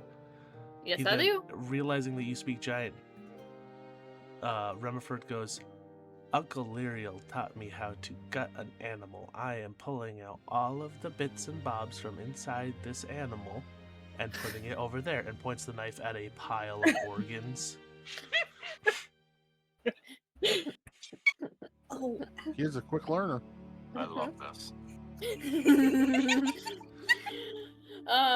She's gonna do she's gonna be like, "Yeah, you're doing a good job." And then points over at his sheep, which His has undead sheep. a cut across the stomach and no longer has organs, but is still walking around making a very awful Oh noise. God, Jesus. Yes. Gutting everything. Happen to leave the child alone. She is taking that all in, and she's gonna go. She goes, "Do you remember my green friend? And she does the height of Navir. Yay high, collected teeth." He nods his head. And she like kind of crouches down to his level, and she goes, "Well, me and that friend are still in here," pointing to her brain. And she goes, "If you ever want to talk to her, just let me know." He nods, runs over to the horse's mouth, and starts digging the knife into one of the molars. And after a minute and a half of horrible scraping noises, the tooth lets go, and he walks over and drops it in your hand. Is this gonna trigger Navir? You can have it be a roll or automatic. It's your choice. If we're gonna do it for automatic, fuck, she hasn't gotten a tooth in so long, man. She was told she was gonna get teeth and then didn't get it. Navir's gonna immediately pop up and be like, yes! And she's gonna like start observing the tooth, but then look at Remiford and realize that Navir cannot talk to Remiford and just huff a little, and then switch back to Captain, and Captain puts the tooth back in the bag, and she goes, Navir says thank you. He nods his head and goes back to cutting the organs out of the horse. What kind of tooth was that again? That was just a horse. A horse molar.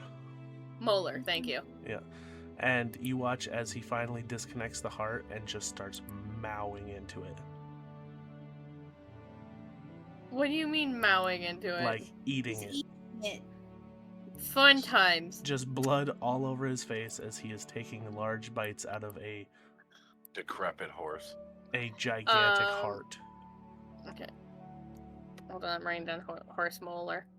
He's thriving. He's in his element, and I hate it. She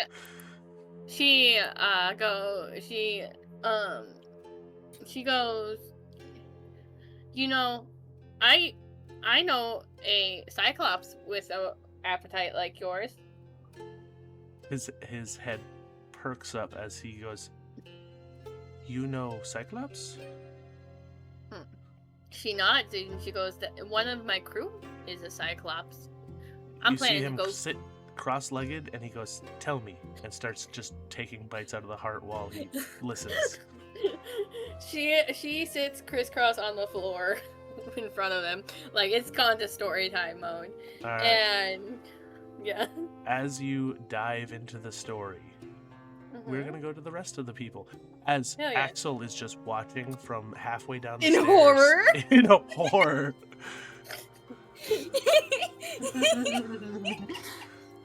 I think the one that was mortified the most out of this whole engagement was him. So as you all approach the Pillow Palace, it is open. There is... Let's change up the music. We need specific Pillow Palace music that only gets played when we're at the Pillow Palace.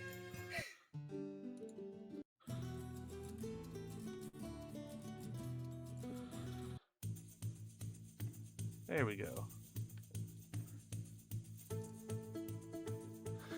So as you walk into the Pillow Palace, it is hopping. There are so many people there. How many people are here? Your first No, like, glance around. party. Oh, how many people are in the party? There's you, Rokar, Tinsel, Rosalie, the dwarf, Tinrin, Yasmin. Tinrin, Yasmin. Yeah. 7? So there are Yes. 7 of you. Yeah. As Yasmin walks in and starts looking around, there's 8, because there's also your half sister. Oh yeah. I like forgot how her name Your already. first, Azaline? Azaline? Yeah. I'm gonna look at my party, not the extras. I Yeah. think that's 5. Not the extras.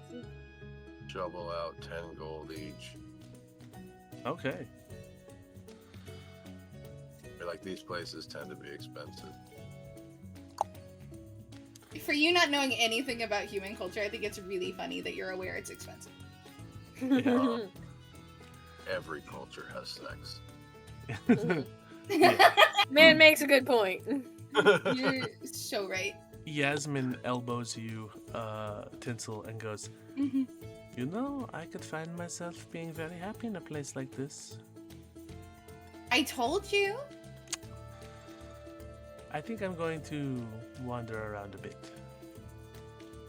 Be safe. Oh, I will.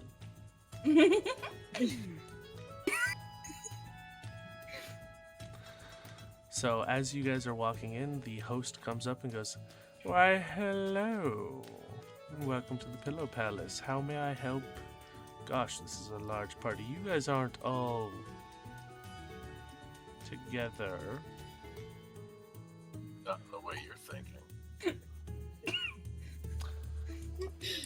All right.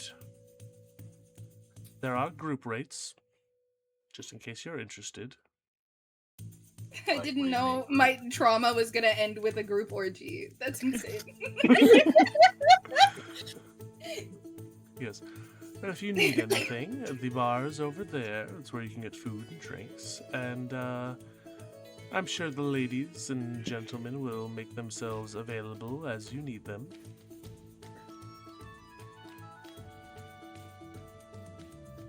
I'm gonna go, thank you, and I'm gonna just like try to move our group away from everybody. At this point, Azaline walks right up tight to you, Tinsel, and goes, Did you bring me to a whorehouse? Oh. Well, I didn't Yeah. pick where we were going. Yes, we did. She looks over at you, Rokar, and goes, Neat. That's your word of the day today. We're mainly here for food and drink. Whatever happens beyond that is up to y'all. Did Tidman hear that? Because he's probably on the other side of me. Tinrin is sticking close to you. Yeah. You do see one How of the about that women. little princess here. One of the women start walking up to him, and he intentionally leans in and gives you a kiss on the cheek. Oh, a little golden retriever. Aw. He's thriving.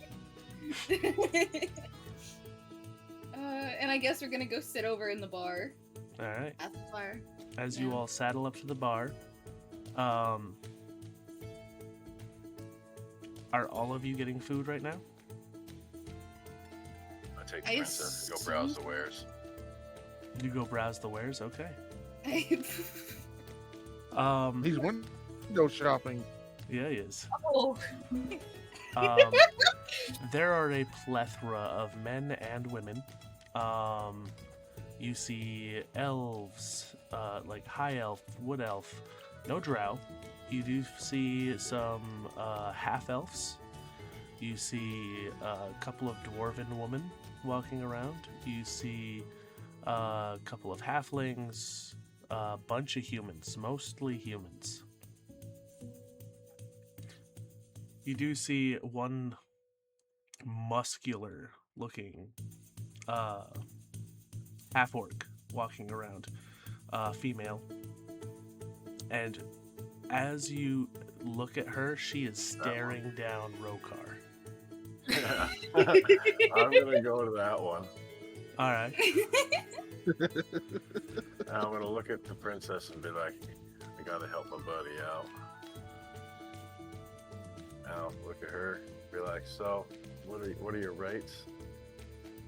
She looks down at you and goes, "My rights?" I'm asking for my friend over there that you appear to be staring at. For him,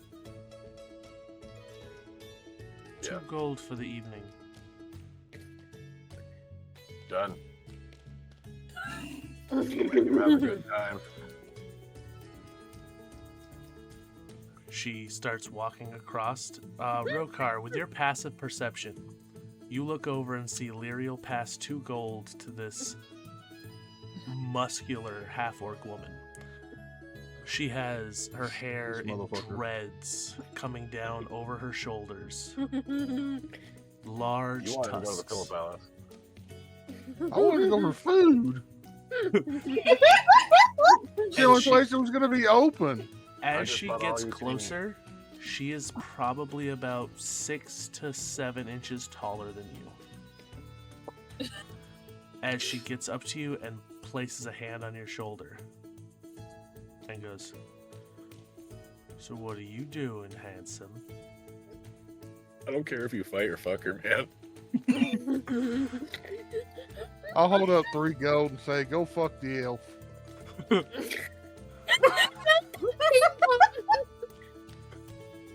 She looks at the gold. She goes, "For him, 5." I hand her 5 gold. Make him sore. He takes your 5 gold, kind of deflates a little bit, turns around, and saunters up to you, Lyriel, and goes, "He paid me to give you a good time." With her being so large, she just scoops up Lyrio bridal style and walks off. Is this gonna be a bidding war? Is this what this is gonna turn into? It's gonna turn into table and cowboy under jets. Fucking Larry will clearly beat me out. I just gave her most of my gold.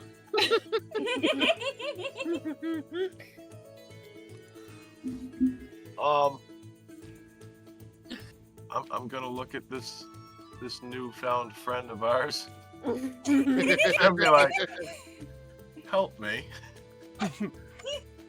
She looks at you, looks at her, looks back at you, and goes, "What's it gonna get me?"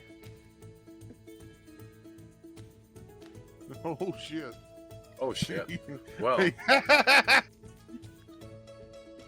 how about a conversation?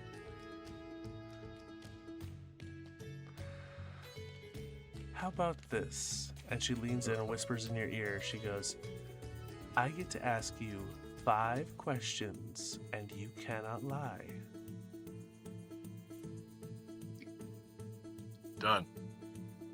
But I want her to go mess with him.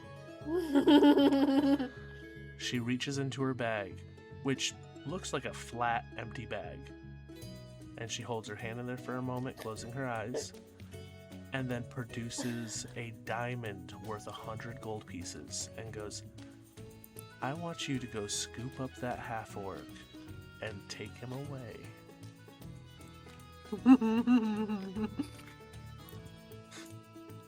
And hands her a diamond worth 100 gold pieces.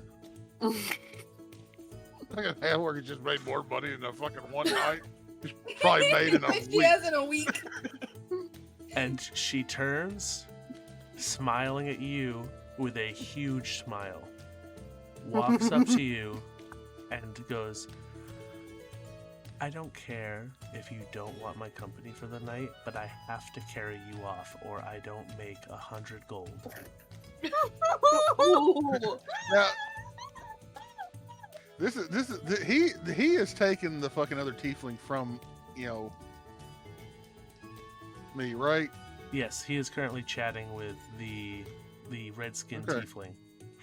All right, motherfucker. All right, cool. All right, do what you gotta do.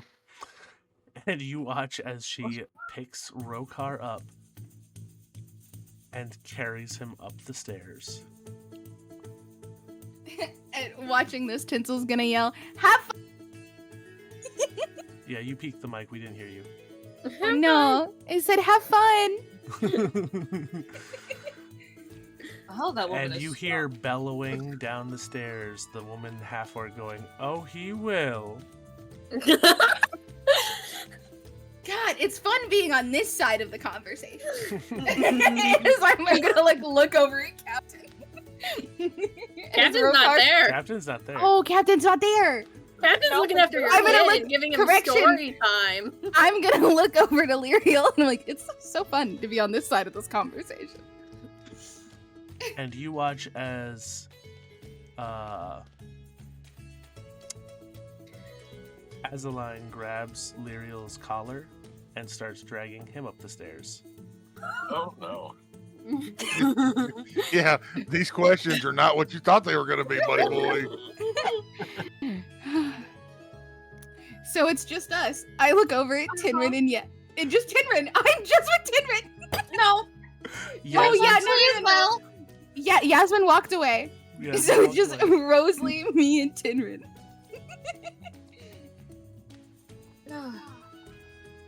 God, I need a strong drink after dealing with all this. The bartender looks at you guys and goes, "Well, what would you have?"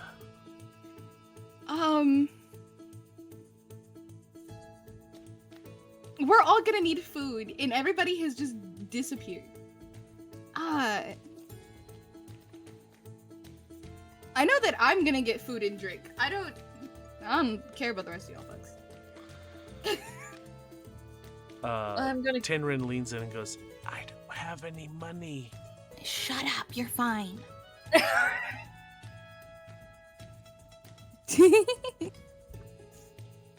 Something strong and some food would be fantastic. How strong we talking? God damn it. What is served here? I don't remember from the last time we were here.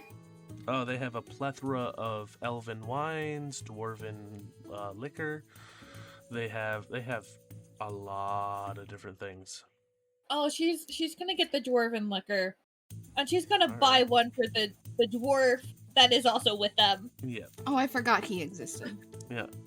So he pours a couple of shots, slides them down to you two, looks at you and goes, "So, what are you having?"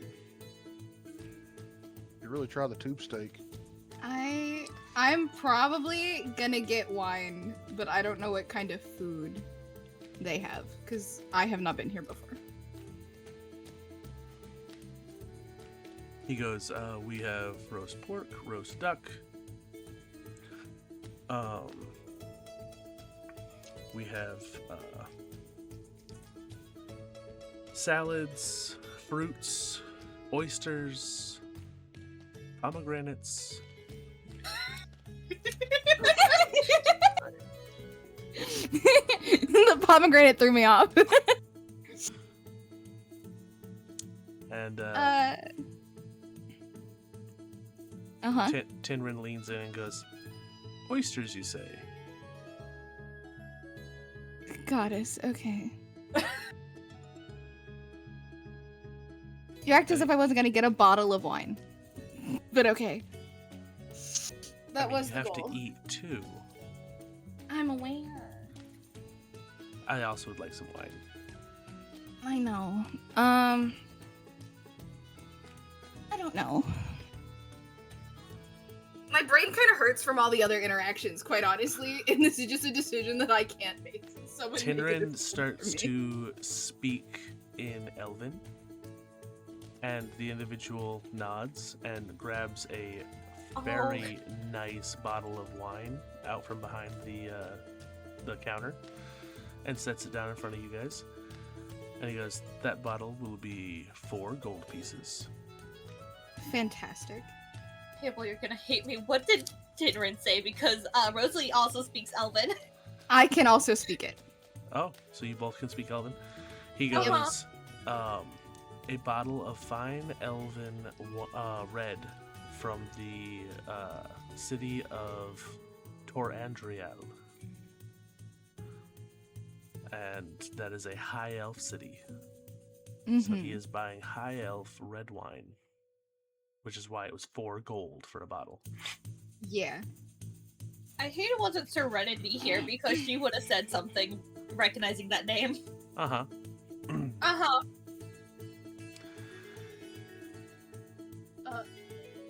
I'm glad that someone has a brain. Yep. I'm sorry, Serena, who? Yeah, Serena who? Yes, Captain? Captain's not here right now. I was just gonna make the comment of apparently Tinsel's being sugar mama because she's also getting food for 2 other people. Am I supposed to grab food for you? Is that what's happening? We literally said to you, "Hey, we'll watch the kid. Just get us food." I forgot about that. Wow.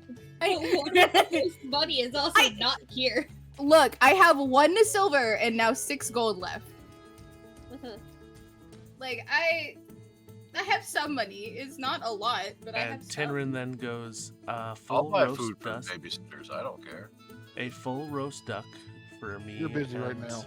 The tiefling, and then goes, I would also like 2 orders of the oysters. Can we get the chicken chow mein and the dim sum to go?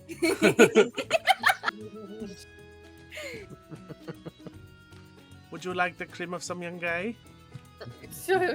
No, stop. God. Get help. Yeah, put that on the side, please. That's a side dish. Side dish. Yeah. That's the sauce for later. Oh my god. It's like the yum yum sauce. Oh my god. Oh my god. Why do we always hit the 4-hour mark and fully derail? We like stop functioning as people. We normally derail later on. So, your food is brought to you. He looks at you, Rosalie, and goes, we do have fruits and salads. We also do serve meat, roast duck, roast pork.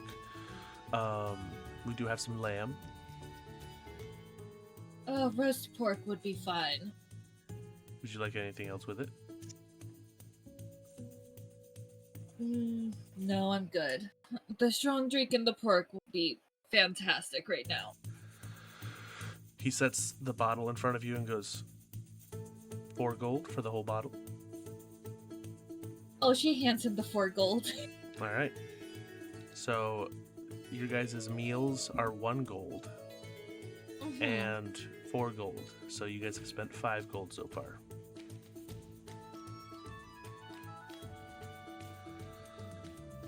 Now, we're going to transition up to one of the rooms. Oh dear. Rokar, Yo. as the door is shut behind you and this burly woman, she puts you down, lays down on one of the beds, and goes, you know, if you just leave, your friends will think that you didn't satisfy anyone. So if you would like, you can sit over there, or we can play some chess, we can play some cards, we can arm wrestle. But I get the distinct impression that you're not interested. Yeah, I don't really care for easy targets. I get that. And she starts spinning this large diamond on a table, on one of the tables. But hey, at least you made good money. She goes, yeah. I honestly was thinking about leaving because I don't make a lot of money here. Oh, I understand that. What brought you into this kind of line of work? Not trying to, assume anything. I just, She looks at you and goes, I'm sure you know how half-orcs are treated by those that I of do. our more aggressive side. That I do. I was part of a wandering herd that decided that they didn't need me anymore.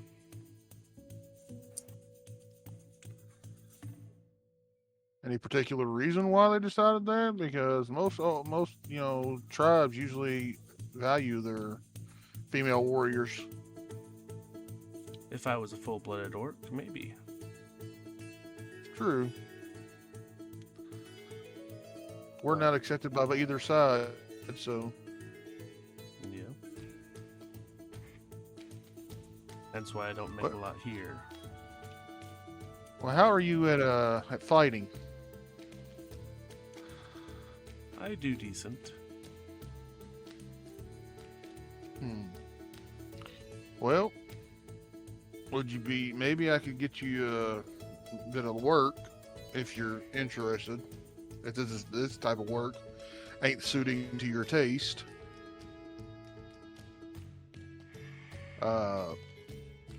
Maybe being a guard detail for someone.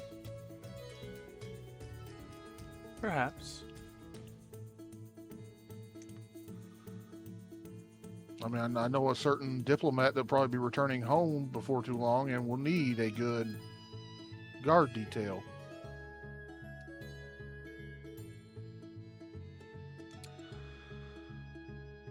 Perhaps.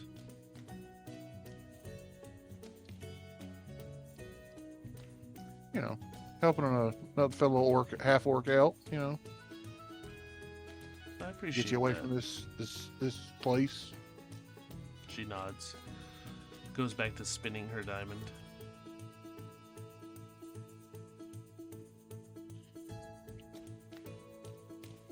So I think we'll just sit and have conversation for the whole night, or the whole Alright. time we're here.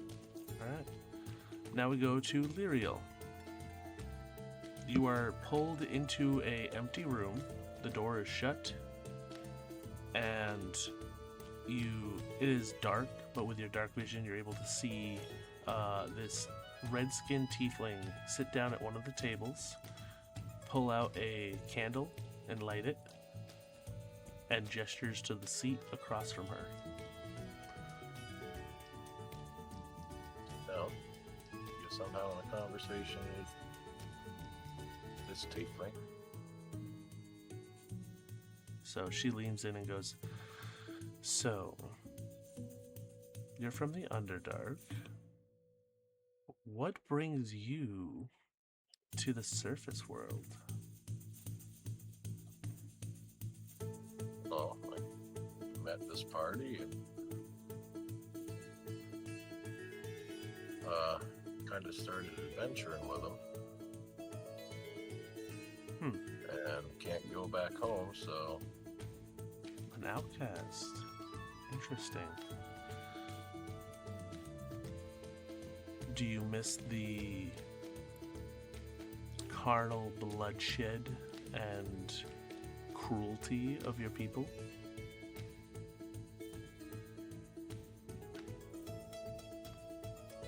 we get along pretty well as far as bloodshed goes. The party I'm with kind of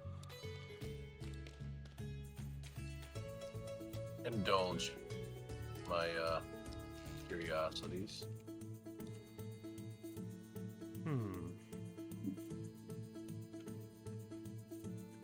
What are you to Azazel? Azazel? Yes. Oh, nothing. I mean, yeah, nothing.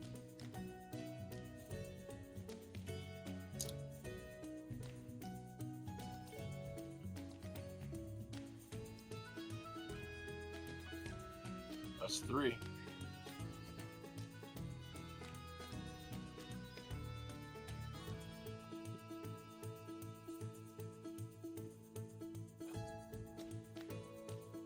So, you're a drow, and you are traveling around with a group of misfits.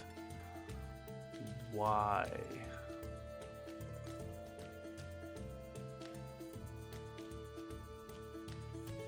Because we have a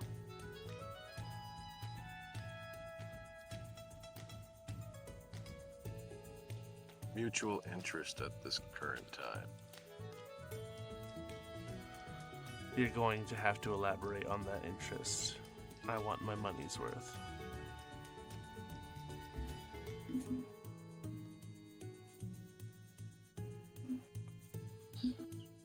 They need help.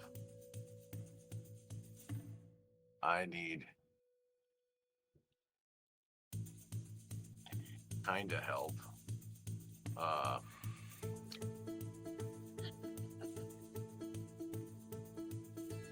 I'm doing some research, and their antics most of the time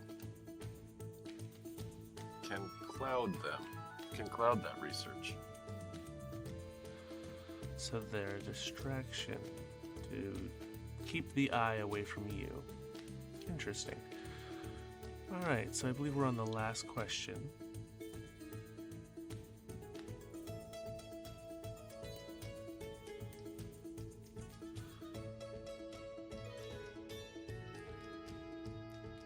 It's gonna be a good What one. is your goal?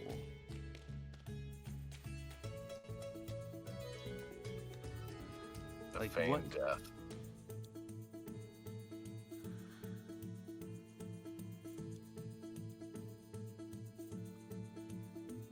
So you want to learn how to not have to worry about the mortal coil.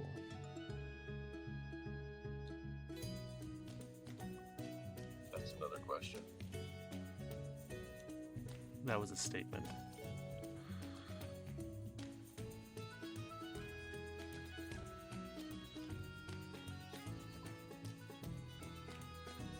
I don't.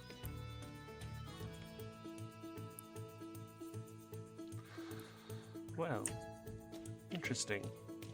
Now you don't have to answer this next one. But since we have a room, and she smiles at you,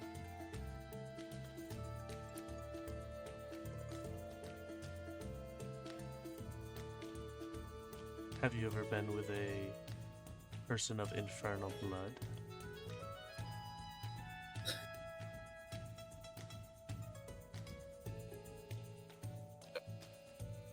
We quite recently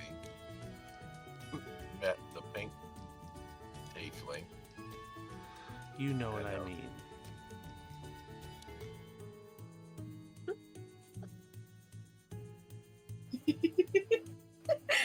Fade to black. And fade to black. Fade to black. All right. So, Escalated quickly. the group eating downstairs. Uh-huh. You start to hear directly above you loud thumps. And I mean, it is shaking the dust off of the ceiling. That is horrific. I hate that, bro. You're not even here. I know. Rokar, throughout your talk, the woman that you are talking with gets a grin across her face and goes, "Let's give your friends downstairs a bit of a show." And she starts jumping on the floor. And it's just you see the floor is almost giving way as the entire floor shakes each time she jumps. See, now if I join her, that floor's gonna give. And she starts chuckling, but she puts her hand over her mouth so that her laughter doesn't follow through the floor down below to where the bar is. Now, you all at the bar continue to hear this loud ceiling shaking thumping for some time. Tinrin puts his hand over his wine glass to stop the dust from getting into his drink. Oh god. At least they're having fun. I mean, you know. You know what? Since, Lyriel wants to fade to black, fuck it, I'll fade to black too. Oh. But this ain't gonna be this is gonna be this is like a test of fucking wheels and Okay. fucking dexterity. I mean, we're eventually gonna go through that floor. So you stop her from jumping on the floors? Uh-huh. Okay. I'm gonna say roll a strength check. Oh. Oh lord. Oh god. You said strength check. Yeah. This whole building might fade to black. So just straight strength, right? No, nothing else. Yep. Just straight strength. That's a 24. 24. I think that's a nat 20. Is that really? I can't tell. Let me It's like, see. oh my god, it is! Jesus Christ. All right. So Rokar, Yo. about 10 to 15 minutes in, you start to hear a creak on the wood Uh-huh. as you start to hear snap, snap, snap, snap. We And- can obviously hear this. Are we Oh, able yeah. to move? You guys hear a loud creak, and then you look up to see some of the boards holding the second floor up are starting to snap. You know, let's grab our food to go. I feel like we could go back to the house. All right. That sounds like a great idea. So as you grab your food and start to head towards the door, you hear a crash, and you see tumbling off of a bed a completely nude Rokar. And the bartender's just looking at the ceiling and then down at the bed and up at the ceiling is like, you see him pull off his apron, set it on the counter, and just walk out. Lyriel, you hear a loud crash.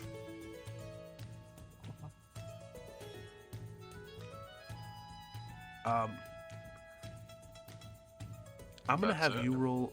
What's that? I just hear a loud crash. You just hear a loud crash. Okay, what am I rolling? So, I'm gonna have you roll a Constitution saving throw, because this is a concentration check. If you're able to concentrate on what you're doing, or if you are now too interested. 19. Yep, you're locked in. You are not bothered by the crash. You are focused on the task at hand. Yep. Now, Logically, Rokar. I have no familial interest in this sister, but that's so weird. So, Rokar, does this bother you? Oh, fuck no. Okay, so you go right back to it. Yep, Rokar has no shame. All right. So you all Jesus exit the Pillow Christ. Palace, Uh-huh. scarred by the image of a completely nude, very scarred, like scars Rokar. all over his body. Yeah. Oh dear.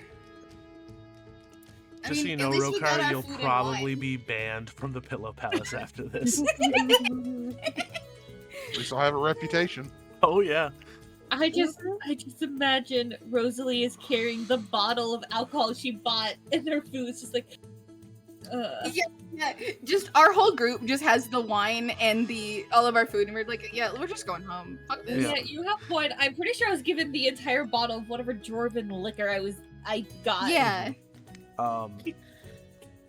Tinrin reaches over and grabs the bottle of wine from you, and you see he tilts it up and takes like 4 or 5 big gulps. And he's just like staring ahead.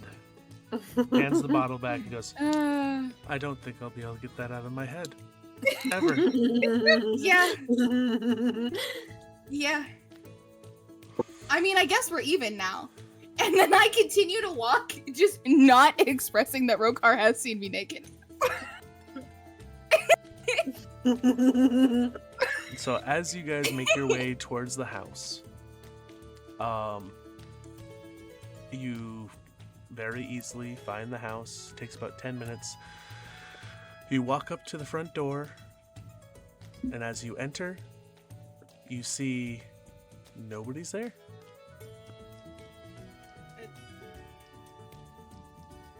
I have 2 options. I could just go to my room.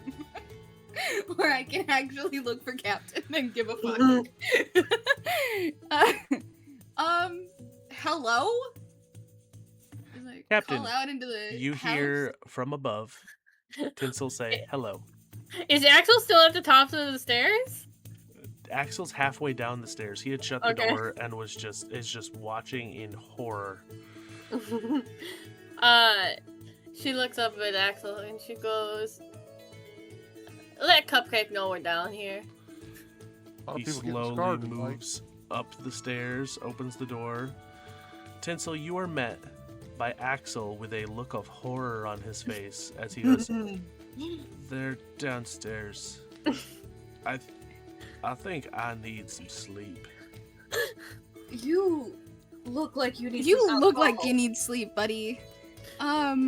He reaches over to Rosalie, grabs the bottle, and starts downing the bottle of dwarven whiskey.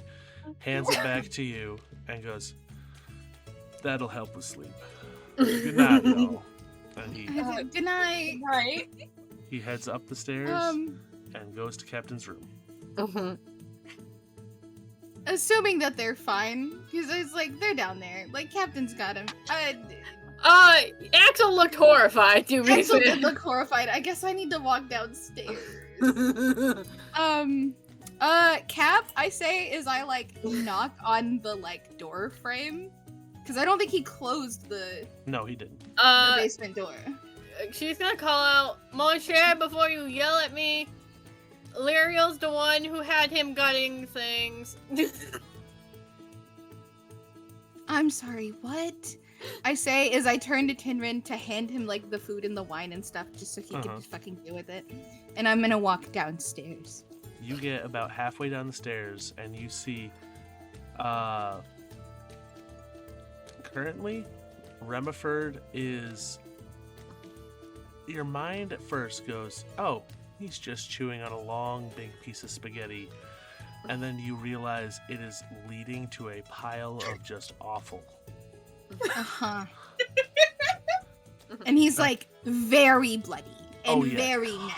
Covered in blood, and he waves. He waves. And we're just doing story time. I'm just waiting for her to realize it's her horse. And you look and see a dead, emaciated horse on an altar with the stomach cut open and a knife in Remiford's hand. Are you having fun? He gives you a thumbs up, and with a mouthful of food, he goes, "Take me."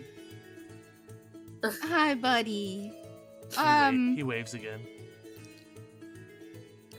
And Captain turns around and she's like, "I found him like this, so I've been telling him stories about the Cyclops in my crew to kind of lessen the amount of animal harvesting that's happening here." There was more than one animal? You look over as Remiford points at his sheep, and its head turns towards you. Lower jaw just kind of lulled off to the side as it goes. And you see there are bits of offal just hanging from its stomach. I don't have the brain capacity to handle this right now.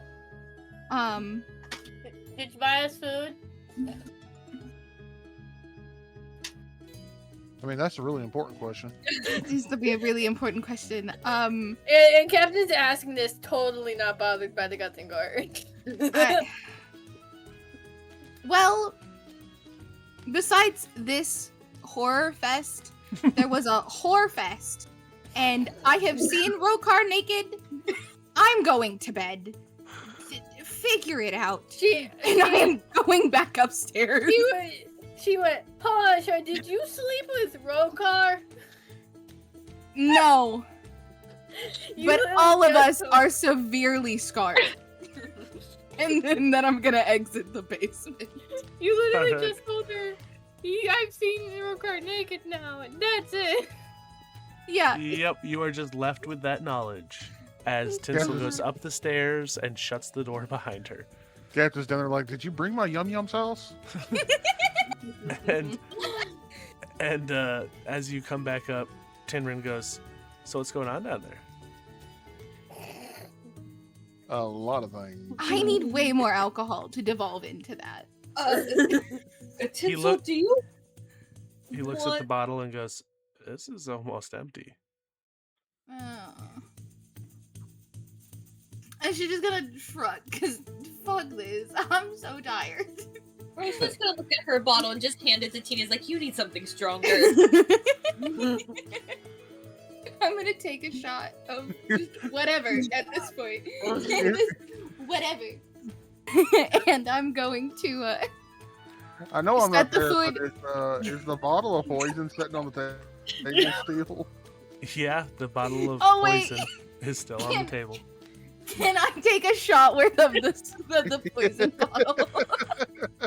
Because at this point, If you wanna. girl- yeah, is it a con save? It is a con save. Cool. 14. All right. You feel an intense numbness as it goes down your throat, Yeah. and you instantly feel like you have been drinking all day long.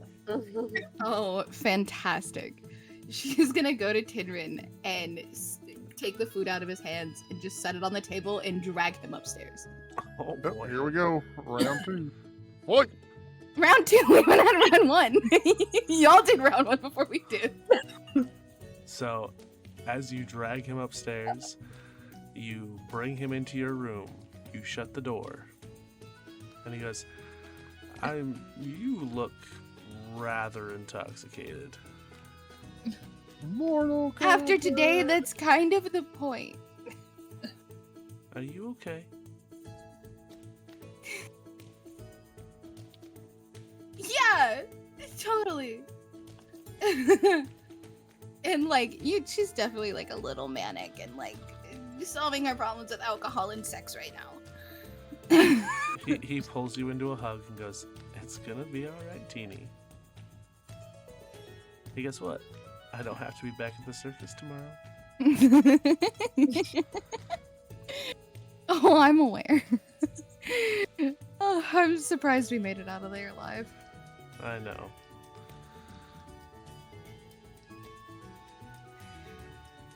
Oh. So much information was given today, and that poor girl is struggling. Things were seen. Yep. And Rokar was seen. There's... She's really just gonna ignore her problems for sex and alcohol, actually. I feel like that's what I would do in this situation, so I feel like it's right. It feels right.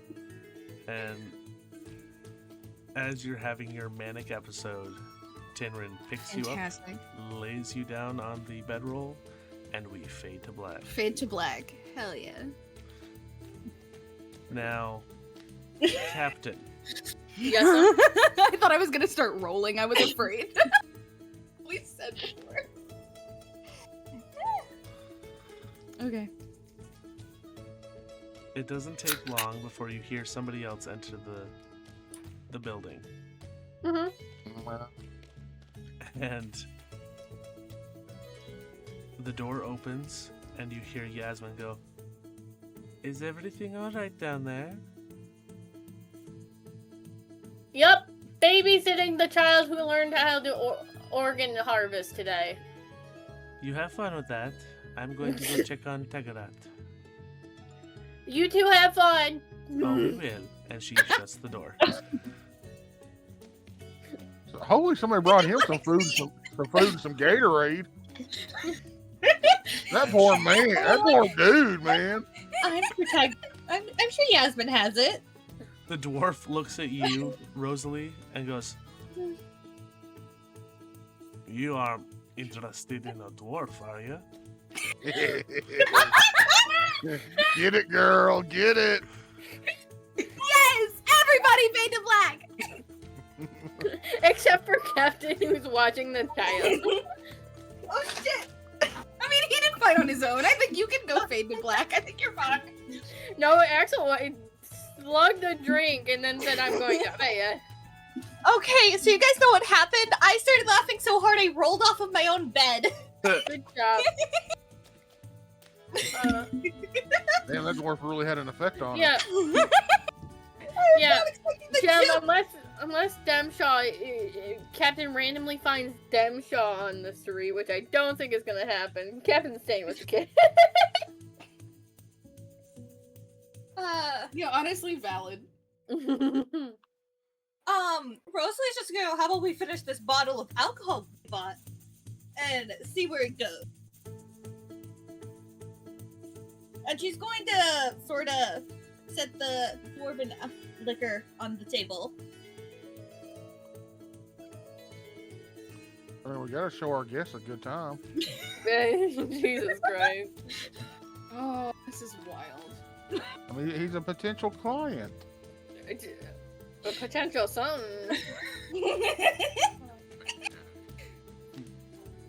What did you say, Ghost? I heard him so clearly. He was quiet for me. I heard son, and that's something that I need repeated. Yeah, I didn't hear what was going on. Potential baby daddy. Oh. I heard him so clearly. So will that be a fur dwarf? No, it'd be normal person height. The tall cancels out the short. Oh, yeah, that's how Anyway. humans are made. That's Yeah, how a human furball and a dwarf get furries are together. made. First.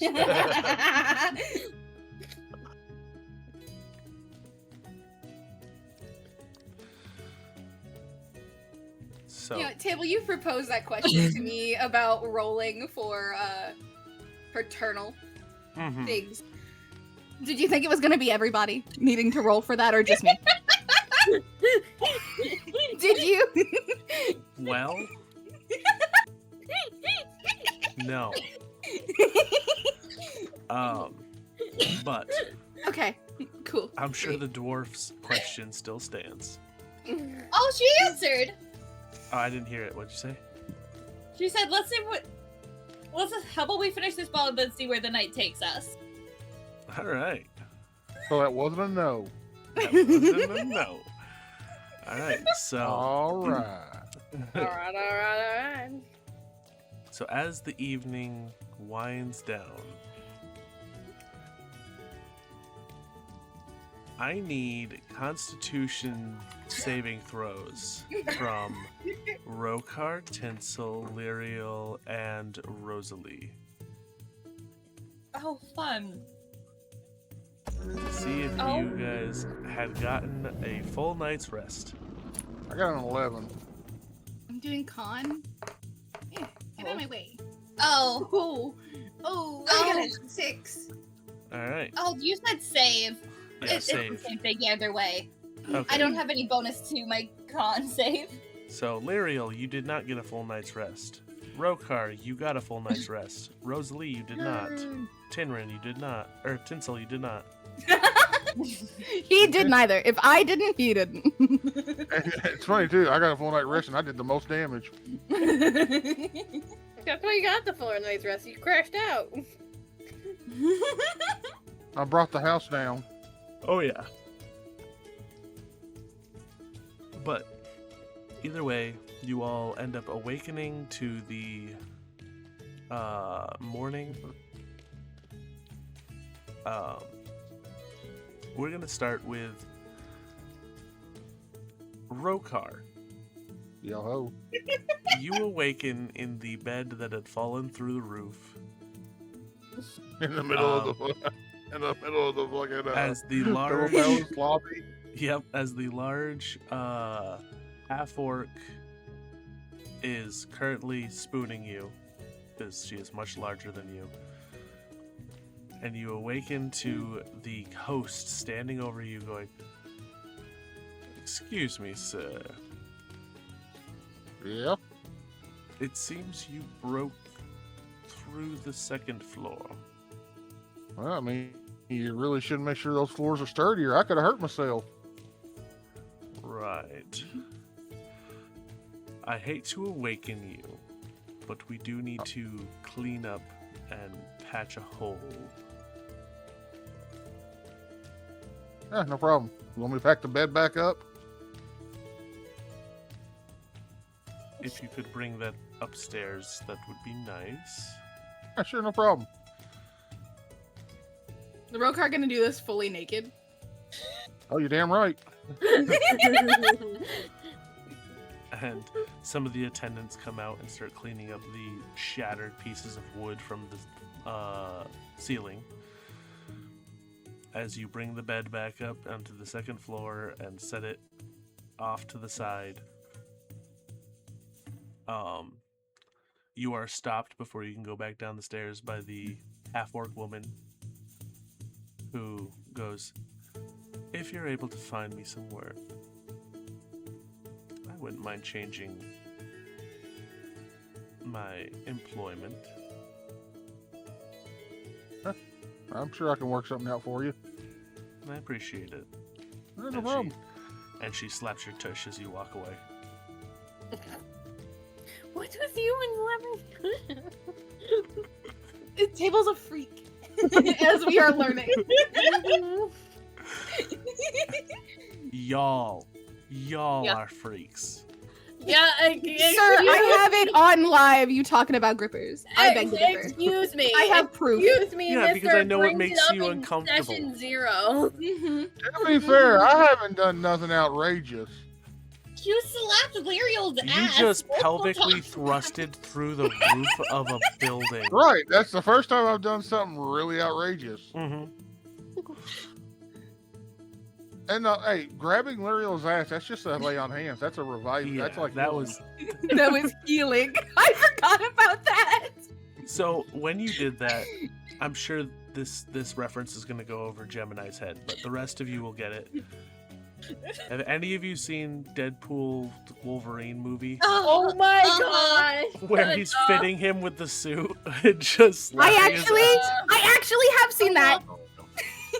That is what I imagine he did to Lyriel to give the lay on hands. By the way, you have to fire your costume guy. He is a predator. I actually have seen that. Oh, Aren't you proud of me? I am proud. Goddamn. Thanks. All right. So now we go to Lyriel. You awaken alone. Oh. Damn. Got the old tip and dip. Yeah, yo. Yo. Dude, she is my sister.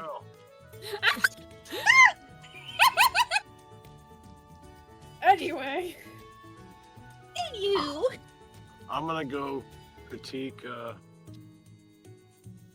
Rutherford's gut job.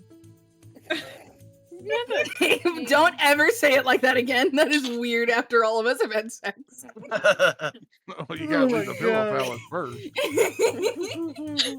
That is an apt description talking about the Pillow Palace. Jesus Christ. Jesus Christ.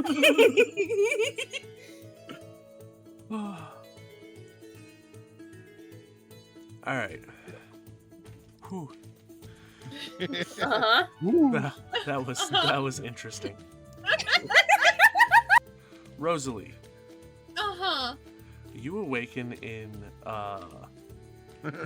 Rokar's campground next to a dwarven man who is snoring like he is gargling rocks.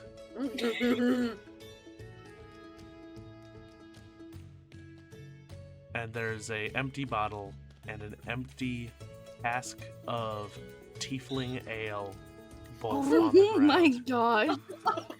Jesus Christ. How did you get that outside? He really likes Why babies. specifically outside? There was extra Well- room. Nuh-uh, that's where Rokar said he slept, and that's what he told the dwarf. Yep. And says Rokar weren't there. That's where y'all ended up. And you look over and you see there's a sheep currently laying next to the dwarf, and there's a sheep at your side. The lizard has its head Yep. on the dwarf's chest Oh. and is cuddling the dwarf. This is gonna be an interesting wake up for the dwarf. Oh, Rosalie's gonna look at the animals and say, I see you guys found a comfy place. And as So you did start to you, move and they around- were there. Yeah. As you start to move around, the sheep that was cuddled up next to you looks up and goes, "Ah," and hops up and starts pouncing away. Natural ability. She can understand the animals. All right. So you understand the sheep going, "You woke me up," and it starts hopping away. You were a bad girl. Oh my god. I'm just thinking of the height difference. That Yeah. Virgo is 7 foot something, and that's a 3.5, 4 foot dwarf. Picture Chihuahua and Rottweiler. Yeah. Yeah. I have more questions, but they're off-stream questions. So many questions. I have so many questions. Rosa's gonna apologize to the sheep that just hopped away. Yeah, that sheep got scarred. She's gonna work on getting dressed because All right. out in public, technically, Oh yeah. Oh, she's already got her fursuit on. she has normal skin. So as you start to get ready for your day, Captain, how long did you stay downstairs with Rummerford? She just kind of stayed down there the entire night. So eventually you guys would have fallen asleep. Yeah. You awaken to see Rummerford cuddling his undead sheep, Mhm. one hand in the chest cavity of the sheep. And you sit up, since you've been laying in the dirt.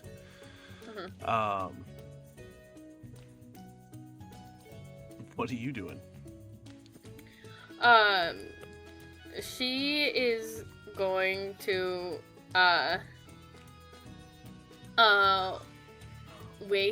she is going to gently wake up Remiford and let him know that he should head to TV's room because she has to have a talk with his uncle. Okay. Are you about to send a bloody child up to my room? Because Welcome I was too drunk to lock my door. You're welcome, bestie. Bleary-eyed and half asleep, Remiford, sheep under one arm and just rubbing his face with a bloody hand, is now walking up the stairs.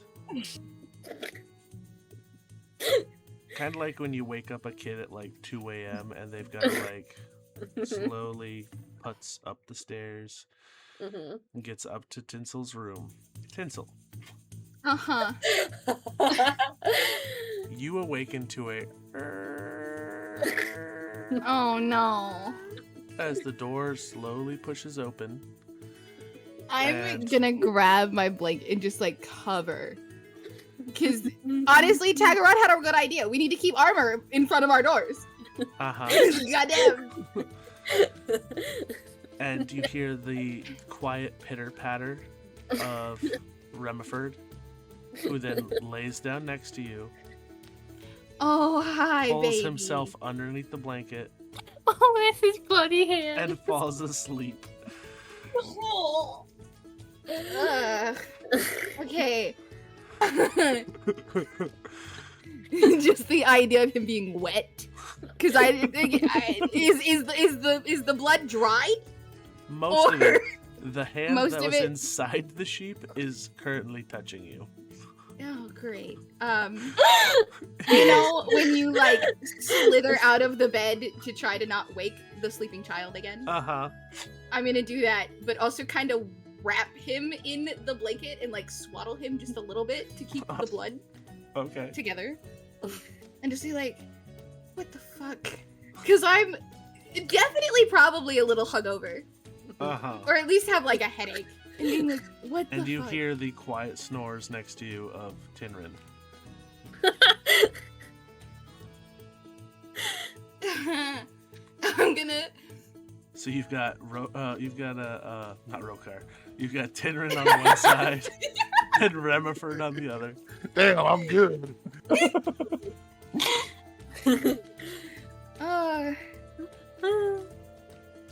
I'm just gonna grab Tinrin's shirt and just throw it over my body, just enough for me to walk downstairs to get something, to get water to fucking clean this child.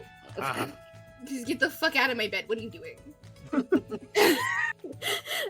Captain performed true aunt duties of. You really did. Kid back. I'm done with your kid. Take it back. Yeah. And as you go downstairs, you walk up to the wash basin that nobody replaced, and it is a deep crimson color. Because Lyriel and the kid cleaned themselves in it. Mm-hmm. Oh, that's beautiful. I leave for 12 hours. I'm walking out of this campaign. I'm done. I leave for 12 hours. What the fuck happened? Oh yeah. Not to mention you see now that you're awake and you see light coming through the windows, small patches of horse fur attached to pieces of floorboard. You see a blood trail across the floor heading out of the house towards the backyard. There's vomit in the floor from Axel from the day before. The floorboards are broken. There's still Navir liquids everywhere. And I'm just like, we were supposed to keep it nice. Party houses after the party. No, this is literally the music video of last Friday night. Yeah, and I'm like, we were supposed to keep it nice. And she is gonna start draining the fucking water basin and just getting water to one, currently splash on her face. Two, grabbing a spare cloth to as fucking. You bring the wash basin out front to the well. You open the door to see somebody sitting on your front porch. I am in an oversized t-shirt right now and barely any clothes. Azaline. Oh. And she looks up Hi, at you good and morning. goes, "You look like you had a good morning." Yeah. You're welcome to come in. You want her to come in and see There's everything in the warning. Blood, vomit. The stairs are broken. I'm too hungover for this right now. And I'm just gonna continue to go get water.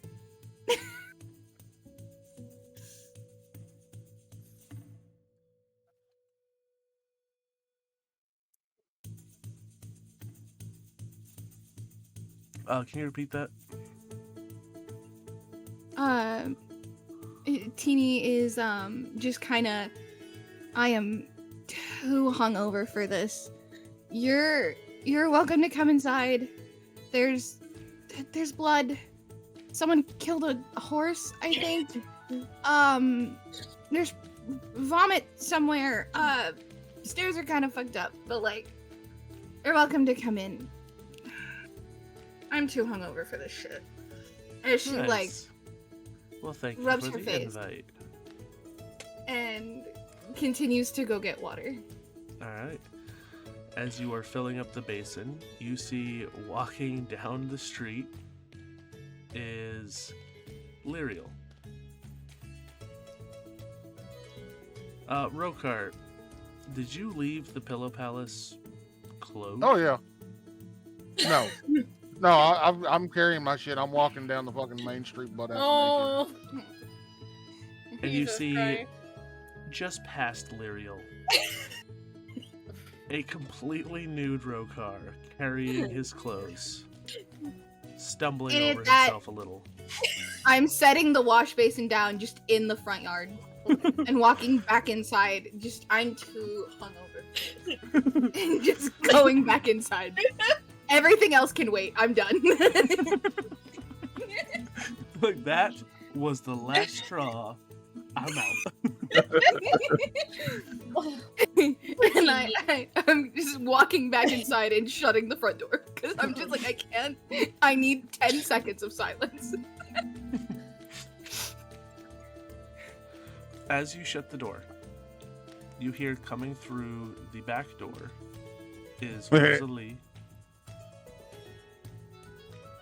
And Rosalie is currently finishing throwing on her clothes.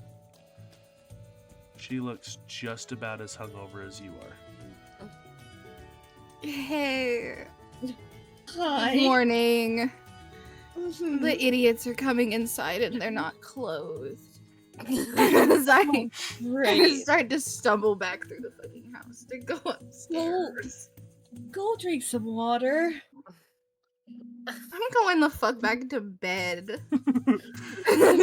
He tried to go get water. Look how that went. I was trying to go get water. So, Rokar, are you heading inside or are you heading to your camp? No, I'm heading inside. Okay. As you get to the front yard, and Lyriel, as you get to the front yard, you see the wash basin is sitting on the middle of the yard next to the well pump. And you see sitting on the front porch is Azaline.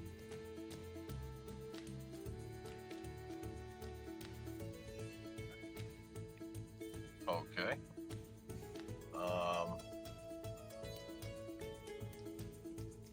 I'm gonna walk by Azaline and continue cleaning the wash basin.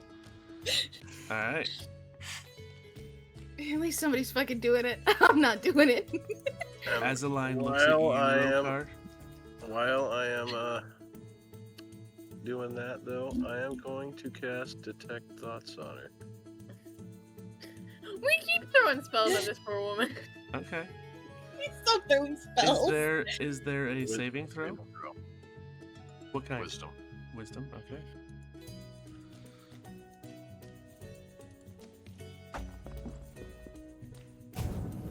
That is a natural 17. Oh. So, I don't even have to add a modifier, do I? Nope. Okay, so as you try to peek into her mind, you are stopped and you do not catch anything. But she is smiling at you as she watches you wash the wash basin. And then she turns her gaze over to Rokar and goes, "You look like you had fun." I just don't know what needed to be done. Interesting. I believe Tinsel is awake, and so are a couple others. Oh, good. We need to have a conversation anyways. Sounds good. Are you going to need me in there?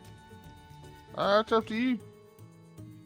I'm pretty content with enjoying the fresh air for now. All right, then. And I'm going to walk on inside. All right. Rosalie, you are met by the door swinging open and a completely nude Rokar.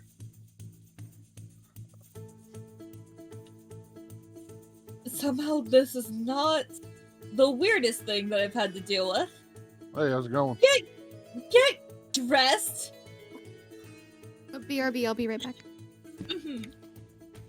As she's saying that, she is trying to fix up her pigtails that she has. Yes, definitely rocking sex hair right now. Just all a mess. And it's right about now. You hear the pitter-patter of a dwarven man, completely naked, walking in through the back door. His beard covering most of him. And he looks up at you and goes, "Well, you look like you had about the same type of night I did." Yeah. Pretty much. He points over at Rosalie and goes, "I'll tell you what, it was pretty nice." I'm glad you enjoyed yourself. From what I remember, which isn't much. I thought from what I remember. You may be out of alcohol. That's all right. It was a worthy cause. You look over and you see your very expensive, basically poison, is almost empty. Okay, I'm back. Good. Now you come back to a dwarf and a Rokar naked. Oh my god! And I bet I'm not up the stairs yet, am I? No, you are halfway up the stairs as you see the naked dwarf waddle in and tell Rokar that he's out of booze. And he mentioned that he had a fun night and pointed at Rosalie. And you thought the basement was gonna be the worst thing you saw. Good morning. I'm just gonna grumble. Rokar can be like, "Hey, we need to have a talk." Can I put on more clothes first? Because I'm still just in Tinrin's t-shirt. It'll make it snappy. This is important. If Fine. we're talking, can you grab the note as well? I would like to read it. Yeah, whatever. Thank you.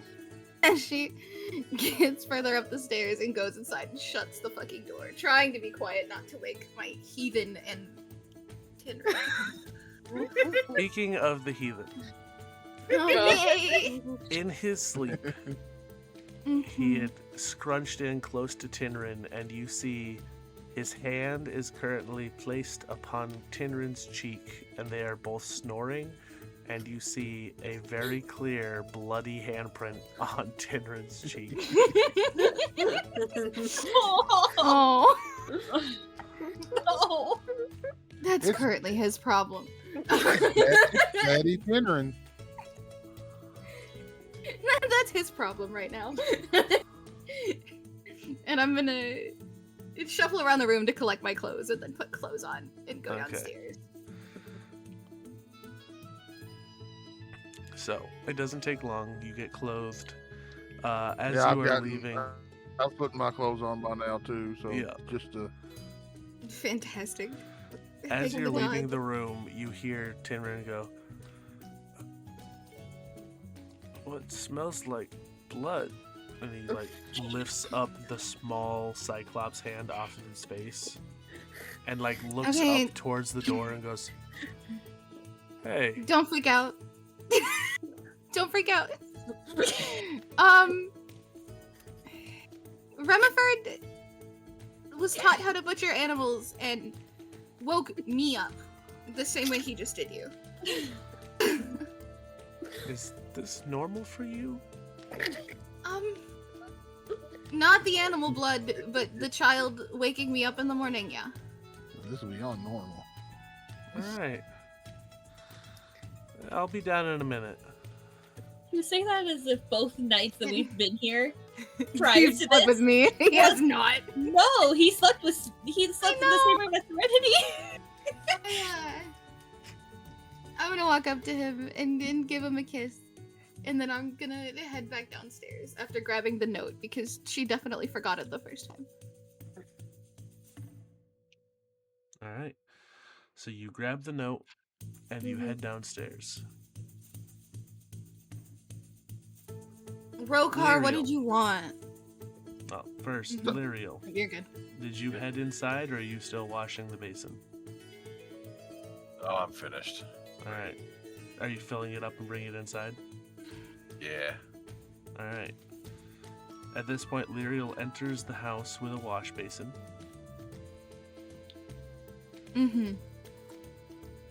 Thank you. Tinsel's gonna say as she's coming down the stairs. I mentally couldn't this morning. Why is the house like this? You've missed some things. I am aware he's currently bloody in my room. Okay, well then, here's your What base. the hell would you do with Tinrin?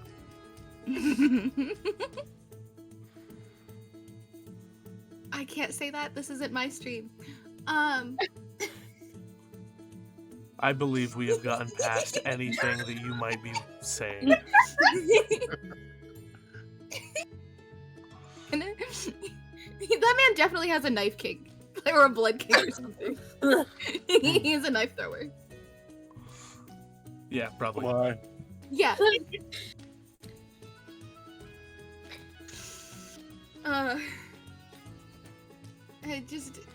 She's just gonna be like, oh, okay.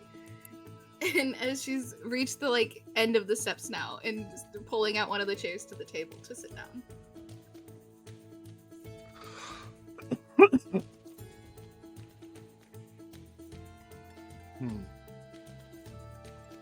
So,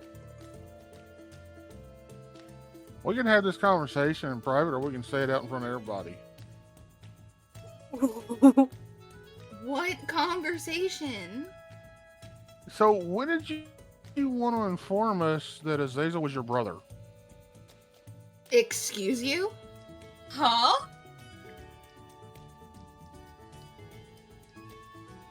Your sister out there? Azazel is her older brother. Are you talking about? Are you fucking with me right now? Nope. Because She told I me am herself. I am What's the too tiefling's hungover name for your outside? bullshit. Do what? What's the tiefling's name outside? Vaseline? Vaseline, I don't know. So Vaseline. Oh, Azaline is Tinsel's sister? Yeah, so yeah, you banged Tinsel's sister last night, just so you know. Oh. Oh. Well, Taney knows that now.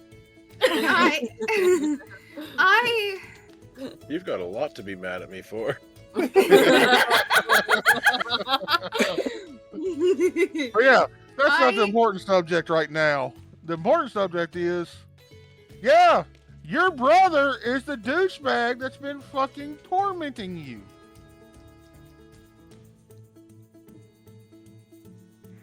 didn't know I have a sister. Sexually. You think I Like he pops up during that is weird. actually Table, that is a good question. What? Did he fuck with my dreams last night or no? No. Oh, okay. Good for me. Finally. I Oh. had a break, but I'm not having a break because we're having Oh, this it gets conversation. so much better. What do you mean? So apparently this is on his father's orders that he has been looking for you. My Who's father? your father? Yes, your father. Your My blood father. What the fuck does he need me for? Apparently he's been looking for you for a long time. That can't Who's be your right. father? Oh, hold on, Lero. This is better. This is better. She's nobility. Your And nobility? she's gonna wince at that just a little bit. Yeah, and he's Yeah. a military leader. Uh-huh. So, is that your full sister out there? It's my half. Which yeah. half? Nobility or I royalty? don't know. I'm Lariel's power hungry is ticking. Her parents were nobility. Okay. Her dad, nobility. Her mother was nobility. I'm gonna go outside. my mother is nobility. Can she come inside, please? I'll go so get we her. can have this conversation. Okay, cool, thanks, buddy. Also, Captain's gonna come up hearing the commotion upstairs. I'm gonna open the door and be like, "Hey, princess, come in here." He looks up at you and goes, "Excuse me."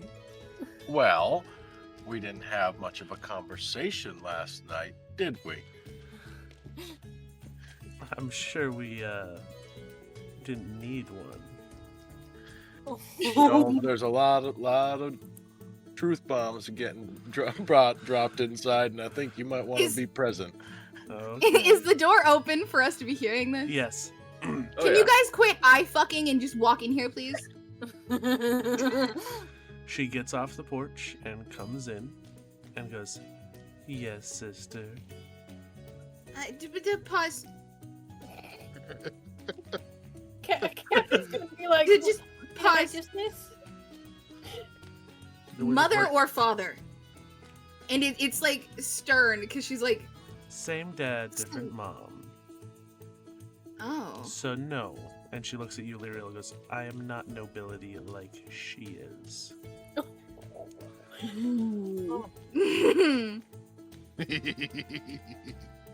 Wild, absolutely wild. And now Captain is now clued in. Yeah, Captain's like, the fuck did I just walk up to?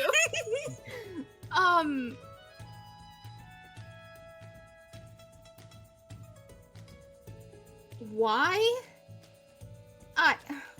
Huh. So, Zazel is your brother? Yes. Uh-huh. I mean, he's also Hope- your half brother. Yeah, Captain's gonna be like, I've been made aware. Captain's gonna be like, oh, that makes so much sense. Rogar's gonna look over like, who are you again? So who's your mother? Just pause, and I'm gonna put a hand out to Lyriel. She's So still what? wrapping. What you gonna tell us about this? It didn't matter. I left there when I was 8. I was lost, and I joined the circus. And in my head, they didn't give a shit. Okay, hold on. There's a big difference between left and lost. I was lost. There was an argument, and I guess I kind of ran away. So you ran away. Fuzzy. It's fuzzy. I was a child. Ooh. Could we all maybe calm down? Just a smidge. And were she's in- gonna. Kevin's gonna point to Rosalie and be like, "New developments are happening. This ain't your show. This is our show, and this is my crew. Don't feel how they want to feel." She does not like someone bossing around her crew. That is a big no-no for her. We were in a city, fuck if I know where anymore. Mother had gotten on to me. And I was a child. I took off. But then I got lost. Wait. So because you got in trouble, you threw a temper tantrum and ran away. I was a child. Point blank, I was a child. In a city that I didn't know, and I didn't know the language.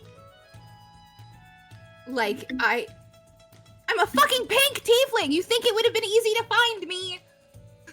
Well, apparently not. Clearly! She's very manic at this point, because what the fuck? So, who's your mother? Turning to the other tiefling. My mother or hers? Yours. My mother is no longer around. So your father's a war lord. He's a warlord. A rather powerful tiefling. Holy Tinsel, your backstory is getting fucking woo! by the name of Akros, Void Song.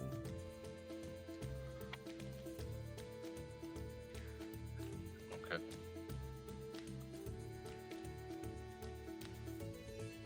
And at this point, Tinsel's head is in her hands, just being like, what the fuck is going on? I fucking can't. Is yours and Azazel's mother the same? Yes.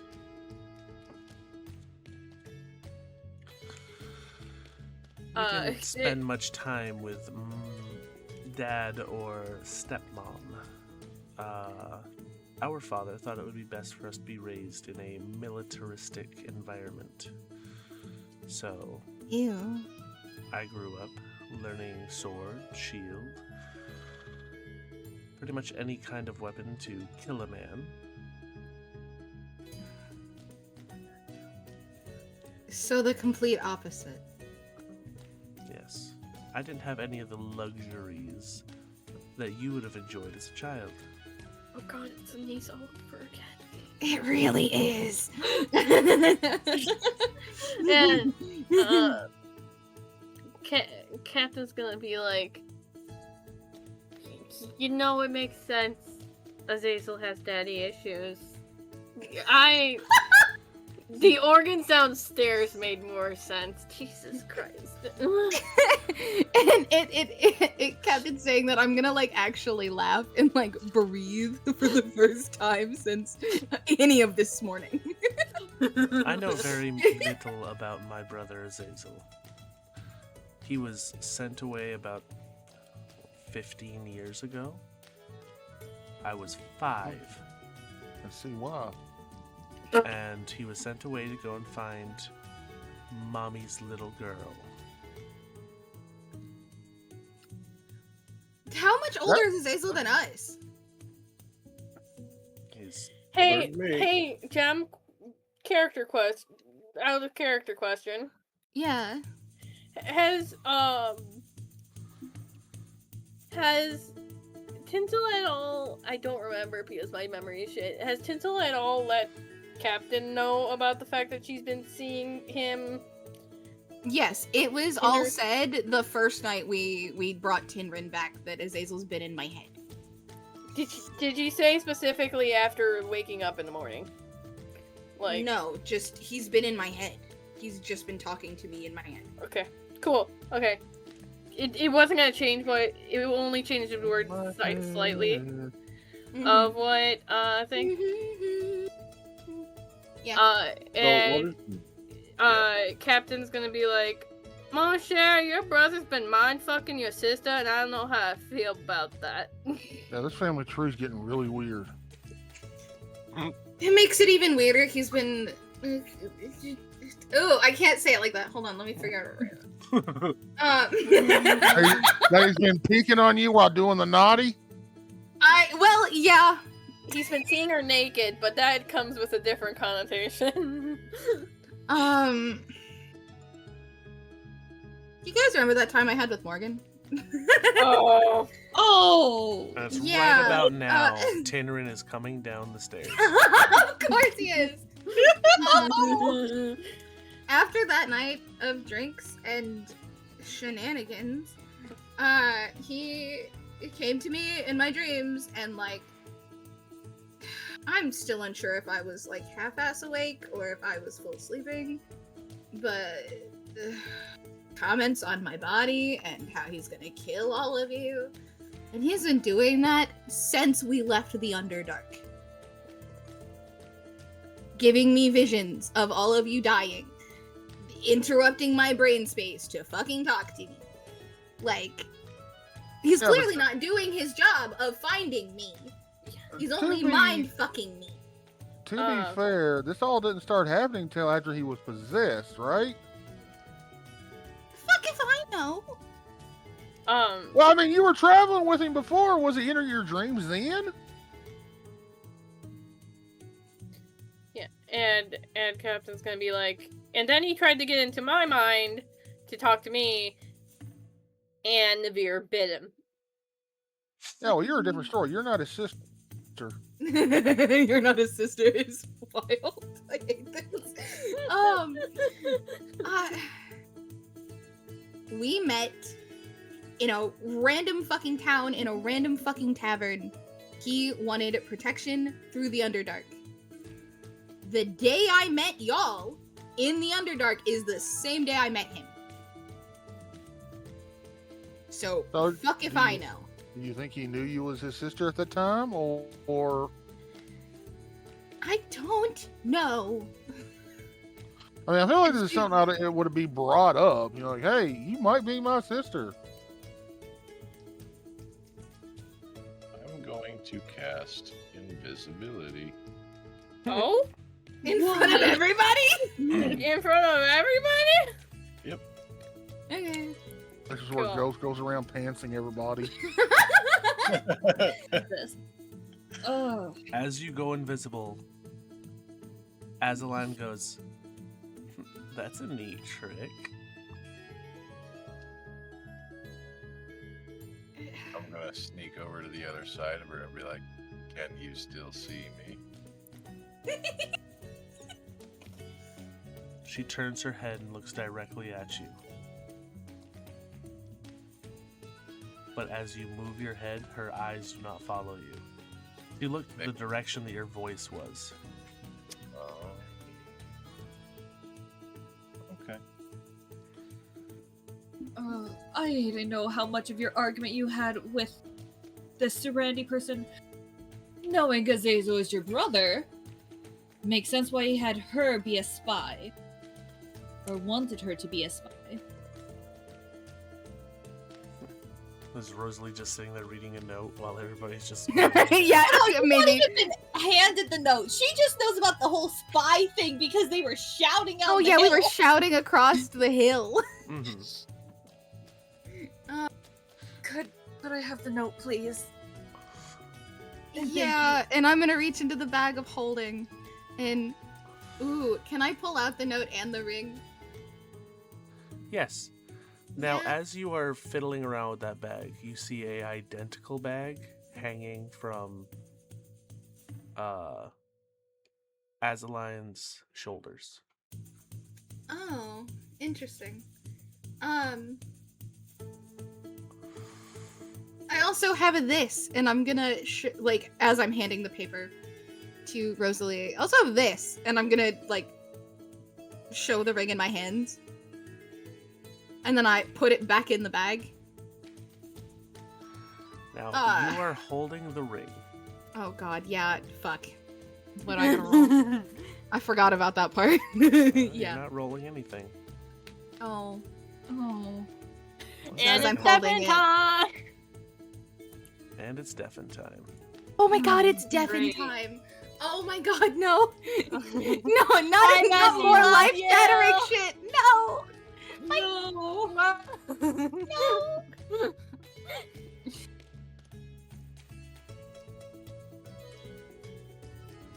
Goodbye.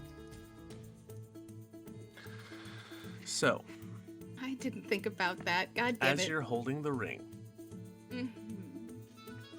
you feel the area around you sucked away. Mhm.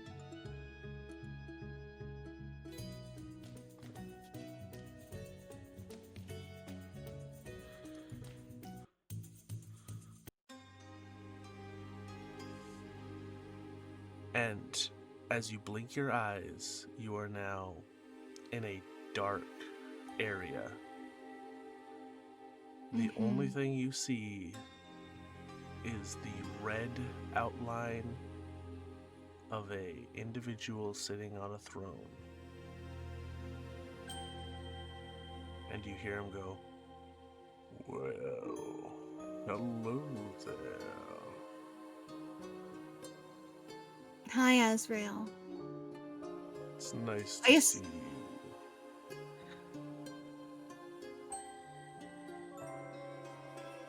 This was not my intention, but hello. And as he leans forward, his face is lit by the molten chest cavity, and you see the immense face leering down at you as he goes, "I believe enough has transpired that I do not need to use your false name. Delathena. Oh. Yeah, how do you... You know everything Azazel knows. I assume that he knew. Oh. He's slowly coming to the realization. So he doesn't know. How do you know? I know your mother. My mother? Yes.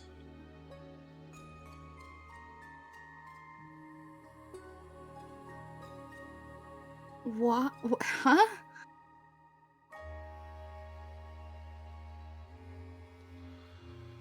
Just know your blood is important, young tiefling.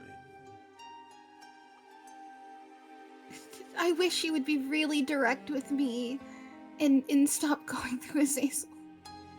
It would save us all so many steps. Once Azazel frees me, perhaps I will.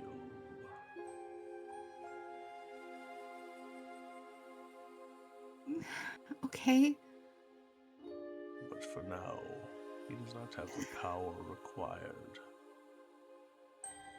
Why do you need to be free?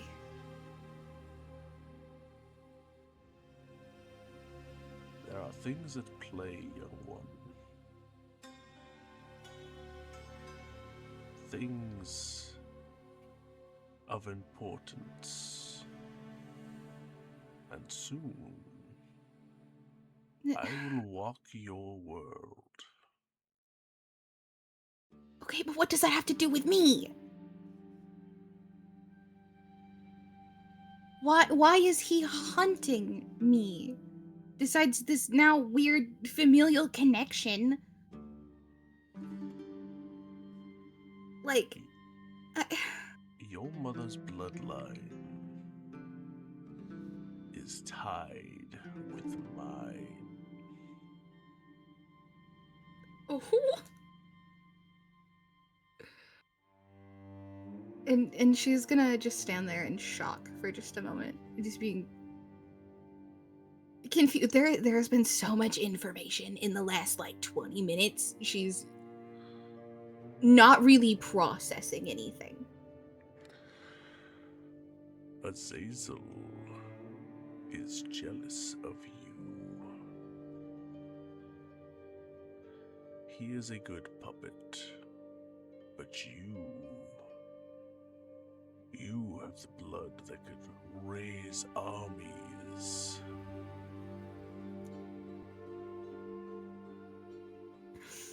And you see he kind of takes a bit of a lean back as he's looking you up and down and goes, "Be careful intermingling with those of celestial blood, child." Excuse you? I can see his effects on you. I can smell him on you. You. Sorry. It took me out of the roleplay for a minute.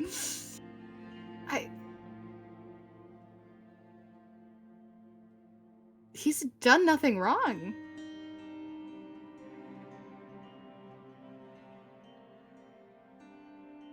There are laws of man, and then there are unbreakable laws of nature. The coupling with that thing is breaking a law of nature. Oh. Oh no.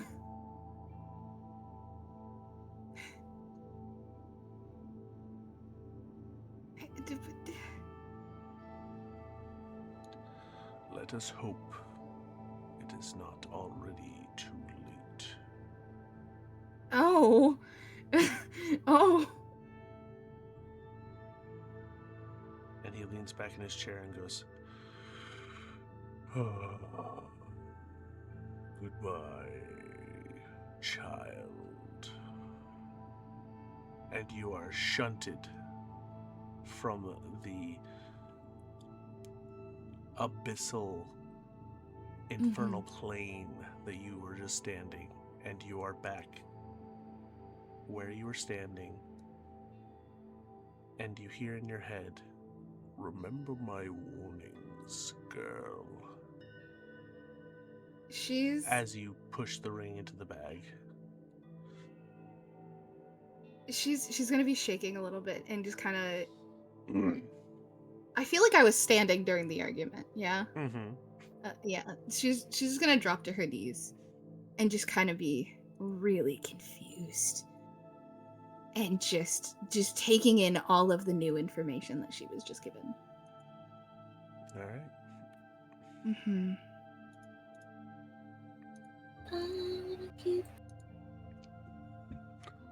You all watch as Tinsel freezes for a moment, and there's a 20-second hesitation before she thrusts her hand back into the bag to drop the ring into the bag. Huh. You good there, Tinsel? She drops to her knees. Captain's gonna quickly go over to Tinsel and be like, Moshe, what the hell is that ring? Tinrin races the rest of the distance and is on the other side of you as he goes, Are you alright, Teeny? I am just shaking, and there is absolutely no words coming out of my mouth. They're just... She is so unbelievably overwhelmed in this moment of just all of the information of her parents and everything that was just said, and just shaking. And just she begins to cry.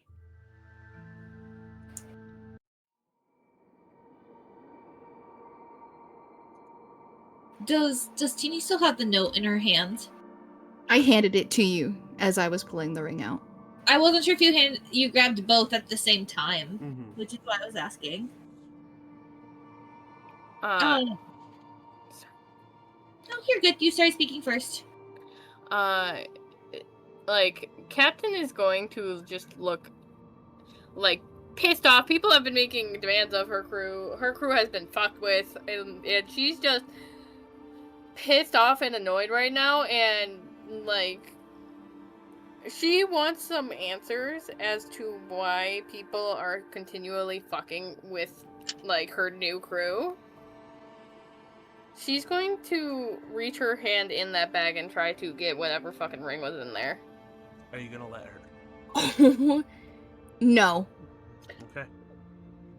I think one of the only actions I could do right now is to pull the bag closer. Just out of fear. Tinsel pulls the bag closer, and her arm is currently holding it shut. Oh shit, what the hell does that ring do? 'Cause you were gone for half a minute.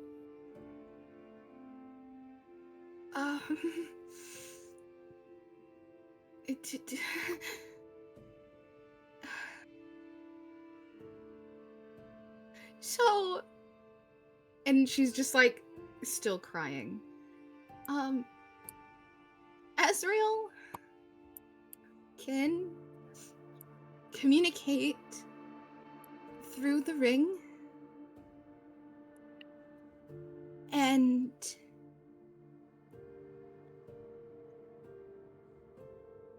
with? I just need a minute. And she's going to lean into Tinrin and just like cry a little bit. He pulls you close. It's right about now the dwarven fella has pulled his pants on and is currently is working his jacket on and goes, "Well, I hate to break all this up, but I was promised a party to find me my way to a capital. Is that still happening?" How many are you looking to hire? He looks around. Goes, I mean, I doubt I'll need more than what you have.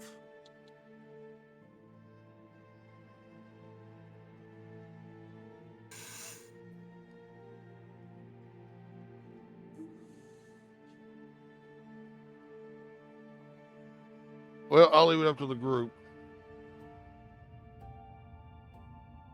Sounds like we need to step away from this place for a bit. That A I change know- of pace would be nice. I know I'm new to this, but it would be nice to have things be less chaotic. And she's saying this as she is looking over the note and reading it. Mm-hmm. And the moment she finishes reading it, she hands it to Rokar. Is like, "You probably want to actually read this if you haven't."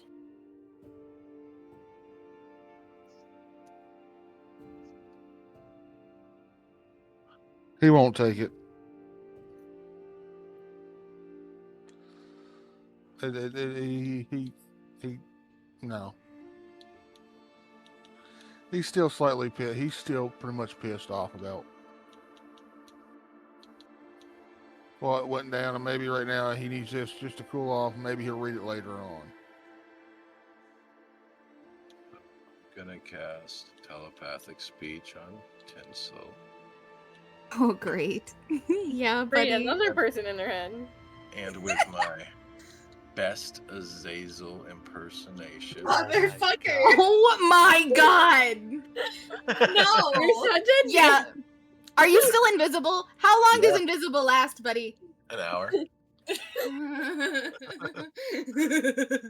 The Yeah. moment it goes up, you're gonna have a squad on you. So with my best Azazel impersonation, I'm gonna tell her to drop the bag. Why want would I you- listen to Azazel? I There, want buddy. you to roll an intelligence check. Intelligence? Yes. Trying to pick out his mannerisms and his vocal patterns.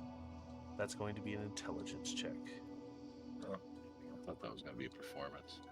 Oh, it could be. Actually, yeah, you know what? It can be performance. No! Never mind, I You- got a nat Never 20. mind! You got a That was a nat natural 20. Yeah. Okay, I want you to text me what you were going to say, and I will say it in Azazel's voice. Oh, Oh, my. that's so I mean. hate this. I hate this. I hate this. I love this. I'm gonna have to DM you. I don't have my phone. Okay. Seeing Rokar Okay. isn't taking the note, she's gonna turn to Captain and be like, "You seem like the next reasonable one here." She want- she looks at her and I'm like, and it's like, one, you've been trying to boss my crew around since you got here, which I don't particularly fancy. Two, we have a more important matter right now than that. No, we will get to it.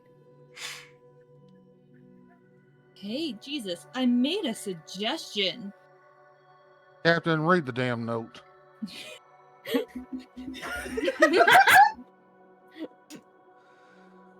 And music, I will DM you what the note says. The only one who probably would have cared is currently incapacitated right now. Uh-huh. She's going through it. Where's my DMs with Cowboy? Because that's where it's most likely, like, I got it. there. I know where Okay. it is. She's not picking up the note, and it's very much she wasn't at the fight. She can't confirm this was from Serenity. She's being given this by a person that she doesn't know well. She knows she got it from Teeny, but she didn't see that he didn't talk too well, and so she's not touching the note.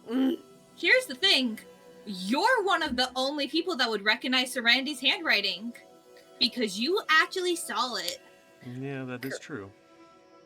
Correct, but that she would have to look at the note to see it. Damn it, Kavir. Kavir. Kavir.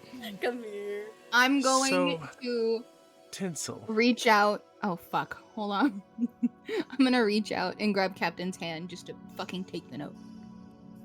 But like just as in like a calm down. As I reach over and grab Captain's hand.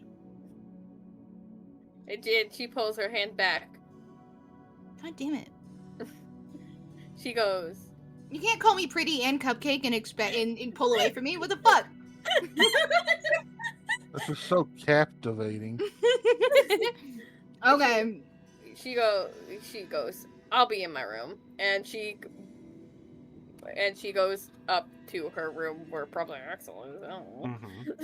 Okay, traumatize me. Tinsel. As Captain storms off, you hear in your head. Actually, before Captain storms off, as you're reaching for Captain's hand, you hear in your head, Tinsel, do me a favor. Drop that bag. And perhaps I won't have people kill the people you love. So her hand is like slightly outstretched, like reaching for Captain, and she's going to like, because her anxiety is really fucking high. I don't doubt I know. The like palms of her hands are just burning because her magic gets a little unpredictable when she's panicked. And she's gonna, to not burn Captain, because that would suck, I'm gonna pull my hand back and just like make sure that my palms are like facing me just in case I accidentally fucking burn somebody. And you drop the bag? The bag is around my shoulders. I'm not holding the bag. Well, you were holding it shut. Oh, I was holding it shut. I'm no longer holding it shut, I guess. Okay.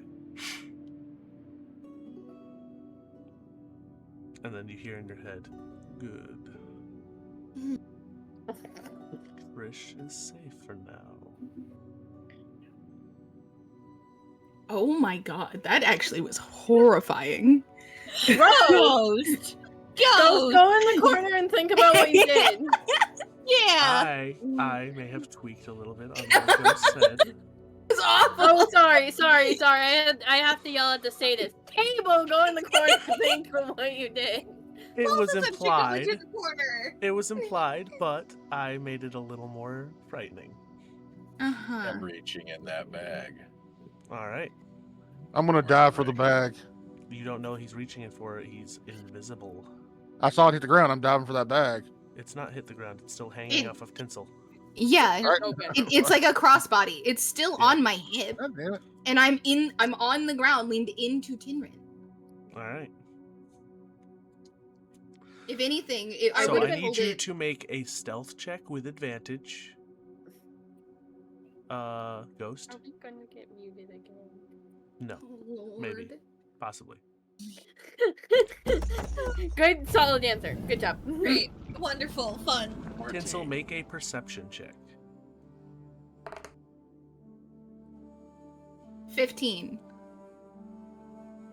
As you are holding your hands towards yourself,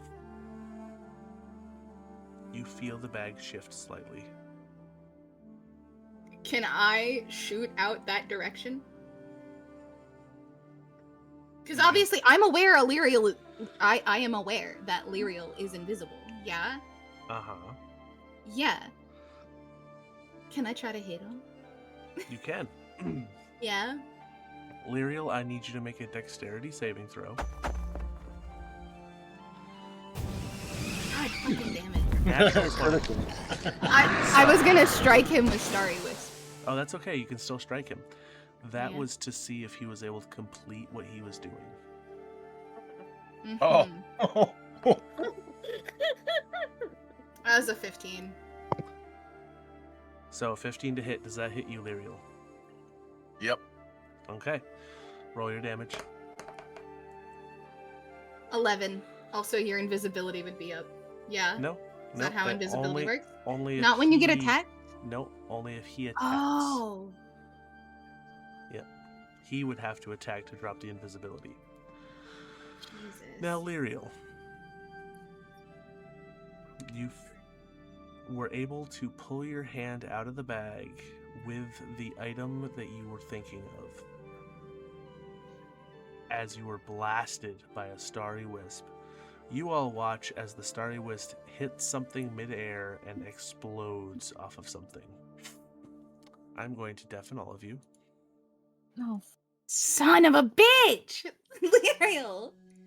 God damn it, Lyriel!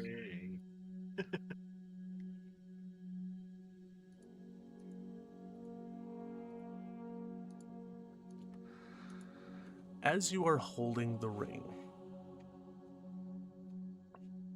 1 second. We are changing back to.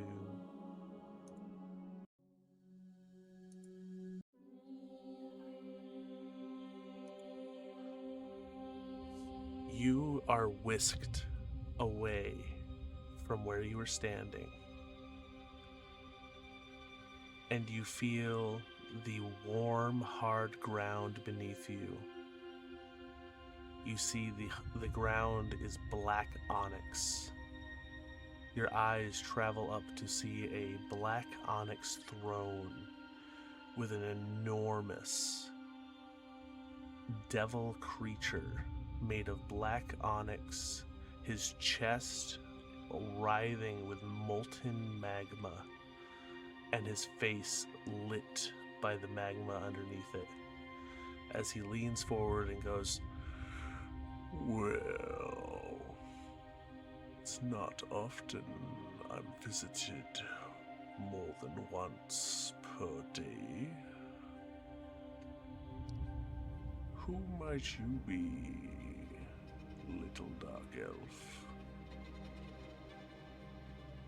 My name is Lyriel Fleetfoot, Herald of Lintigan. Lintigan.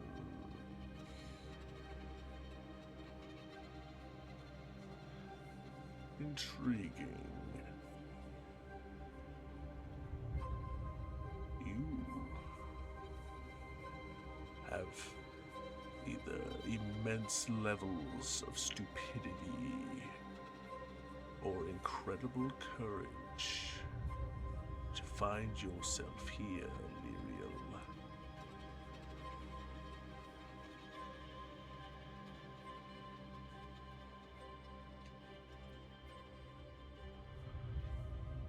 What do you want, Dark Elf? Immortality.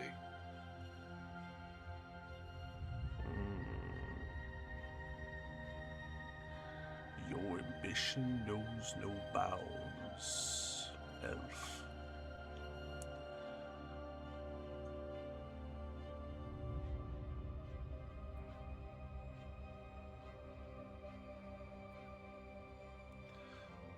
What is stopping me from immolating you where you stand?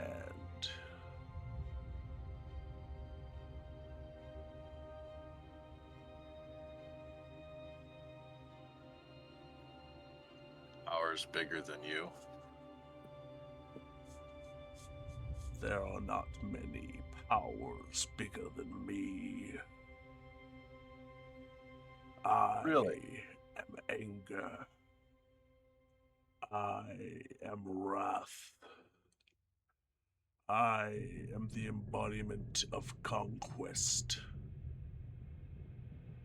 You will learn your place, and so will your beloved Flintigan. When I am released, I will destroy him and make you watch as I flay his body over yours. And then I will turn you to ash, small elf. What do you need to be freed?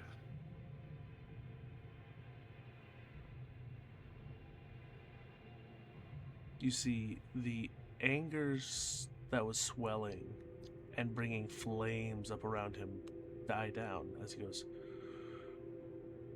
intriguing.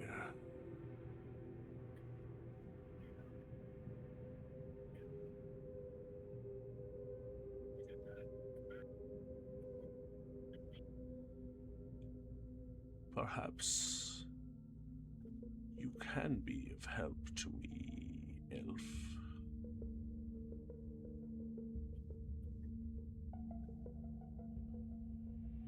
Continue on your course. And in due time, I may call upon you.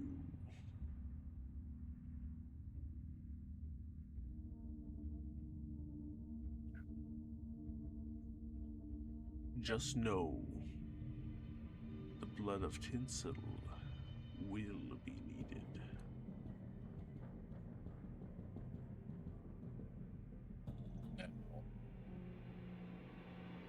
Can you give me any insight on what I am seeking?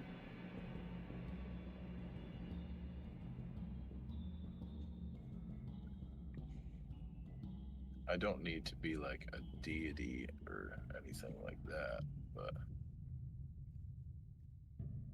I don't want to send you in the direction to become a lich, a vampire. There are many routes to immortality, elf. And if you help me, then I will help you.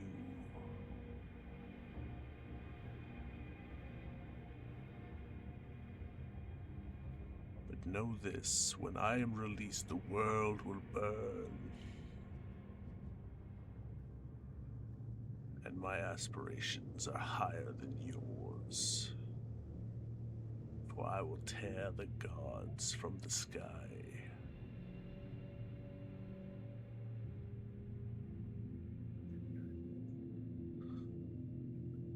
But go now, elf. And know that I have my eye on you. And thank you for opening the door.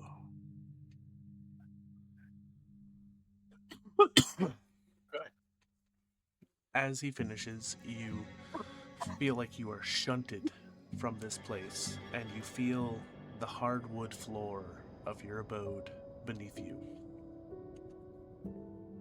and I'm completely visible to the party once I got hit.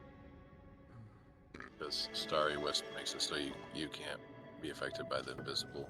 Ah, okay. Yep.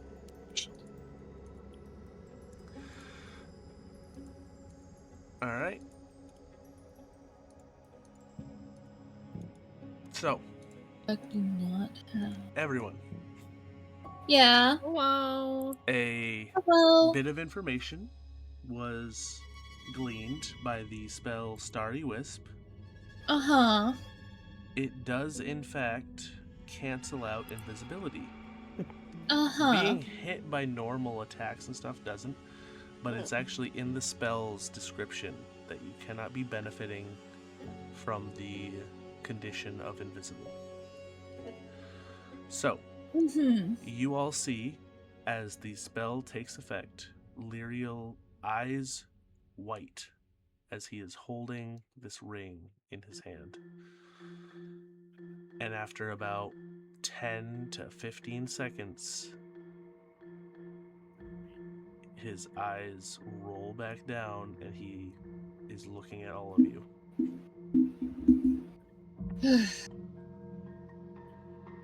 Now, why did you do that? Now there, Pinky. You're not entirely divulging who you're speaking to. I said Asriel. That's not Asriel. Azazel. I think you're getting confused with Azazel. Bestie. Yeah. Okay. Yeah. Okay. Okay. You did glean a bit extra information because you pissed him off.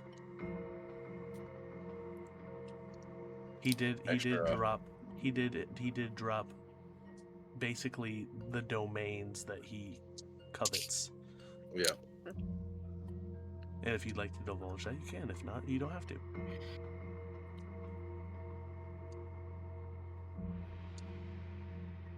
So, you can be mad at me, or you and I can have a private conversation later. Captain's gonna speak up now, and she goes, Moshe, she's not the only one who should be allowed to be mad at you right now. You just stole from my crew. You questioned my warlock. You are standing in dangerous territory. You are a pirate. Please. I don't want to hear shit about stealing. You're a pirate. Let's have this conversation. Because I'm going. You need to give the ring back. And put it back in the bag of holding. That is the only way. Conversation. We can have a conversation. Just...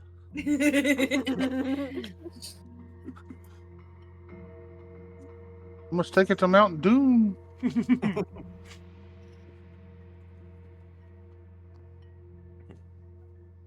And like stupid fat hobbitses.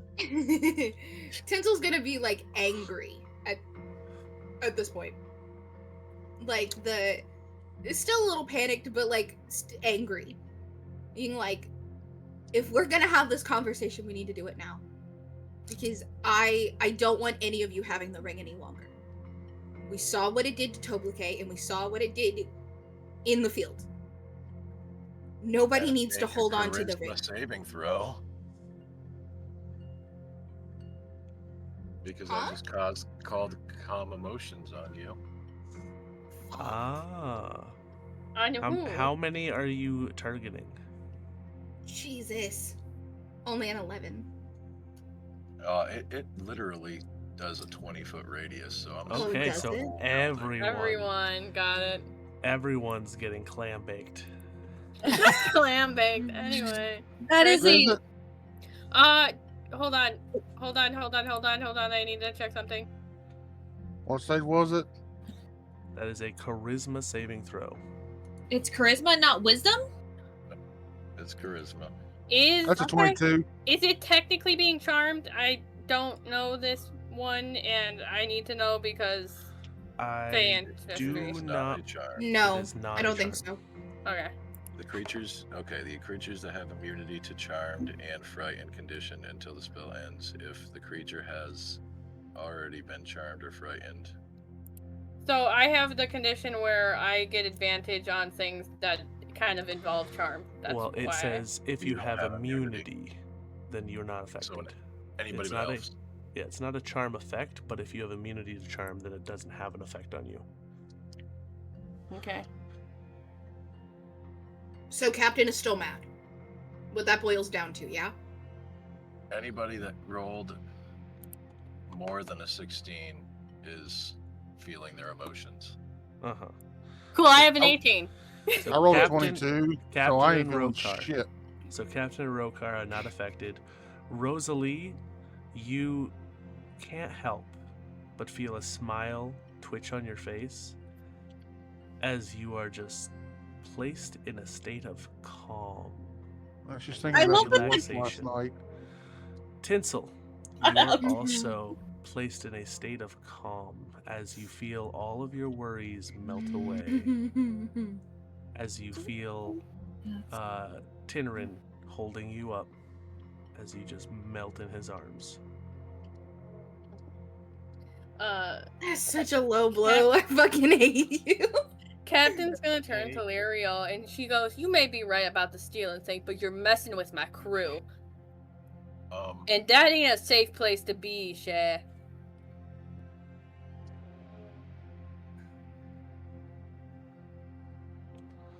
I believe I have to have a conversation with the pink one. Motherfucker, you know my name. Say my name. Say my name. She's just gonna willingly go walk with Lyriel. Mhm. Because at this point she's not angry, she's not frustrated. She's just gonna go.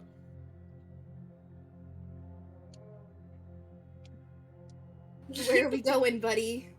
To the basement. Oh my lord, I don't want to go back into the basement. To the dungeon we go. So, Lyriel, you haven't been in the basement yet.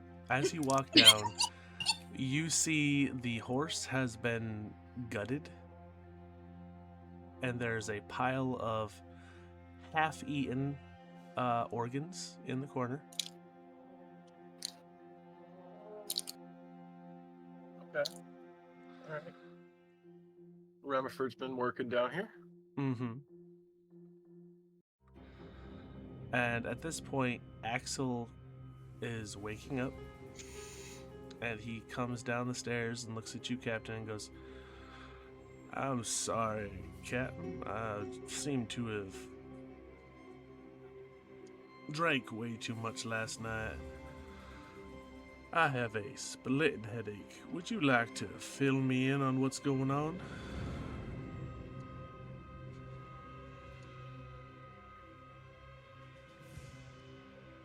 And Tinsel, as you are downstairs with Lyriel. Mm-hmm.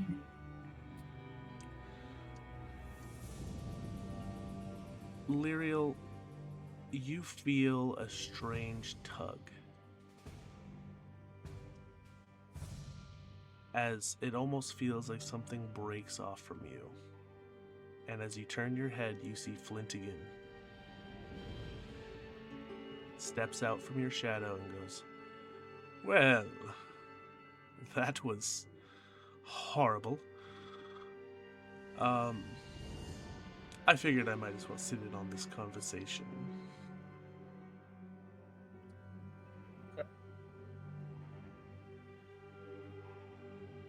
So, who are you talking to? The same person you talked to, bestie. Who is he to you? The guy puppeting Azazel. Why does he want you? If I had that knowledge, it would be fixed. Okay, so you don't know why he's hunting you? Fuck. He said something about my mother. And bloodlines. And then got all weird about Now you keeping need to make nature a wisdom saving throw for detect do- thoughts.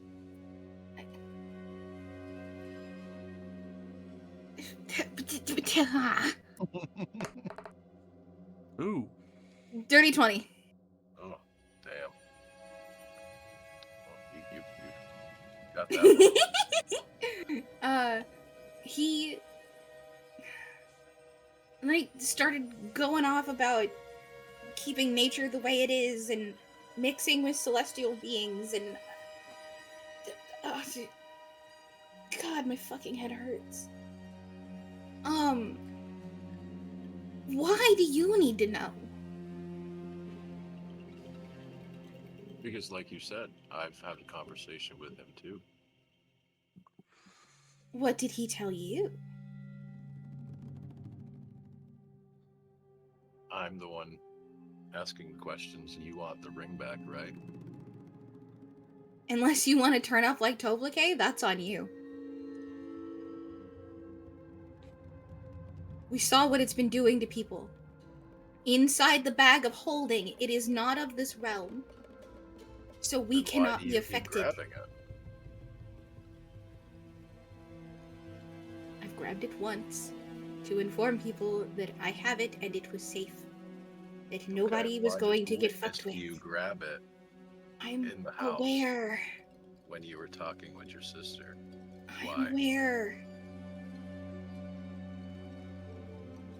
Because at this point, he's the only thing tied to Azazel.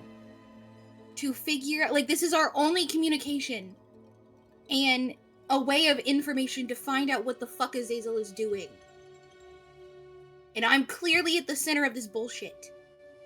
But you're clearly not telling us something about him or the ring. What do you mean? Between you and him? There is no connection. I'm not lying.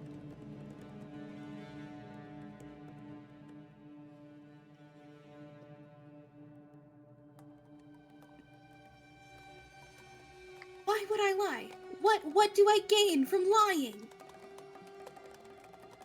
You literally just saw the shit show that happened out there. Of all of the knowledge that I wasn't aware of.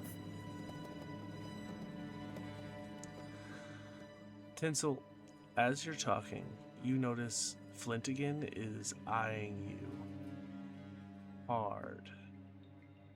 What? And then you hear Yeah. him go,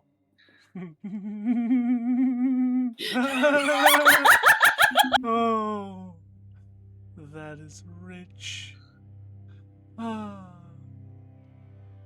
He looks over at you, Lyriel, and goes, I'll tell you later. It's hilarious. Oh my god, I hate this. What the fuck was that about? You've been naughty. This is so chaotic. I love it.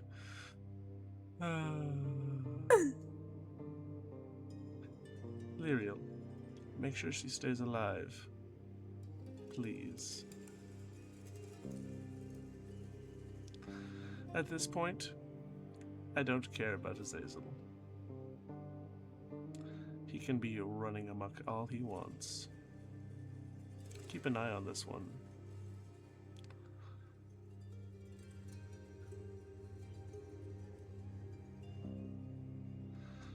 I'm gonna look at Flint again and be like, you were there for my conversation.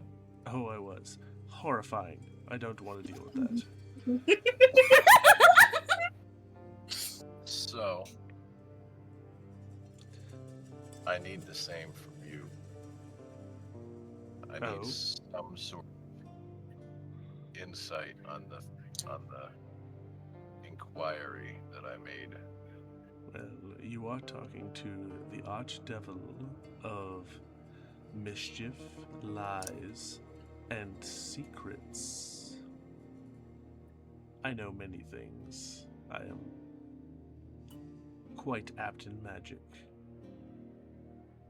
You do as I say, and perhaps I will throw you a bone here and there.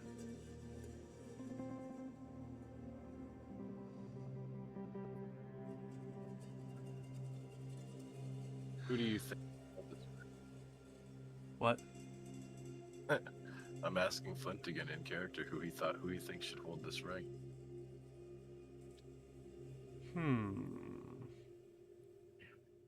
I think you should return it.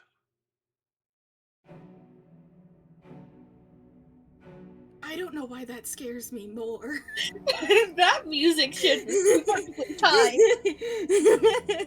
Then Lyriel will reluctantly hand over the ring.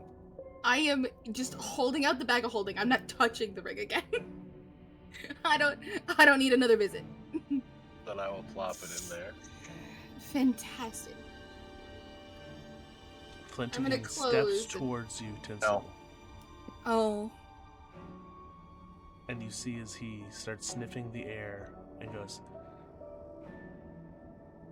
please, stay safe, Tinsel. Oh my god. Okay. And he walks over to you, Lyriel, and goes, is there anything else you need?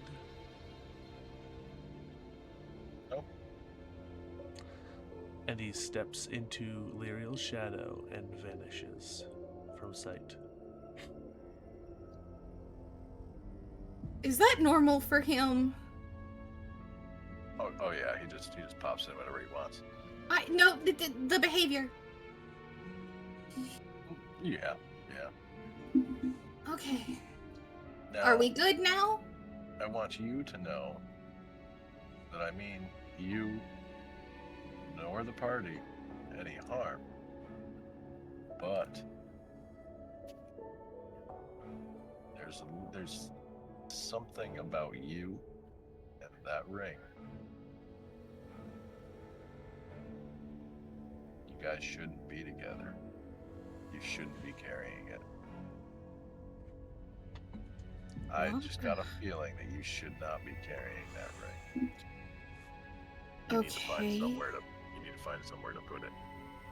Well, it's in the bag of holding. It's with you at all times.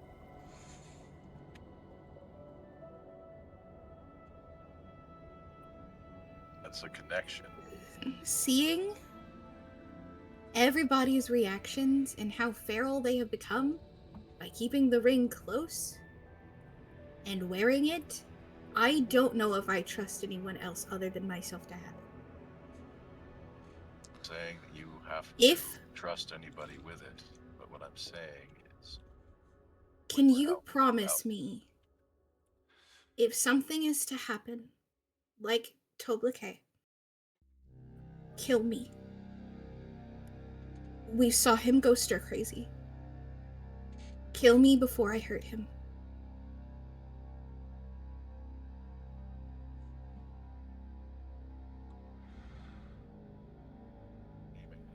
you with that, but I can oblige. That's all that I ask.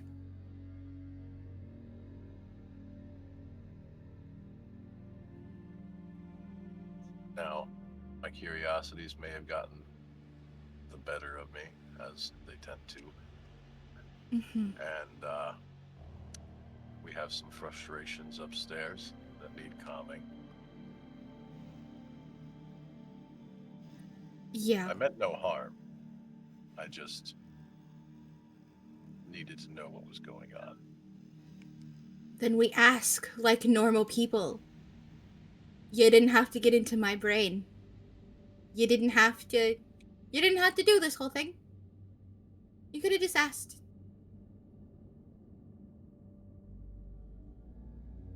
Well, that's what normal people do. Every time you touch it, it seems to be traumatizing, and it kind of piqued my interest. My whole life is traumatizing. Even without this ring. Even without this ring. Even without Azazel existing. My whole existence has been traumatizing, and it's clearly not over yet.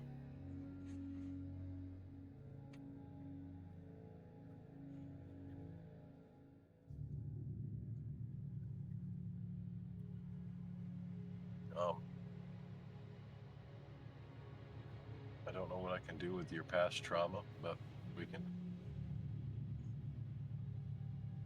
try to make better things come in the future.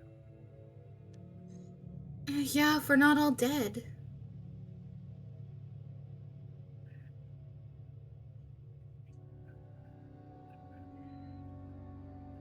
Well, let's just hope it doesn't come to that.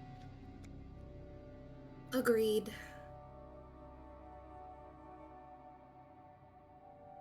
And then with that, Tinsel's gonna start heading back upstairs. All right.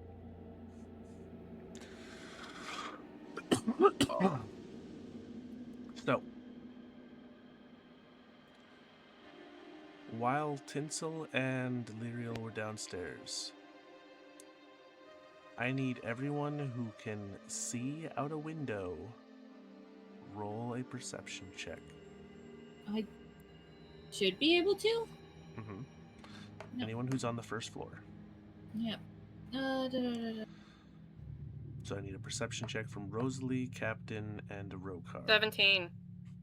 That feels like bullshit. I hit the other die. Natural perception is what? Oh, what did I roll? They got on that one. Rokar.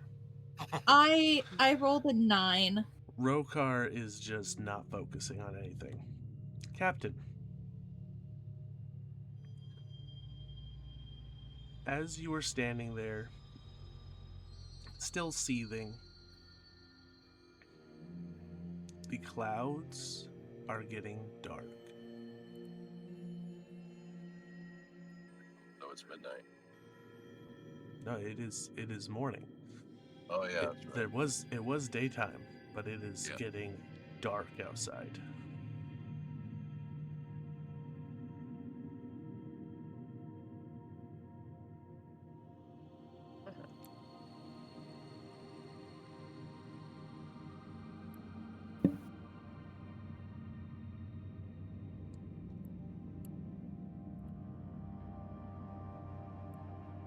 You are the only one that noticed it. Sorry, I was fixing things. I realized I didn't do a long rest when there was a long rest, and I was like, oh, I'm at 9 health. Let me fix that for a second. Well, that being said, I should probably take a short rest, yeah? Yeah. Those that didn't get a long rest need to hit short rest. And she's gonna look outside and go, fuck. And she is going to try and open the door and see what's going on outside. As you open the door, you do see several people are in the street, and they are looking up and to the west. I'll look up and to the west. You see red lightning. Oh, shit. Bright red lightning in the distance to the west, and the sky all around is dark gray clouds. And as your eyes go further and further west, the clouds go from dark gray to black.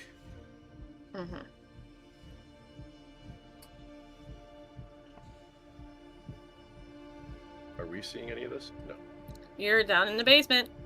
Yeah. Oh. This is happening while you're having your conversation. Nice.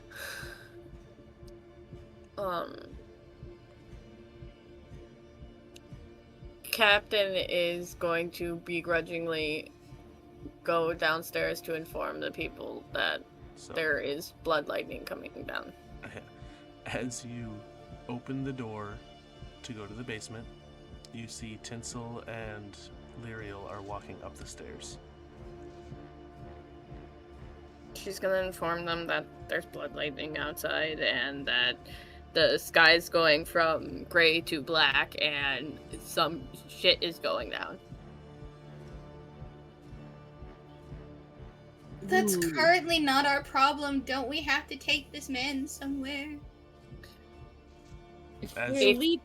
As you say this loud enough, the dwarf walks over and looks outside and goes, "Well, I have good news and bad news. That's the direction I'm heading." Oh, good news. What's the good news? Well, the good news is y'all just agreed to help me get to where I need to go, so at least I have you all to protect me. Oh, okay. Oh, yeah, I guess that's just good news for me. Uh-huh. Are you sure you want to stay alive?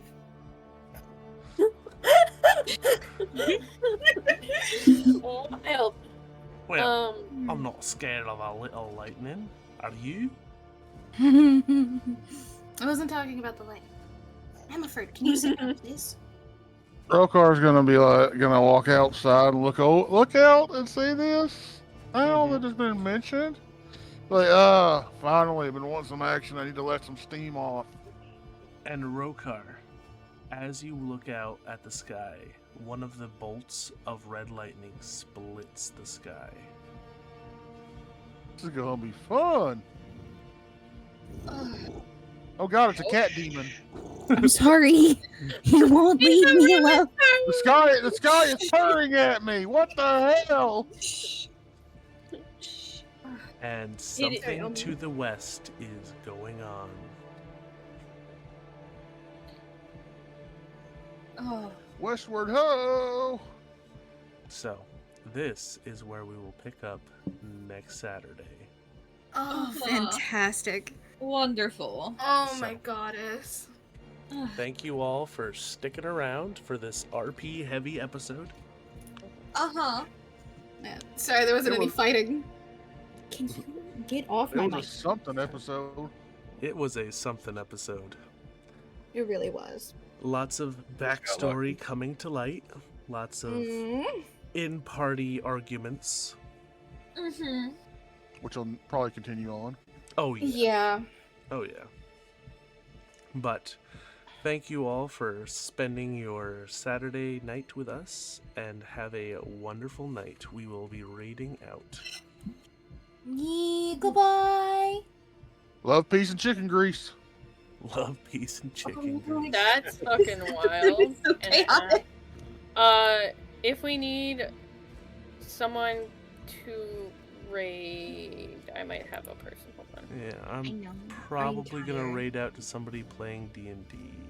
Yeah. Oh, there was someone playing D&D, but I guess they hopped off. That's why I was saying I had someone, the stupid bear person that we had raided previously. Well, this time I'm gonna make sure it's not somebody just doing reruns. Mm-hmm. This one Yeah, looks like rerunners. VTubers playing D&D, so I kind of like that. Local Barrel VT. I like it. All right. They're on drugs. I'm surprised the drugs didn't come up. Not even once. Not even once. To be fair, My space marine! I Sorry. did have a moment where I wanted to kind of like, if Luriel was still invisible, I was gonna fucking take the drugs out and fucking dust cloud his ass. You would have killed Lyriel with that. To be fair, I just remembered something that for my character's background, would she be able to look at what drug it is and be able to determine the amount because of Possibly. what shit she's been through? But we are raiding out. Goodbye, everyone. Thank you for staying as long as you did. Bye-bye.